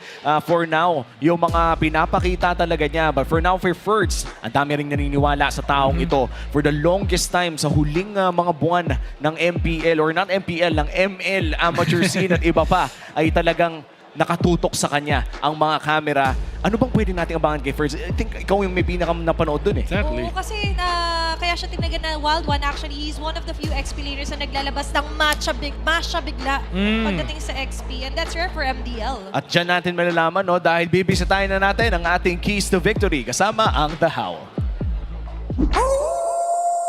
Welcome to The Howl. This is Wolf bringing you the Infinix keys to victory. It's going to be Aurora going up against Team Falcons. For Aurora, this is going to be a very challenging match, and what they needed to do is to force a Falcon to go for sustained XP laners. And what do I mean by sustained XP laners? Your Uranus, your Esmeralda, maybe the Turisda, but heroes that don't actually give damage, but more of sustained and frontline. That's what they needed to do in order to counteract the surprise that Falcons has in their new XP laner. And now they also have to slow down the early game. RORA has been known to be a team that really rises in the mid game and in the late game. So what they needed to do is to stop the natural aggression of Falcon in the early stages of the game. And now for Falcon, what they need to do is to win the Intel or the Vision War. What do I mean by this? We know that Light, the new player from RORA, is really good at catching their opponents. So what Falcon needs to do is to watch out where Light could be running around the map and maybe win the Intel and Vision War from that one. And now they have to just play Burst with Ferds. We know that Ferds is a new player from Falcon, and we know that during his MDL days, he's known to be very good at damage dealing expilators. And that's what they need to really capitalize on. That is Falcon going up against Aurora. Let's see who wins the series. Maraming salamat, Wolf, sa keys to victory natin ng Infinix at hatid mo na rin. I got to say, Wolf, parang wala bang Tagalog dyan? Wala pa rin sa ngayon, unfortunately. Pero kasi kailangan nating mag-cater sa ating international viewers. Totoo naman. Pero on a more Filipino broadcast standpoint, pwede mo bang himayin ng bahagya yung mga sinabi mo doon? We will discuss this definitely across the series. Pero ang summary kasi niyan, para sa Aurora, they have to slow down the game. Meaning to say, yung Falcon, tipigilan nila yung aggression na yun para makaabot sila sa mid-game. At kung saan yung late game na parang item versus item, pagalingan versus pagalingan sila sa mga heroes nila. Most importantly, kailangan nilang i-force itong si Ferds sa mga sustained XP laners. Yung mga tipo nga Esmeralda, mga Yura, mga Terisla, mga ganon. At pigilan siya na mag-CC, Masha, or even yung Lapu-Lapu. Kasi doon talaga malakas si Ferds. Kasi kumbaga kung saan siya nakilala for his moniker, di ba? You have to somehow let him step up of his comfort zone. Nagkaroon siya ng mga stint with the high loss and even the back shot to the XP, pero hirap siya. Ang maganda kasi niyan, since unang MPL game to ni Ferds, meron pang concept nung parang pipigilan mo siya mapaglaro. Parang i-welcome to the MPL mo siya.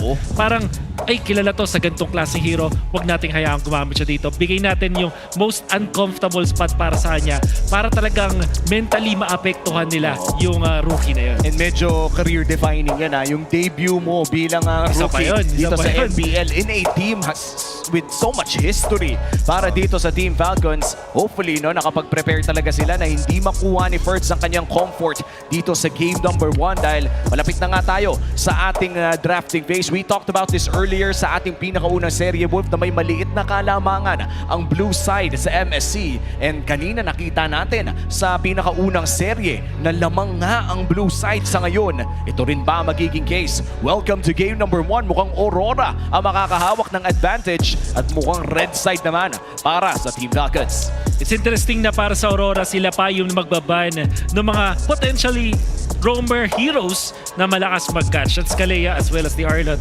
knowing na nasa kanila si Light.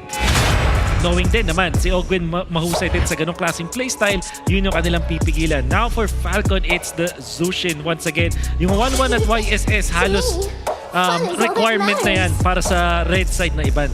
Yeah, and so far, ang hirap pagka hindi mo mailabas yung laro mo, specifically onto targeting heroes that you're very good at.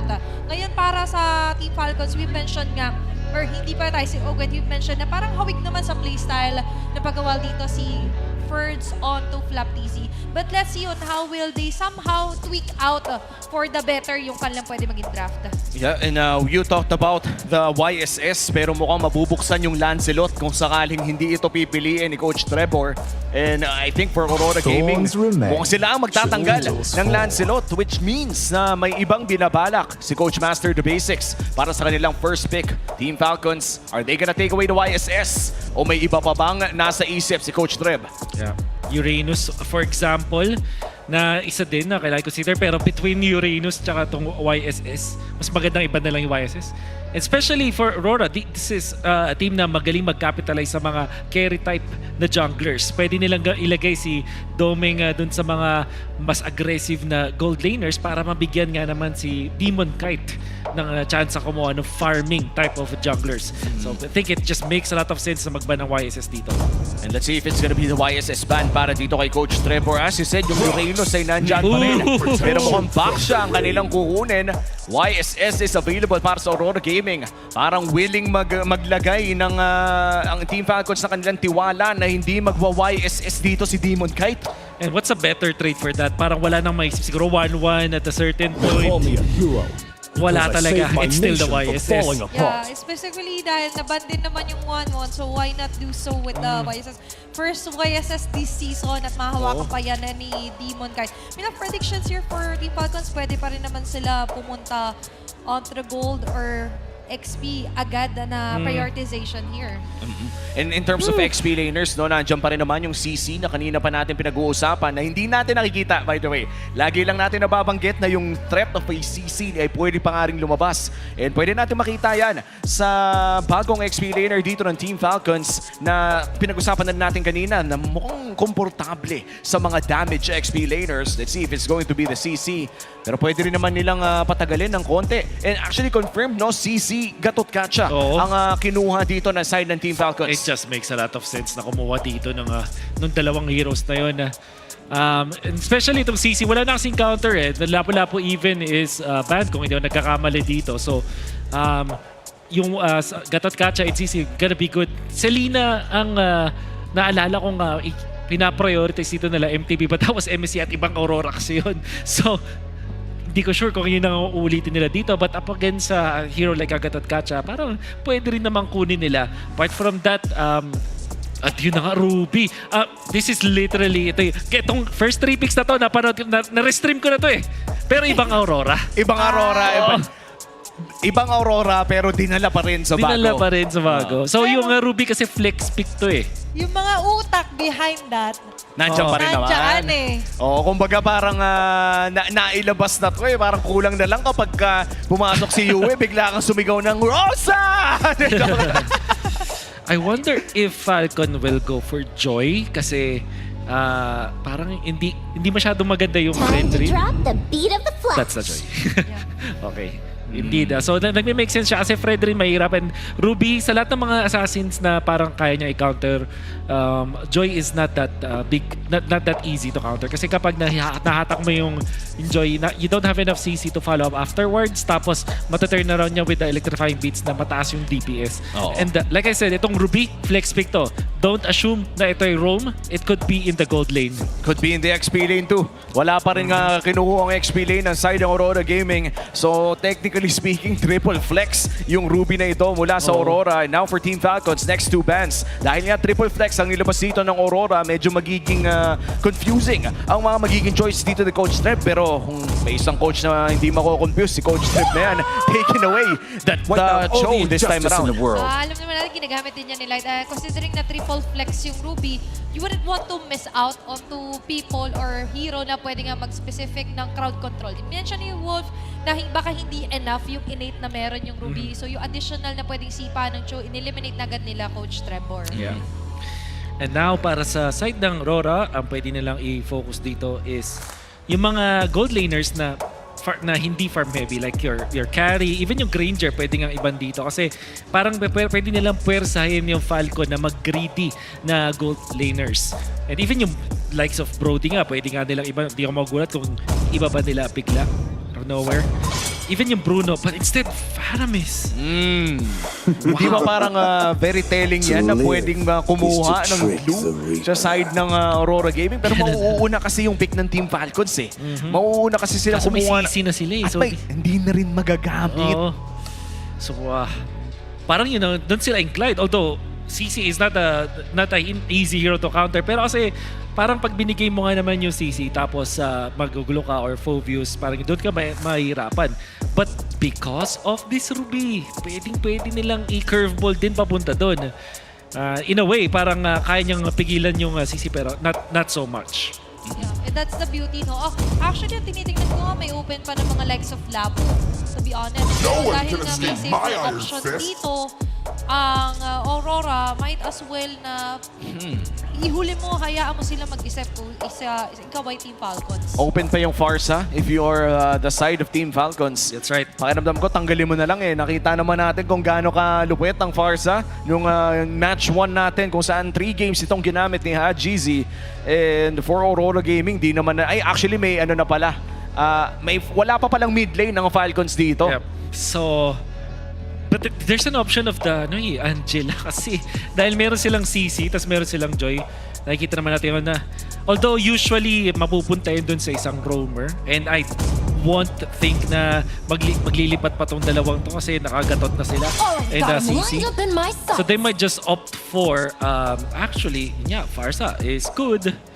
Pero may Novaria option din. Oh, wow! Different approach para sa side ng Team Falcons. Binanggit natin yung kagura ni Edward nung Season 4. Season 6 rather. Pero ngayon makikita natin ang kagura ni Few na by the way ay again one of the last titans of MPL Philippines from Season 1 all the way to Season 16. Appreciate lang natin saglit the long and beautiful career of Few from Team Falcons. That's right.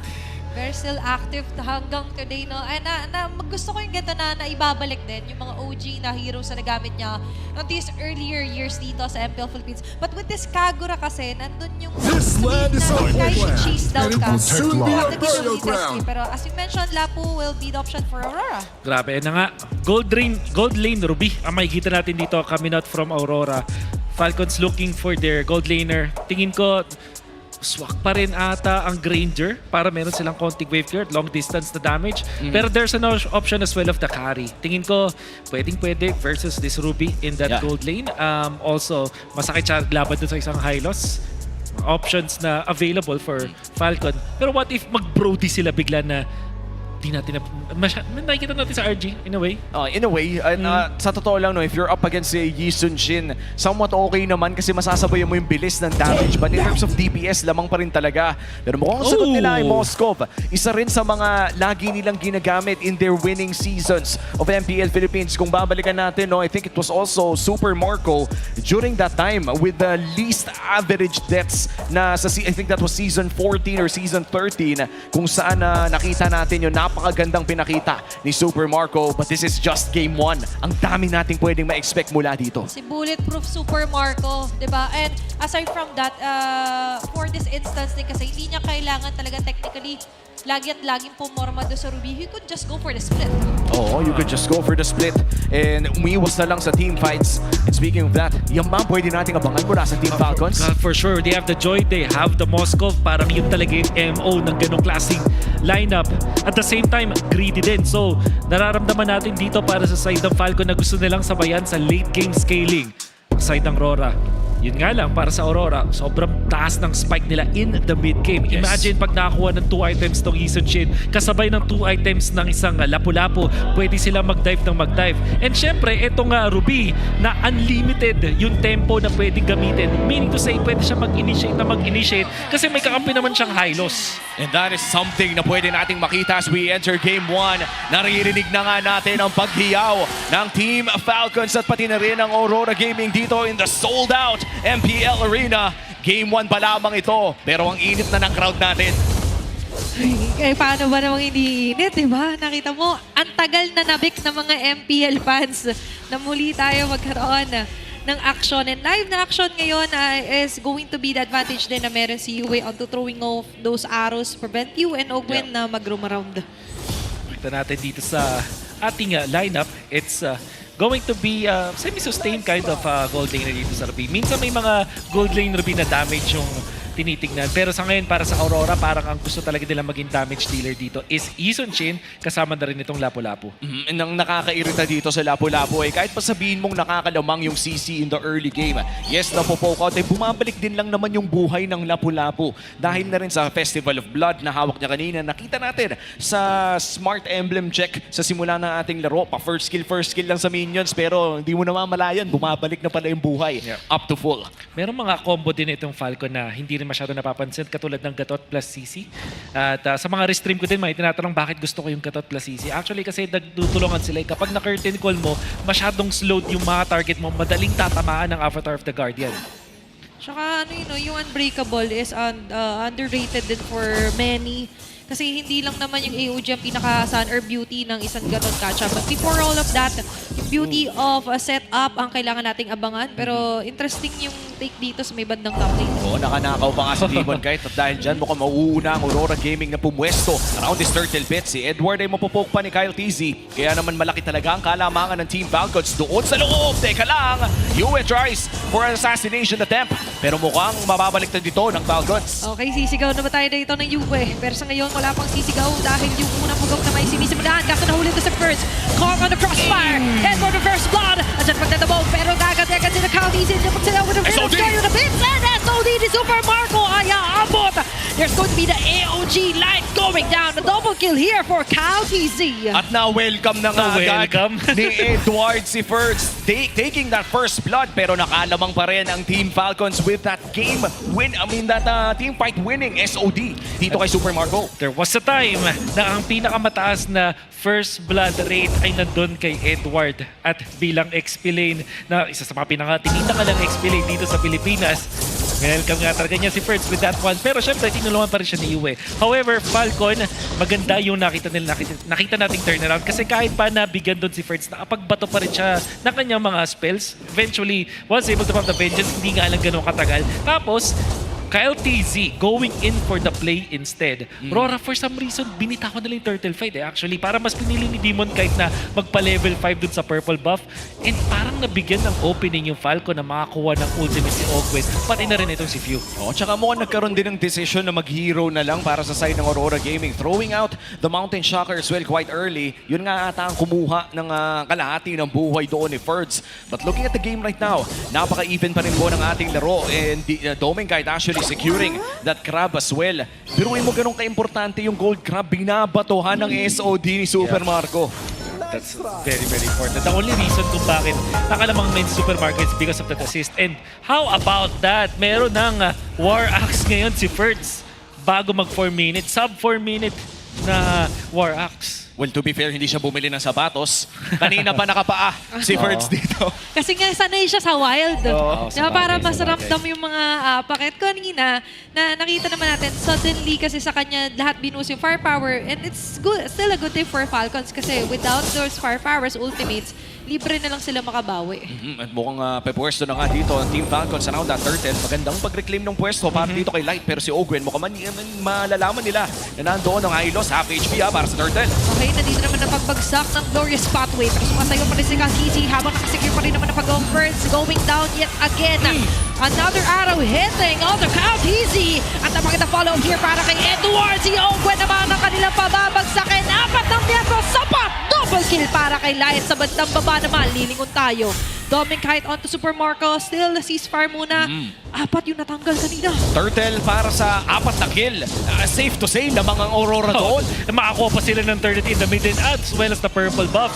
Ito yung nakakatakot sa Aurora. Kapag nakakuha sila ng second turtle teamfight, talagang tudurugin nila yung jungle ninyo. Talagang makakuha sila ng Torre and papaluboyin yung kanilang advantage now at almost 2,000 gold. And Yue opting to go for this glowing one. Ito yung mga Selena gusto nga kapatid. Hindi yung inuuna yung enchanted talisman. Glowing one agad. Sorry, pero sa ngayon, malaking factor kasi yon. Ayan yung pro tip din sa inyo ni Wolf. But aside from that, malaking factor kasi for Team Falcons is that di ko pa nakikita magandang semi umbrella. Yun yung overturn na combo. Pero grabe yung chase down dito kay Caldizi. Nilatagan pa ka ng red carpet.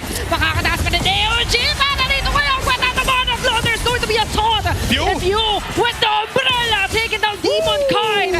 Edward gaganti naman. It's going to be a killing spree. First right run away. Nandiyan yung Abyssal Trap. Sinalubo. Pinakain ng mga espada ni Edward. Ang daming nangyari doon pero 1-for-1 lang ang ating palitan. Nag-superstar trigger. Ata lahat ng tao doon. Ang ganda naman nung pinakita doon ni Kyle TZ. Unfortunately para kay Edward, parang hindi niya napop yung kanyang flicker mula doon sa Bravest Fighter. Para sana comboin doon si Kyle TZ at tinry nilang i-chase.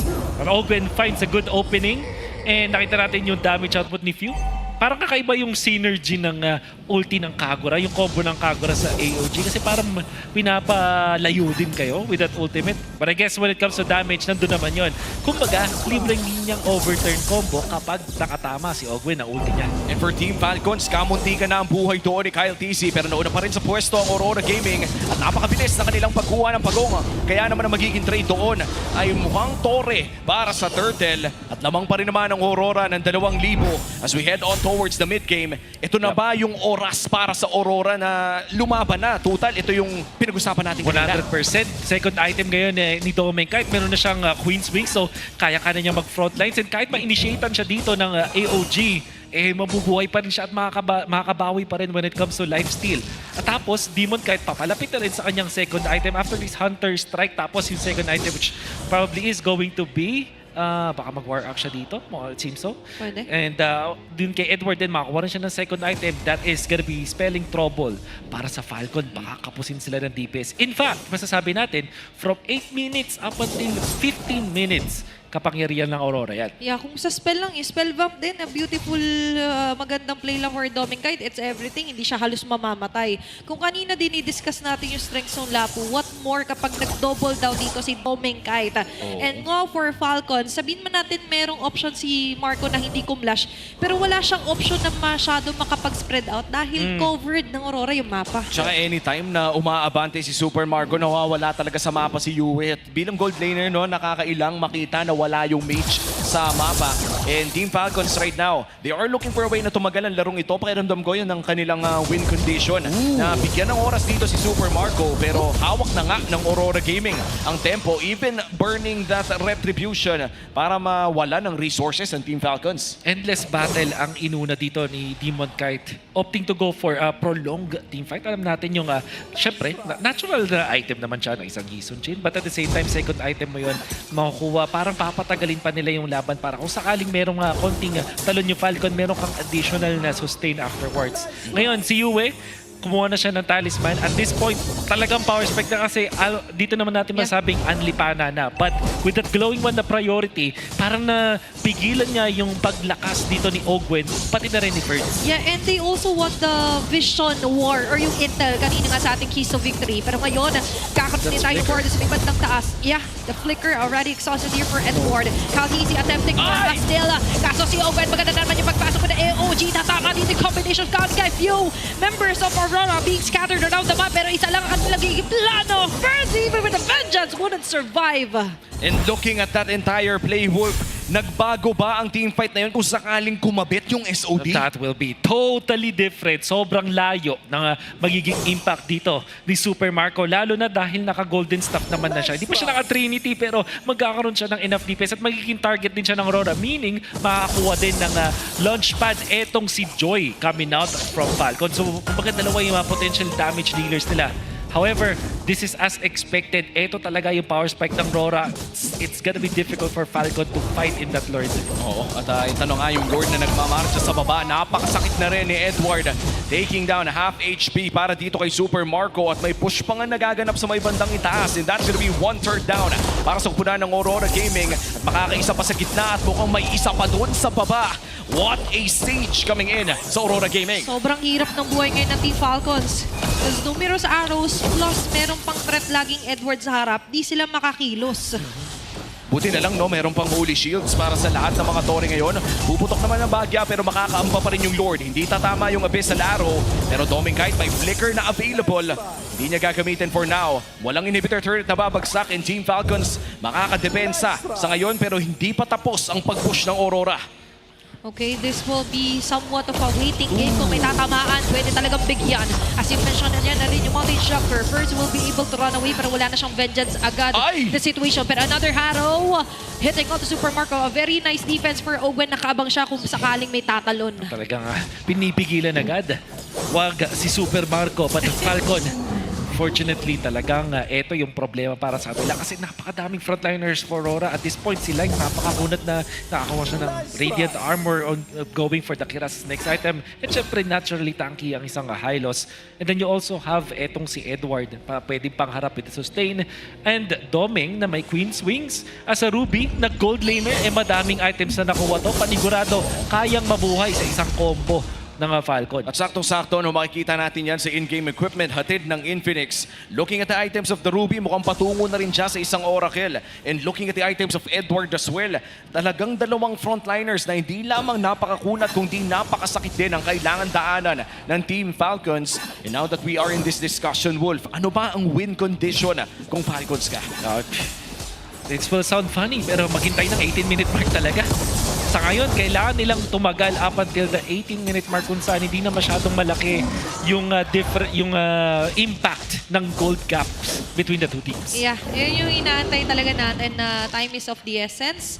Pero as long as you can hold on some of condition para sa Team Falcons, kasi nga at the end of the day, kapag ka nakapag-farm naman si Super Marco at nakahabol, kahit papano pwede makabawi ang Team Falcons. Tumatama yung magagandang AOG for Ogwen, but what's missing is their damage pabalik. May gap pa talaga. Oo, hinihintay natin yung mga prolonged team fights kung saan makakalamang dapat sila Ferds at pati na rin sila Super Marco. But speaking of prolonged team fights, yung sustain din kasi ng Aurora Gaming yung nagiging hadlang talaga para tumagal yung mga team fights na yun at lamang pa nga dapat tumagal ang Aurora. Pero mukhang magko-contest ng Lord dito, Team Falcons. Okay, sa agad mahahatak si Ferds sa mapupuruan in an instant.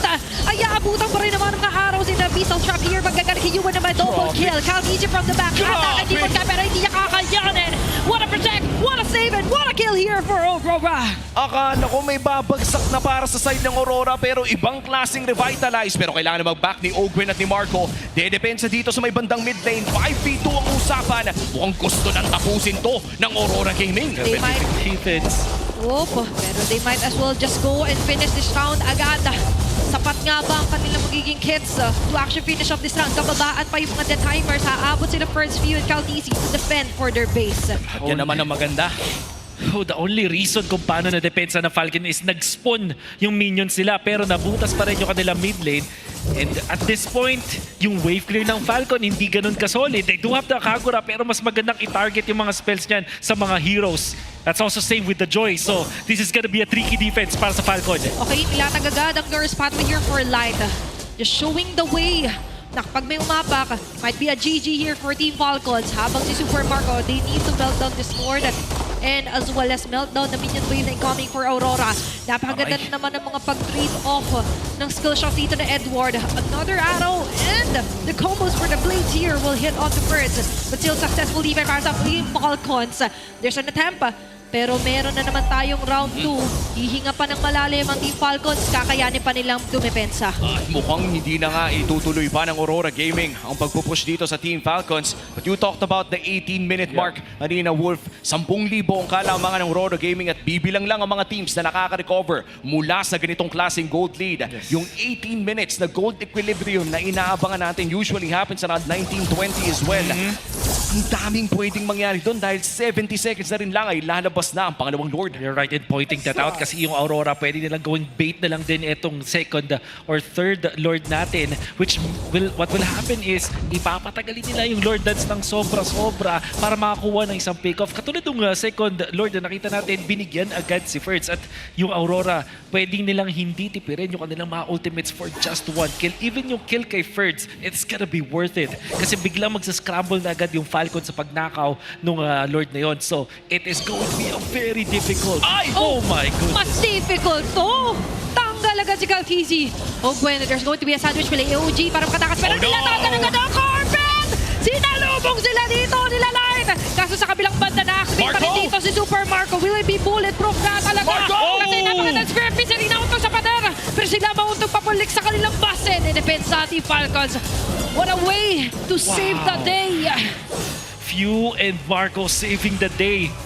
Ganda sana nung counter-up doon ng Aurora pero nakuha sila ni Few with that yun yang overturn that prolonged that team fight. And then eventually, Super Marco buying enough time para sa Falcons outplaying Rora. Hindi nga nag-purify sa moment na yun. Cold-blooded killer talaga.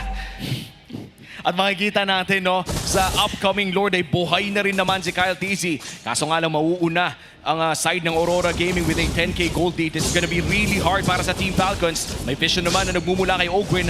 Aabot na rin ata yung Joy, pati na rin yung Moskov dito. Bibitawan ng Aurora. Here comes a concealed play. Anong gagawin ng Team Falcons? Nahanap si Super Marco down to FAP. Caldeezy! Okay, Caldeezy on the way. Kaso maatak siya na dito. Oh my God! Di man kaya pa na kill. Habang sa pinakalikod naman makakabot pa rin si Ferds. Andiyan yung mga yo-yo blitz. No way! And even the vengeance activated! Eliminating 3 members. The Kite Brothers plus UM falling down. Oh my goodness, Caldeezy with a heads-up play. And by the way, para dito sa Falcons, naramdaman nila na hindi pwedeng tumagal yung laban. Kailangan sila na mauna dun sa team fight at nakahanap sila ng good targets. Even Demon Knight getting gunned down. Super Marco on the play! Oh, isa ka na pupunta! Diyan ka lang! Ayaw na ngayon palapitin sila Light. Edward being kept out of the grounds of the Lord. And Team Falcons finally securing their Lord for this game. Sabi natin kanina, bibilang lang ang mga teams na nakaka-comeback mula sa 10K gold lead. Pero mukhang magbabago ang usapan na yun. 3-point-K na lang ang gold lead ng side ng Aurora Gaming after that miracle defense to a miracle team fight. Ito na ang push ng Team Falcons. Dedepensa ngayon ng Aurora Gaming. Makita natin mula din kay Ferd. Starting this game 0-4-3 bago dun sa third Lord na yun. Sabay nakakuha ng dalawang importanteng kills in a most important Lord fight. Sa game na to, Falcons now leading when it comes to momentum. Lugi pa rin sila when it comes to the map control dahil dun sa kanilang mga inhibitor turrets. But we know that their late game, with the Joy, with the Moskov, magandang scaling ng mga members dito ng Falcons. And they could play it safe here.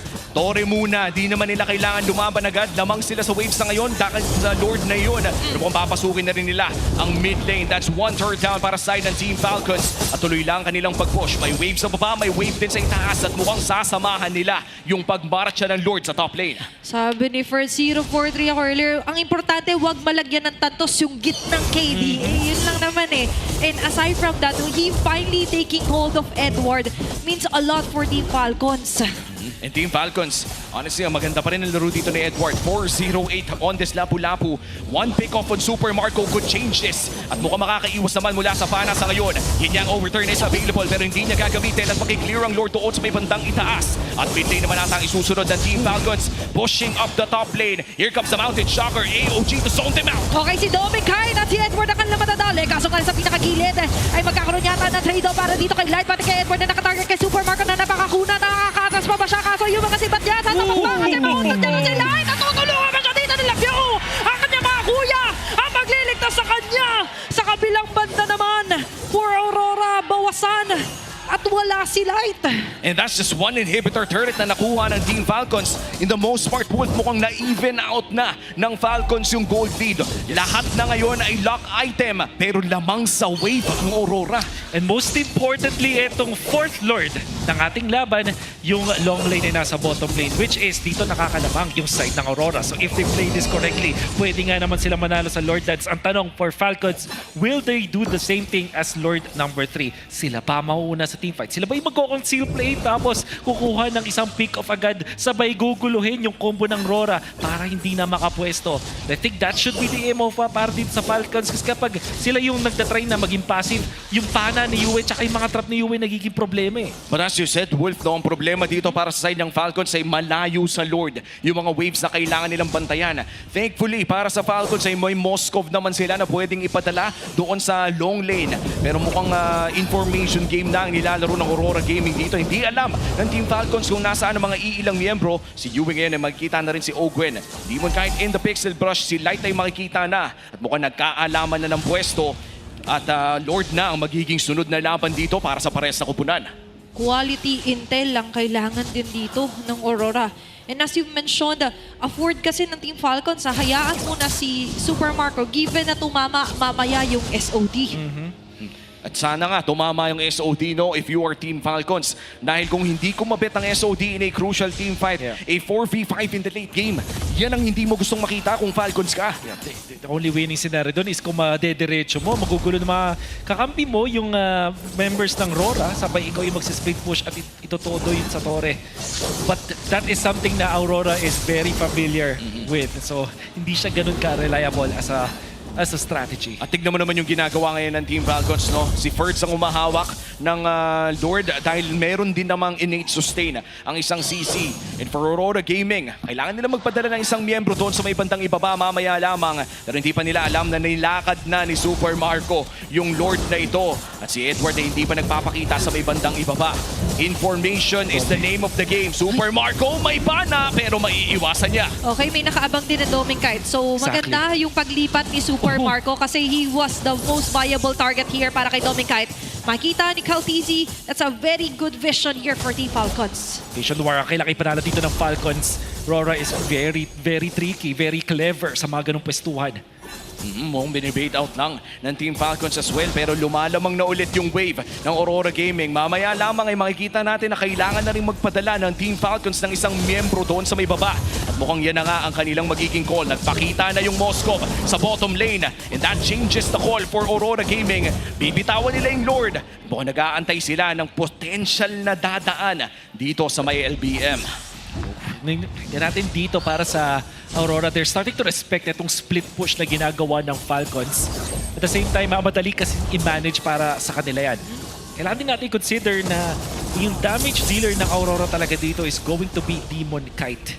Mamaya, etong si Toming para more on the sustain and more on initiation na lang. And that's also true with Edward. Wala na rin siyang one-hit potential, especially pag nagsimula na magkaroon ng Winter Crown, na magkaroon ng Immortality itong mga members ng Falcons. Yung bentahe kasi ng isang lapu-lapu, isang mabilis ang pagbigay. And most importantly, ang hirap talagang hawakan ni Super Marco. Yeah. Hindi nila alam kung nasaan ang gold laner. And this is it, paikot-ikot lang ang mangyayari sa larong ito hanggat either may matamaan ng napaka-crucial na bana o may mamali na pwesto. Overall, pwede nang mag-rinse and repeat ang parehas na kupunan dito for this Lord. Bawal kang mapuwing dito. Bawal kang biglang pulikatin. Pero para sa Aurora kasi, napakahirap din, as you mentioned nga na i-eye out si Super Marco. Plus, lagi din kasing may threat na mayroong nakaabang na KLTZ na by the way, great job onto catching up Yue, yung head-on collision niya. And as I mentioned, gano'n na gano'n yung pwedeng ang gawin nilang option for Team Falcons. And Light, nakita man niya ang Joy. Hindi niya pwedeng batuhan ng Glorious Pathway yon. At mukhang ang Lord ay hahawakan na naman ng Team Falcons. Medyo pantay pa naman yung wave. May oras ng Team Falcons dito. Pero mukhang hindi na naman tatama ang Abyssal Arrow. Napakagandang pwesto para dito kay View. Looking for Yue. Looking for that Abyssal Arrow as well. Pero mukhang yung Lord ay all-in na. Teka lang, reset muna tayo ulit. Oh, kapit lang kayo na mahigpit sa inyong mga chairs. Ay, upuan. At 23 minutes and 40 seconds officially, even na tayo. Lock-item na lahat. Okay, first, sa pinakalikod na niya, Benja's Bell. Demon Kite is down in an instant. Live, mabibinitrag nila kanya na Metal. Kahit na naglamay siya na Corbin para sila pa. Ang winelcome dito ng Team Falcons, Edward and View. Nagpakalitan, pero meron pa na mga immortality doon. And a shutdown, double kill here for KLTZ. A wipeout laban sa Aurora. At mukhang mas malakas niya ang comeback sa setback dahil tatapusin na ng Falcons to. And Team Falcons, soaring high, taking the first game win laban sa Aurora. Falcons gamble dun sa late game composition. Joy, Moscow, CC, napakahirap i-pull up yan. Sabay, yung kanilang mid lane is Kagura na ganoon din, item dependent din. Nag-struggle sila for 16 minutes up until that point na nakahan sila ng conceal play for that comeback. Talk about resilience. 10K gold lead. Mare, 10,000 ang nakalamangan ng Aurora Gaming. And with that rookie debut game for Ferds, what a showing. Granted, no, naging maganda din ang laro ni Edward doon. His only death was that death in the last team fight. But Ferds, even if naging pangit ang simula, 0-4 I think, or medyo 1-4. 0-4-3. 0-4-3. Nakabawi at naka-comeback. And as you said, resilience is the key word para sa Team Falcons. It's all about the process and as well as yung magiging ending call dito para sa Team Falcons. What a great way to actually extend the round na sabi nga natin, rare sa mga teams sa makabawi sa 10K goal deficit. And just to remind you, Few, season number 16, para sa kanya, parang siya na yung MPL mismo, di ba? Pero nakita nyo pa rin yung game-saving na ultimate niya doon sa base with that yin-yang overturn. Ang hirap isipin kung sinong MVP sa game na to. Well, malalaman na rin naman natin, walang iba kundi the bulletproof Marco. Siya ang ating MVP para sa game number 1. Cold-blooded killer para dito sa larong ito. Hindi nagpapap ng Fury kung hindi kailangan at hindi rin namatay. Walang bulletproof kung hindi si Super Marco. Ang nakakatakot din dito sa player na to, parang kung ikaw ay fan ng Bren East, ng Falcons, na matagal na nag-observe dito, alam mo yung kakabahan kasi tatamaan na siya ng pana, tapos tsaka lang siya magdadash. Usually kapag napato na yung pana, magdadash out ka na, pero hindi, siya talagang minamaximize niya.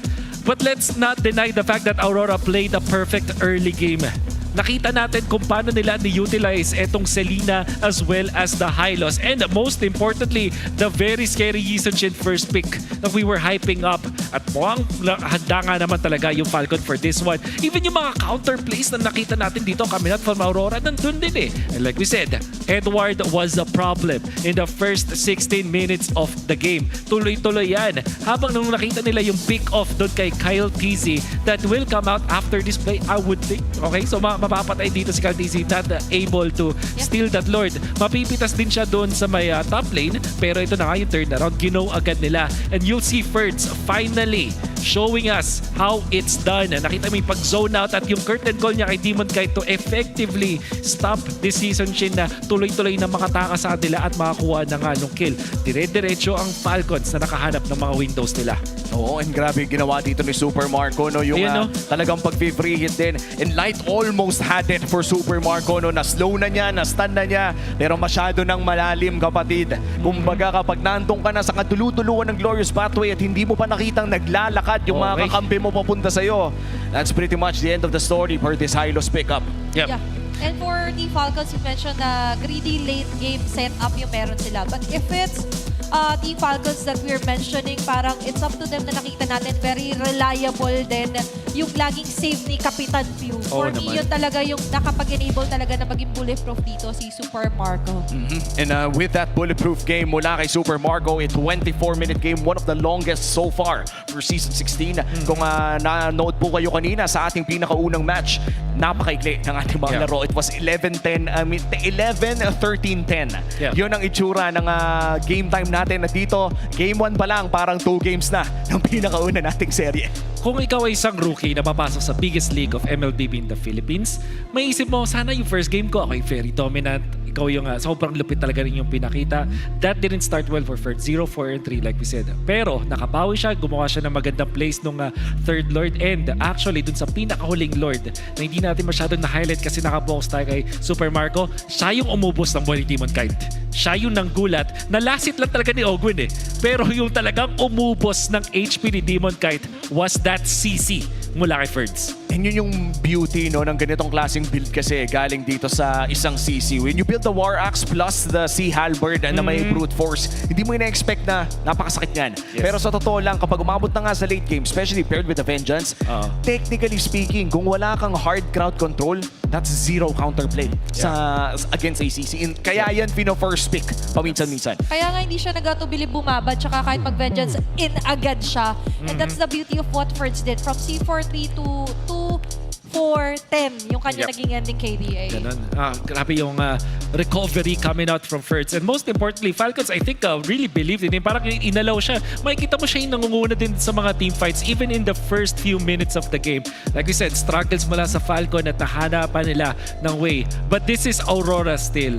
At alam natin na matindi rin talaga ang team na to. They're not that kind of team na madaling 2-0, so we'll see how they come back. But now we have to celebrate ang ating rich guy na finally napunta na sa gold laner. Oo, ayan na nga, Super Marco or BPI Rich Guy. And of course, to acknowledge as well yung naging napakagandang early game ng Aurora Gaming, si Yue ang the carry ng game number 1. But of course, our BPI Rich Guy, Super Marco, ang siyang naghatid ng pagkapanalo para dito sa side ng Team Falcons in game number 1. Tandaan natin, hindi lamang BPI Rich Guy si Super Marco in game 1, kundi ang ating MVP na rin. Napakagandang performance on this Moscow at pwede natin ma-expect in game number 2 na mas mataas na yung pressure at respeto na ibibigay dito kay Super Marco mula sa Aurora Gaming. And we have to really respect the Moscow, panigurado. At nakita naman natin kung paano siya in-execute. But at the same time, hindi rin natin pwedeng sabihin na mali yung mga ginawa doon ng side ng Aurora. It's just that they weren't able to end the game. Yun nga, nanggigil sila sa pag-dive. Hindi nila natapos afterwards. Even yung push na nakakuha sila ng 3 kills. Tapos, ang magde-depends na lang was the Moscow as well as the Gatot Kacha.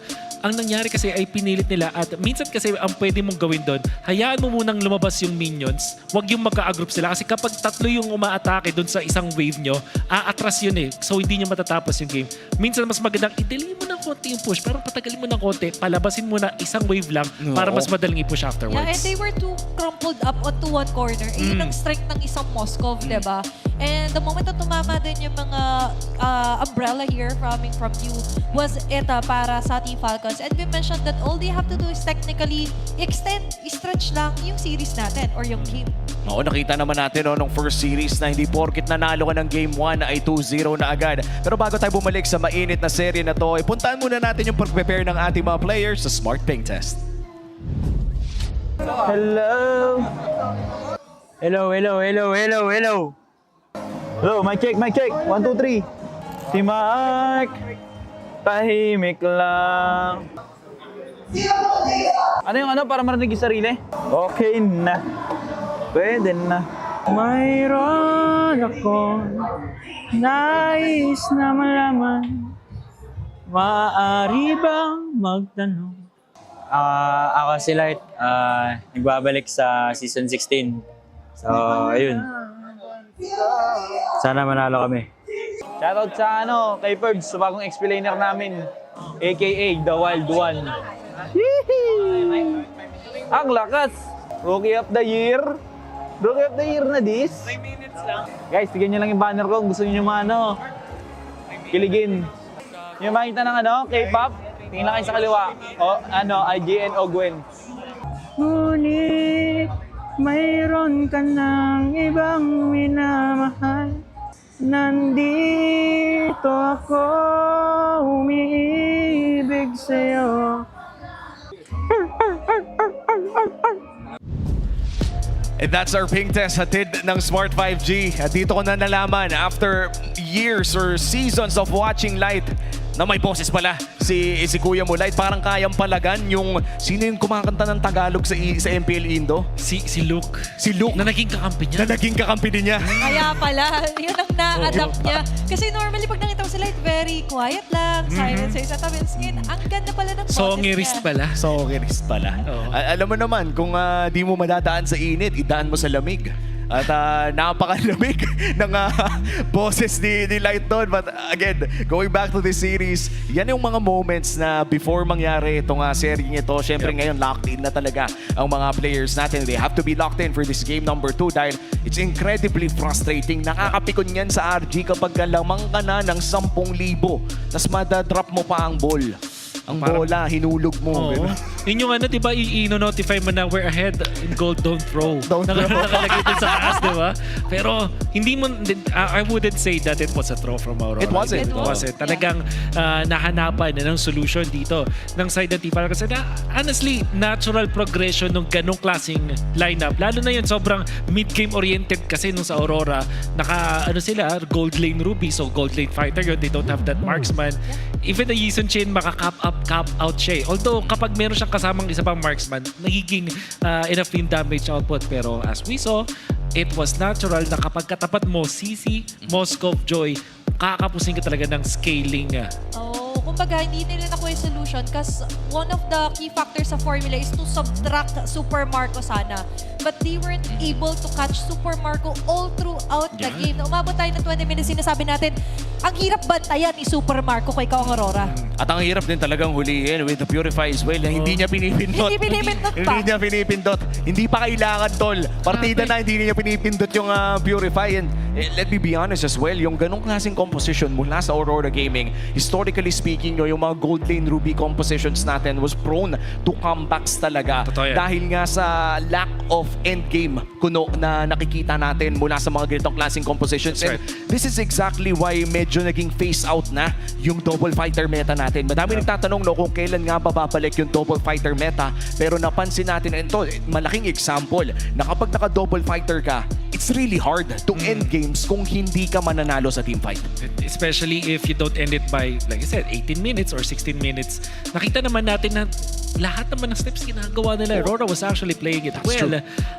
Nalugi lang din sila dun sa dulo. And I guess makikita natin na nanlamig kahit papaano yung mga arrows dun sa late game. Kasi nung mga early to the mid game, mainit talaga yung mga pana doon ni Yue. Yung mga initiations na coming out from light and Yue kapag na-combo nila together, nandun eh. But in the end, yun nga, naubusan sila. And actually, yung nature kasi din naman ng isang Lapu-Lapu plus the Yisun-Shin, gusto sana nila mag-eliminate ng dire-diretso ng mga heroes na mabilis din talaga. When it comes to those sustained team fights, eventually, kakapusin ka ng firepower. Let's say, nag-winter crown na nga or immortality yung kalaban mo, dun ka na mauubusan. Maganda sana kung nakakahuli sila paulit-ulit with Domeng Kite. Kaso, hindi ganun kadaling hulihin ng mga members ng Falcons. You mentioned yung combo nga ng Lapu Yisun-Shin, but without the Lapu, dahil napipilitan ngang mag-def si Edward, hindi na siya combo technically. So nagkaroon ng deplete or decline yung mga magandang combinations for Aurora. And you mentioned even the Selena kapag super late game na, hindi na siya katulad ng early game na kayang sumolo-solo kill. Yeah, and most importantly, yung wave clear niya talagang kakapusin. Oo. Doon ka makakita na sana meron ako Farsa. Bigyan mo lang kahit konting wave clear man lang mula sa malayo para hindi ko na kailanganing padala pa yung Lapu-Lapu ko doon sa may long lane. At yun naman kasi talaga ang weakness ng isang Selena, no? Yung abyssal arrow mo paired with the abysmal wave clear na meron ka pagpasok ng late game. Yun yung, kumbaga, 50-50 ng isang Selena. Dahil kung aabot naman tayo ng early to the mid lamang, panalo na dapat ang Aurora doon. But Team Falcons played that late game spectacularly. Pero kailangan na natin itago muna sa baul kung ano man ang mga nangyari sa game number 1. Dahil this time around, it's gonna be Team Falcons na manggagaling sa blue side. Aurora Gaming naman on the red side. Mukhang dahil red side ka, ikaw na toka mo na magtanggal ng 1-1. Pati na rin ng possibly YSS Lancelot. And we'll see if Falcons ay interesado bang kumuha ng Yisun-Shin themselves o ibibigay ba ulit ito.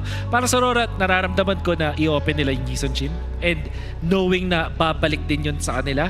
So that might be the case. Baka ang iba nila dito is Kalia. Yeah, and actually kung hindi kasi, that's a very good na first 2 picks if ever yung Jushin din ay pakawalan. Pero hindi na ako umaasa masyado sa isang Jushin na by the way, laging nagkakaroon onto the third prio because I ban. saved my nation from falling apart. Ay hindi na ngayon pakakawalan ng Aurora on the hands of Falcons. Nahirap din kasi. Kahit ba sabihin natin na talo yung YSS kanina, hindi naman kasi yung losing game.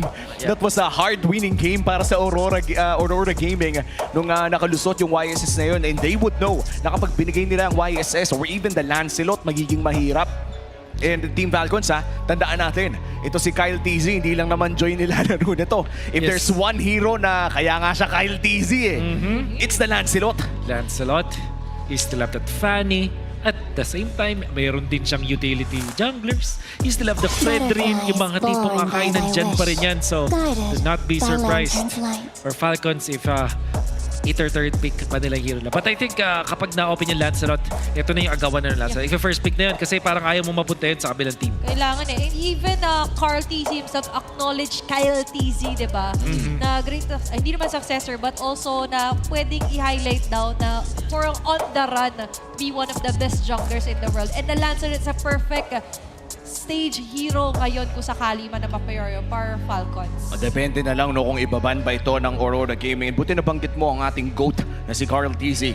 Dahil kung babalikan natin yung mga winning seasons ni Kyle, hindi naman basta-basta na parang kumbaga parang binigay lang ni Carl TZ. No, talagang na-earn ni Kyle TZ yung respeto ng GOAT during the winning seasons of Team Falcons. And now with the first pick, ano bang mga options na pwede nating makita dito? Sisi nga eh. Ayun, Sisi nga ulit. Para sa Falcons, alam natin wala masyadong counter eh. So this time for Aurora, there is a chance na kunan na nila yung Farsa kasi may Selena. So Selena pa rin yung unahin nila dito. And then, might be Fredrin. O kaya Phoebus. Kaso may Sisi. Gumana naman technically, hindi nga kasi siya losing game. And for me, polishing off sa gold laner na lang. What if Moskov yung kanilang unahin doon? Huwag na lang hayaang mapunta pa dito sa Falcons. So, Moskov Farsa or Moskov Selena potentially para sa RORA. Oh, they're gonna go for the Selena pa rin para dito sa game number 2. Pero Kalea na kanilang ibibigay kay Light. I like this. Oh, for 2 reasons. Number 1, yung Hylos kasi very passive yan eh. Kumbaga aggressive siya na kita mong para-parating. Pero ito, yung second point, minsan hindi mo nakikita parating yung Kalea. At dyan magaling si Light. During RSG, his championship run on Season 9, he played the Lolita, he played other setters na talagang nagbigay sa kanya ng signature Light gameplay na hindi mo gets kung bakit siya nandoon. Pero nandun siya at mahahanap ka niya. Yung angulo na siya lang ang makakagawa, tapos hindi mo expect na, posible niya pala akong maabot from this far. And now for Team Falcons naman, maganda naman nag-gatot and joy agad sila. Just so may control, hindi sila mabilis mahuli. How about the Hayabusa dito sa Solar Fanny? What's your command? Ayun na nga, Fanny. Maganda dito. Tapos ibaba nila yung Moskov or pick nila yung Moskov. Maganda naman yung pag-a-apwesto nila dito ng Fanny pick kasi dalawang options sila. Magbabad sila ng Moskov dun sa 4th and 5th ba nila o kaya i-4th pick nila. Let's see if it should be the Moskov. At marami siyang tatanggalin ni Coach Master the Basics. Something na mukhang ayaw talaga niya makita kay Few. And looking back sa history ni Few, no? Siya din yung mga kahit hindi meta si Paramis. Yung during those times ay nilalaro niya yung Paramis. And it worked out para sa Team Falcons. Pero mukhang gold lane na ang punteriya ng Team Falcons. Tatanggalin nila ang Harith at mukhang magdo-double down sa mga hero si Doming Kite. I wonder if open ang RORA na mag-ban ng isang Valentina dito kasi parang maganda rin siya na pang sagot dito sa mga heroes ng Aurora. Also, although hindi ganun kalakas versus the Selena, it's decent. Yung kanina binan nila actually was Kimi. Oh, hindi ko nakita yung nakita mo. Sorry, may nagpakita kasi ng picture ko nung sobrang chikiting pa ako, pare. Ay, wow. Oo. Good. Iras mo rin ba yan? Iras kayo para hindi. Ano pa ako na nang nilalaro ko pa nun yung lato-lato. Lato-lato era mo na. Lato-lato era ko pa yun, pare ko. And with that, Valentina banned out here for the side of Aurora Gaming and Team Falcons. Gold din pa rin kaya kanilang tatanggalin. Probably yung Moskov para di na ganun kalaki problema pa. Or even the carry para kay Doming Kite. Pero kasi yung Moskov parang ano siya Doming master of Moskov itong si Doming Parang no? Doming coded. Doming coded so parang mapapadrawing instead it's the lapu-lapu. Ang willing silang ibigay yung Moskov as long as hindi na mahawakan ni Edward yung lapu na by the way nga yung only death niya nung pinaka-last na. And with that, ayaw na nilang bigyan ng very hard na counter yung CC kasi yan nga yung pinaka-prayo nila. And they will work around with what they have. And for that, no, yung lapu-lapu pick sana na maganda against CC. Moskov na muna ang kanilang kukunin. And as you guys said, Doming coded ito, no? Kumbaga kung malakas si Super Marco, Moskov ay kaya itong sabayan ng Moskov din dito ni Doming Kite. And for Marco, ano kayong matchup ang maganda dito? Bruno or Brody na lang naisip. Labas mo na yung Brody, pare. Labas mo na yung Brody. Signature skin, pare. Yun na yun Yun na yun Gusto ko na makita yung Brody ni Marco. And apart from that, what is di rin maganda yung Kimi. Is Vex even good? Baka mapaganon pa dito si Few. Or bumalik sa Kagura. But actually, parang maganda nga yung Kagura. Pero at the same time, baka magana na lang sila dito. Kumanap ng wave clear na lang din. Vex, Novaria. Kasi may fan. But yeah, Novaria could be good. Or even the Eve or the Farsa, no? Pero Farsa. Ayun, bro. Sayang. Ibang BR, Ibang BR ang nila. Ano pa naman yan, Marco? Hindi na natin na... Bakit ba ganun? Kapag nananalo sila ng M-Series, hindi nila ginagamit yung mga... Pre! Oo. Wala talaga Isang beses ko lang ata nakita na nagamit. Hindi, ganun naman pag may collection tayo kahit sa bahay. Sa bagay, no? Naka-display na. Naka-display, ingatan mo nga naman. So maganda nga. Oh, this is difficult para kay Edward. Although the glue might work dun sa ibang mga heroes dito ng Falcon, laging nandun yung CC problem. Kaya tignan mo, makikita natin visually si Edward napapaisip din talaga kung ano yung magandang hero na pwedeng supplement dito. Can just go for the Edith actually. Oh, wow. Kaya pala napabigat pa siya, sabi Nag-stretching siya para itong pinakamahirap na XP laner na gamitin eh. Imaginein mo, Season 7, Benedetta May, naglalapot, nag-aarlot din. Daming pinipindot ng mga hero na yun, pero mas madaming pinipindot kapag Uranus ka. Papakita ko sa iyo yung combo Wolf. Second, 1, 1, 1, 1, 1, hanggang mamatay yung kalaban. Hirap Pero, yun. Ano Hirap yan? yun. Battle of stamina and endurance. Yung AOE skill na hindi mo kailangan itutok. Tama, wala. Isa lang ang kailangan mong tutukin. Literal, isang L at isang dash yun. Yo, dash mo pa yun. Meron kang libreng Fury. May libreng Fury. Well, Kaya gusto ko yung Uranus na yan eh. Well, jokes aside, malaki ang pressure para dito sa Aurora Gaming dahil nga napakalaking comeback ang nakita natin mula sa Team Falcons. Ito na ba ang oras na makakita naman tayo ng Game 3 o tatapusin na ba ng Team Falcons ang serye na to? Welcome to Game number 2. Pasok na tayo sa Land of Dawn with that matchup in the XP lane. Again, tapos na yung rookie debut game dito ni Ferds on the CC. Back-to-back CC games. Magtatapatan sila ng Uranus naman ni Edward ngayon. Kamusta ba yung laning ng labanan ng Yura versus CC? That's a very good question kasi para sa akin, lamang yung Yura eh.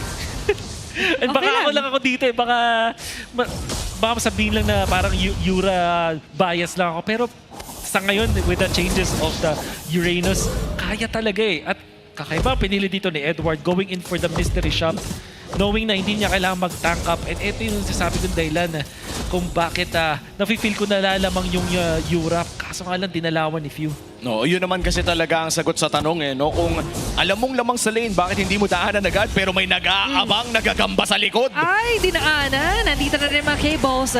Even without Demon Kite, Yue with the first blood. Solo kill on to Few. High IQ play mula dito kay Yue at mukhang iisa pa nga. Nag-iinit na naman ang tarima. Ayaw talaga pakawalan. Welcome na naman. Demon Kite with a kill naman. And early 2 kills for Aurora. Early game is real para dito sa Aurora Gaming. Ngayon na nabisita na si Edward sa lane. Ito na yung long haul para sa Team Falcons na naman. Paano mo papatayin yung Yura mamaya? Yun na. With this one, eventually makakuha na. I wonder kung ano yung gusto niyang first item, pero it just makes sense na kumuha kaagad ng top boots dito. Pag kuha ka dito ng itemization with Uranus, lagi mong isipin, sino ba yung tatarget sa akin? And it's easy to be tempted na mag-Radiant Armor kasi meron kang Farsa tsaka itong Joy. At the same time, kung ikaw talaga yung mismo harap, guguluhin mo si Marco, so baka mag-armor item muna itong si Edward. At ang maganda naman sa tough boots ay talagang tina-target nito yung mga basic attackers. Kumbaga yung mga basic attack lang. And Bruno is one of the most, kung hindi man, pinaka-basic attacker sa lahat ng mga marksman. So hindi na ako magtataka no kung medyo chapsuyin nito ni Edward na baka mag-tough boots siya tapos konting magic defense tapos punta tayo sa eventual blade armor potentially. Yeah, and technically yun naman kasi yung pinaka-essence later on ni Edward to actually dive and bumaba sa harap ni Super Marco na hindi nga nila na-check off sa listahan nila. Kaya doon talaga sila nahirapan for game 1. It will be zoning Uranus. Siyempre, yun naman yung isa sa mga bentahe ng isang Yura talaga. Magbigay ng information sa yung team by being tanky. Talagang haharap.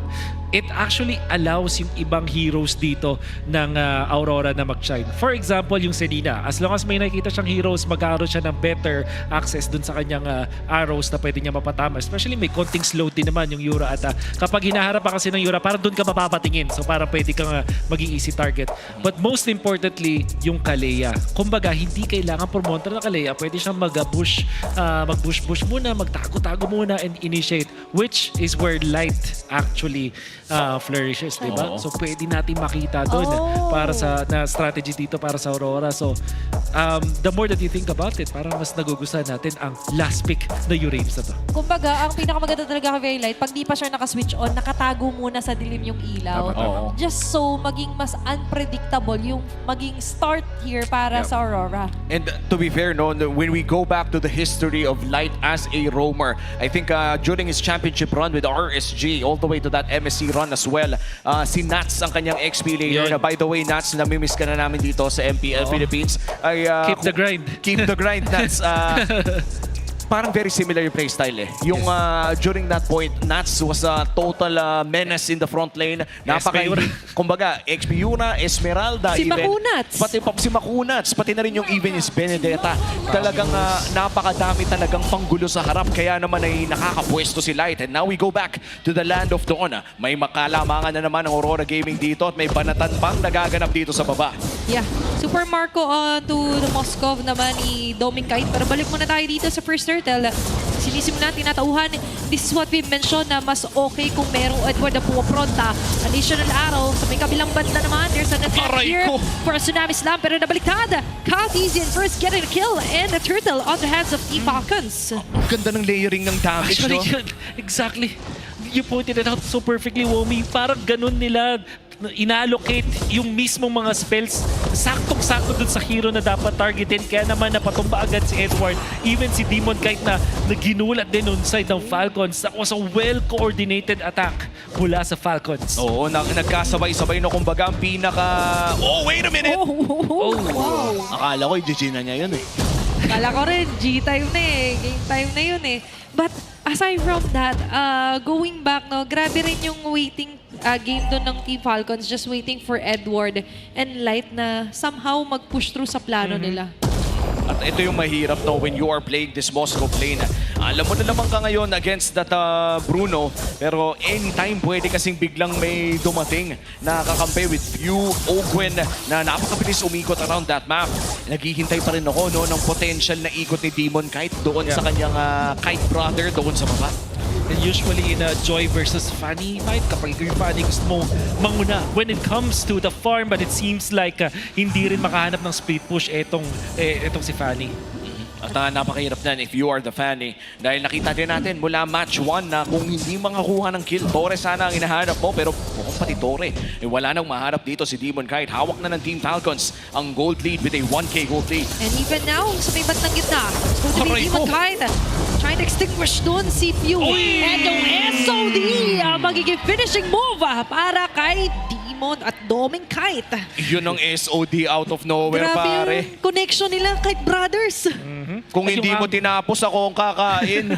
Yung angulo ni Doming Kite hindi ganun kadaling i-predict, parang sobrang off-angle and probably Falcons are not paying that much attention na bonus kill for sure and gold yan na napunta sa gold laner ng RORA. Pero ngayon, sinisimulan natin that this is a hot start for the Turtle. Easy still securing habang si Demon Kite. Si Pew na naman ang pagdidiskitahan sa pagkabilang banda naman. There's going to be a trade-off. It's going to be Light taken down. Arrow here para kay Yue following through onto Ferds. When na-realize na that is someone na hindi kusong maka 1v1. Well, 1-for-1 na naging trade doon pero ang pagungay napunta pa rin sa kamay ng Team Falcons. Kaya naman hawak pa rin nila ang gold lead. A 1K gold lead 5 minutes in. Mapapanood natin sa replay natin ng Infinix. Wolf, ano bang pwede nating mapansin dito? Sa CC and hindi pala yung ibang team fight pala to. Pala yung from the parking lot shot mula kay Doming Kite. Kahit si Stephen Curry, pre, ibang trick shot na yun eh.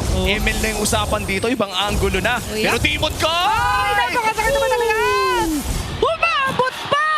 Killing spree for Birds! Pre, pati yung hangin na nakit. Nung hindi niya natapos, sinapak ng hangin si Demon Kite. Wow! What a kill! Para dito kay Birds, 3-1-1. Mukhang nag-iinit na yung yo-yo dito ng Wild One. Like we said, your rookie game. Nakausap ko din yung ibang mga nag-handle din naman dito kay Ferds. The Beagle's finest pala. Etong si Ferds. Masarap daw magluto yung mga taga-Bicol, pare. Pero mukhang iba niluluto dito. 2-4-3, actually 4v3 team fight ito kung matuloy. Pero napa-purify nila agad doon si Few. So might as well be another target yun para sa Aurora. Easy on the other hand. Just pushing off the lanes. And Aurora, confused pa rin. Sino ba ang next target? Honestly, napaisip din ako eh. Sino nga ba ang magiging next target dito? If you're Aurora Gaming, medyo mahirap hanapin. Kung parang si Few lang parati ang sagot lang dyan din ang magiging sagot ko dito. Because they do have that dive. Pwede rin siguro. I think this is the time where they can say na siguro magandang unahin na si Ferds. Nagiging problema na rin siya. Kaso, they will leave themselves vulnerable sa curtain call tapos Gatot Katcha ultimate. Ito nga yung Gatot CC combo na underrated sa mga laban. Tsaka gusto ng CC yun sa kanya lahat yung atensyon. Not knowing na Super Marco, by the way, has been farming flawlessly. Hindi siya na-istorbo. Parehas naman sila ni Doming Kite na hindi masyadong actually sila lang yung nag-a-istorbohan sa isa't isa sa gold league. Kanina pa nagsasakitan. Pero power spike na. Hindi ako nagkakamali dito parang Super Marco. Windtalker plus Asklos. Yan talaga ang inaantay ng Bruno. Pwede na mag-siege ang dire-diretso at bigyan ng mga members ng RORA. Ano ba yun? SOD. Hindi na tama, pero tatamaan doon si Few. As you mentioned, he's going to be the convenience target here. para sa Aurora. Purple ba being over para kay dito kay Burns papasok sa Demon Kite. Sa kabilang banda naman, there's going to be Tsunamis Love. The title strike light falling down. Bumaliktad pa ang pabor para sa Aurora. Falcon getting 2 members down. Light. Meron siyang flicker noong time na yun pero hindi niya ginamit. Masyadong matagal sila naghintay at na-punish pa sila ng Falcons. Bukod sa purple buff natin, invade makakuha sila ng 2 kills and then yung Torre just because of a slight indecision mula dun sa RORA.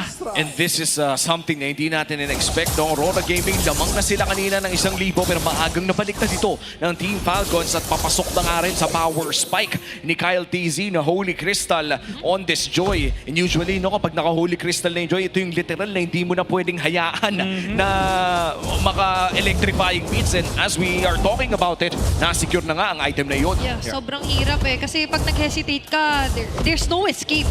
And technically for Aurora, ang hirap tumakas knowing na lagi rin nakaabang si Ogwen onto the front aside from what Ferds is doing. And usually when you're drafting isang Kalea, meron niyang kakombo na burst.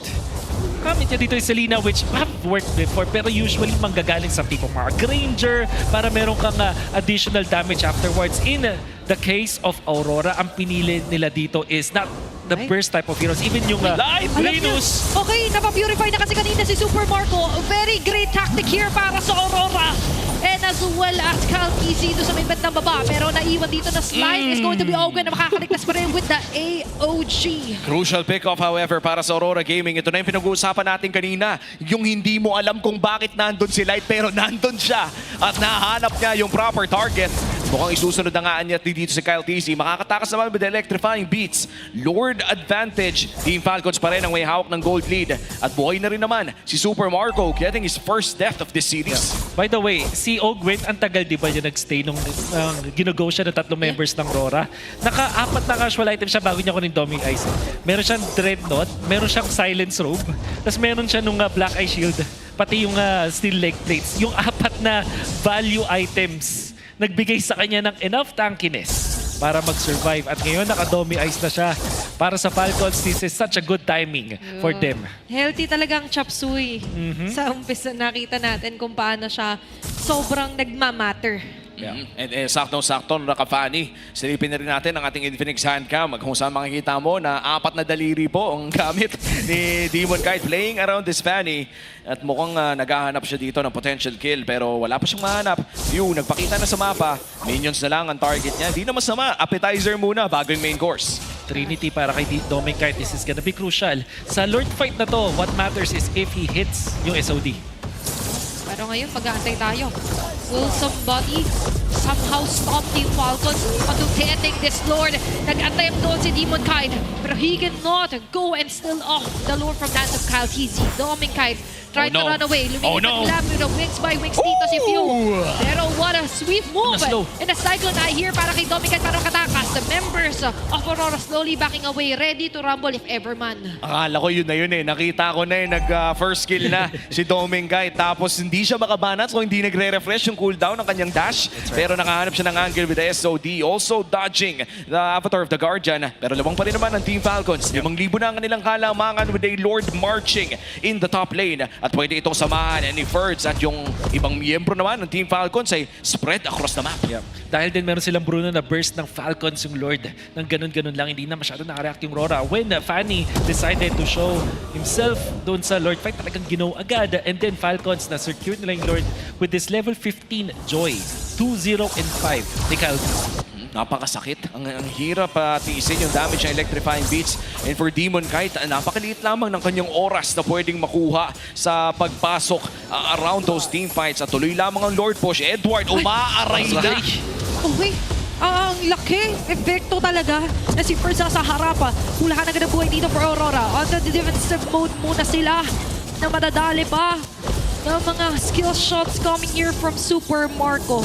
Magiging successful defense sa top lane but still, they're still alive. Hindi pa matatapos ang laban. Ferds, maanghang ang ipinapakita sa ating debut. 2 CC games. Yung una, nag-struggle sa una pero bawing-bawi. And this time, siya na yung most dominant.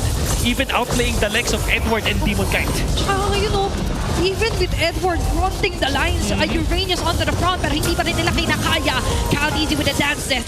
Light wasn't able to take down anyone from Team Falcons. Sama si Demon Kite. Lahat ng blades ginamit na, but still, for Aurora, what a bloody defense laban sa Falcons. Alam mo, we always talk about Super Marco being bulletproof dito sa ating liga. Pero yung mga positioning niya ngayon ito yung tipong nakikipagsayawan siya sa kamatayan Nasa harapan siya ng Fanny. Delayed ang kanyang mga dashes, hihintayin niya yung dash ng Selena. These are things, maliliit na bagay na ma-appreciate mo talaga yung kaalaman niya sa sarili niyang safety bilang gold laner.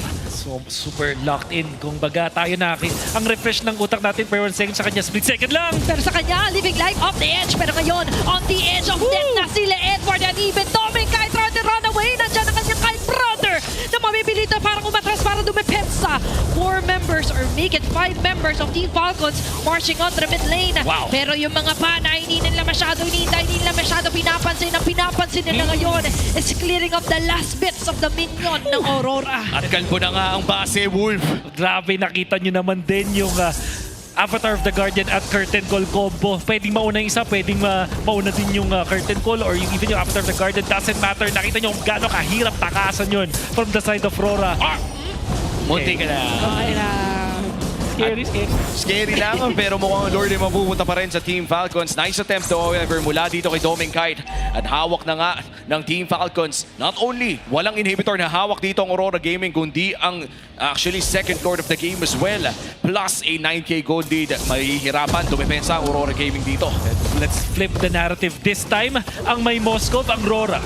So they do have good scaling kung gold to gold ang matchup. Siguro yung tricky lang dito is the Joy which also scales, pero may Fanny naman ang RORA. So sila naman yung kailangan tumagal ng 18 minutes ngayon. Okay, it's up to them to somehow find the window. Pero yung window na yun ay sasaraya yata nila Oven. Kinorner dito sila Edward, hindi ba Doming Kite habang si Caldici kinikip lang doon si US ang pinakabanda nila. Super Marco will fall down. Nakakuha man ng window pero tatapusin at sasarado naman ang Team Falcons sa serye na to. 2-0 for Team Falcons. Malinis na sweep para sa Team Falcons in their debut season with their new XP laner Ferds. What a showing para dito sa dating na World Tour na mukhang magsisimula muna sa local dominance. What a win mula sa Team Falcons. Nagsimula sila ng game number 1 ng delikado.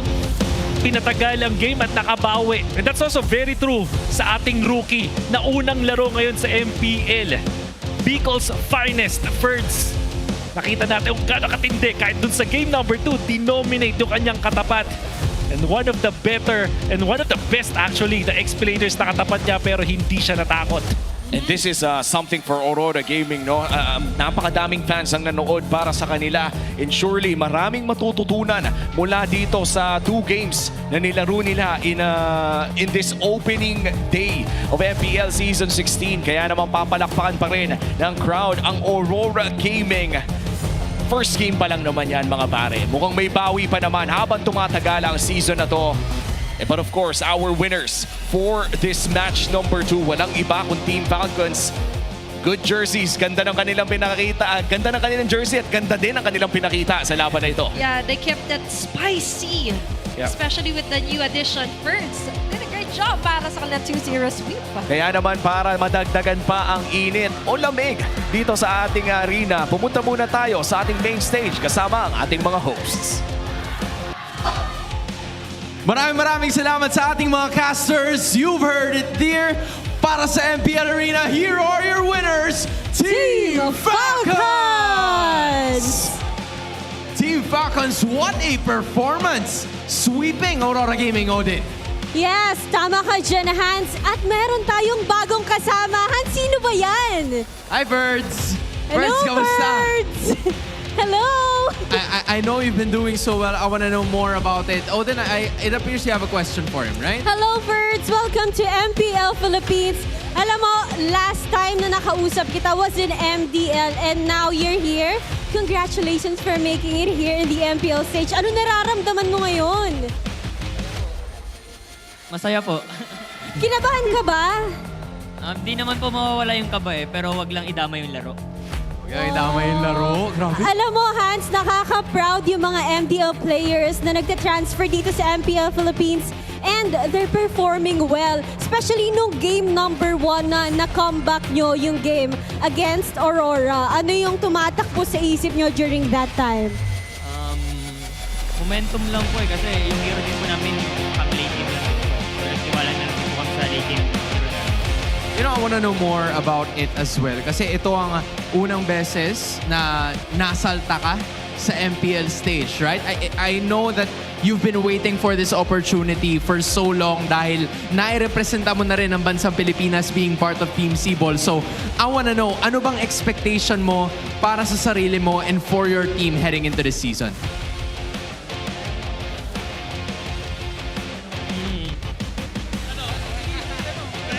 Mapapakita namin yun na yun. I mean, you love to see it, right? Everyone, did you like Fertz's performance?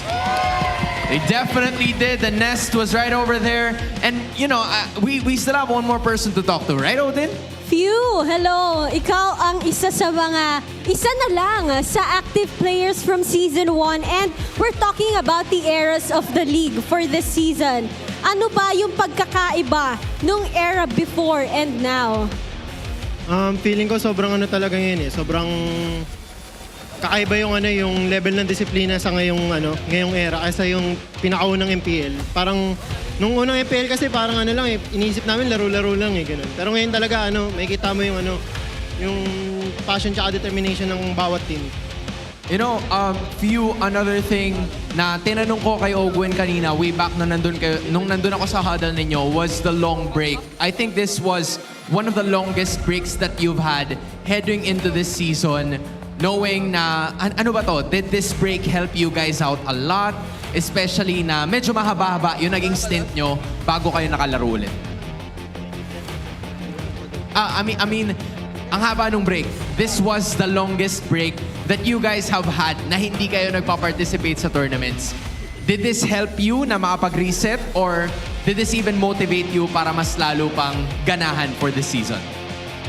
Feeling ko mas gigil talaga kami ngayon lalo na nung napanood namin yung MSC.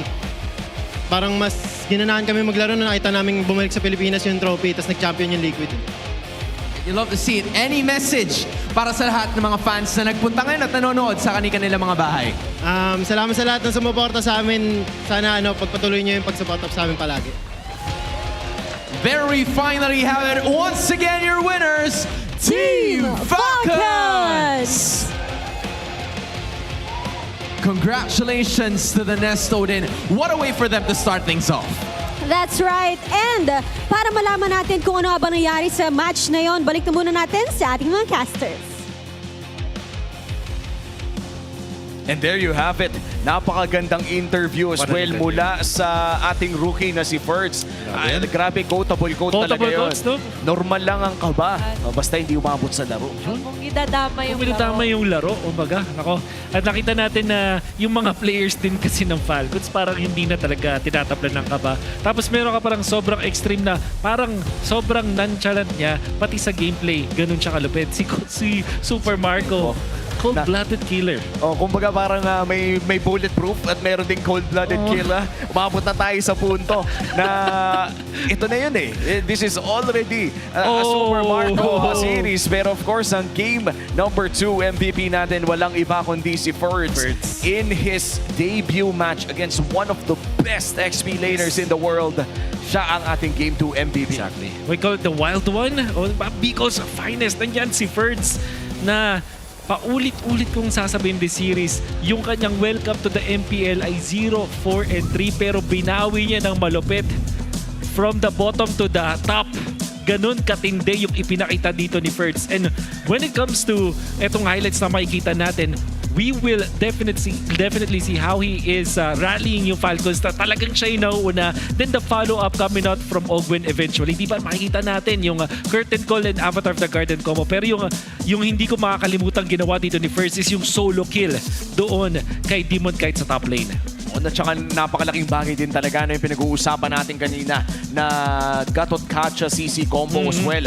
Napakahirap iwasan and unang turtle pa lang atay nakita na natin online yung ganitong klaseng combo and this is something na alam kong in-expect na ng Aurora Gaming pero to a certain degree hindi siguro nila in-expect na ganun kasakit kapag umabot sa 1v1. Yeah, And even Demon Kite was actually surprised na, wait lang, CC yun, tapos funny ako, pero umabot pa rin. And so far, as you mentioned nga, they go hand in hand with the Gatot-Gacha. Kahit ano yung mauna, as long as both of them stays onto the front line, that's what really matters for the Falcons. And now that we're looking at papasok na tayo sa may bandang mid-game, masasabi talaga natin na itong CC na ito, na back-to-back games by the way, ay pasimula pa lamang ito ng mga pwedeng ipakita ni Ferd sa ating liga. Marami pang mga hero na pwedeng i-pick up.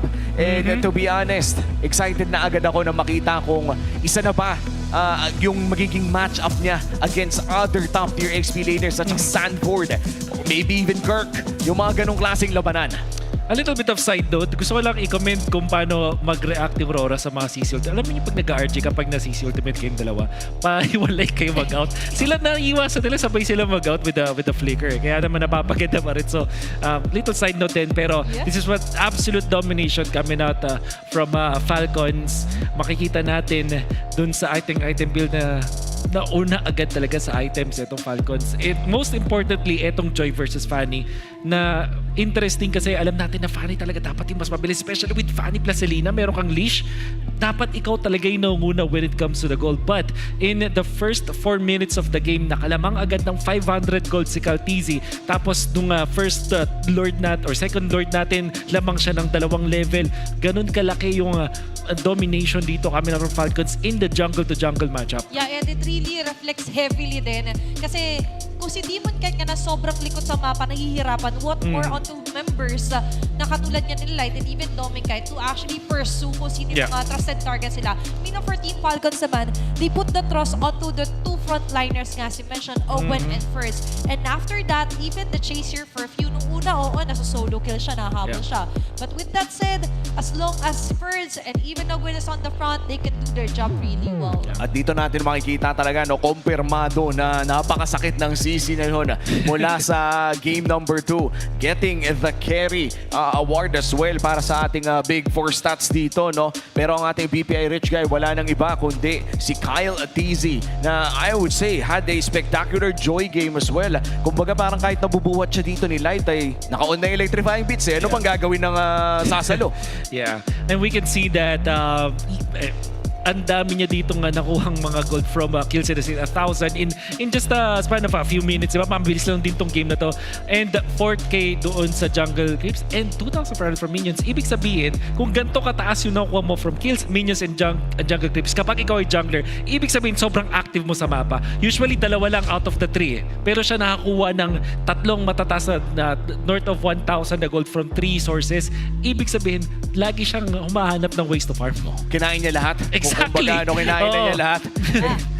At napakalupit talaga ng pinakita ng Team Falcons doon. At napakalupit din na pwede kayong magpakita ng inyong esports skills and passion for gaming by organizing your own local tournaments through eProject Esports for Everyone. Participants in this program will be provided with special access to tournament modes, in-game items, dayas, and more. Visit the MPL PH website for more information on how to apply. Madami nagtatanong niyan kung paano pa sila gagawa ng sarili nilang amateur tournament. At yan na po ang sagot sa inyong tanong. Pumunta lamang sa MPL PH website para humingi ng impormasyon at mag-apply. At some point in time, di natin alam, baka yung mga maliliit na mga organizations dyan na gumagawa ng sariling tournaments, eventually makakatrabaho din natin balang araw dito sa MPL. But other than that, tapos na ang pinakaunang araw ng MPL. Favorite moment before we wrap things up? Ako yung nag-game 3 yung first series natin.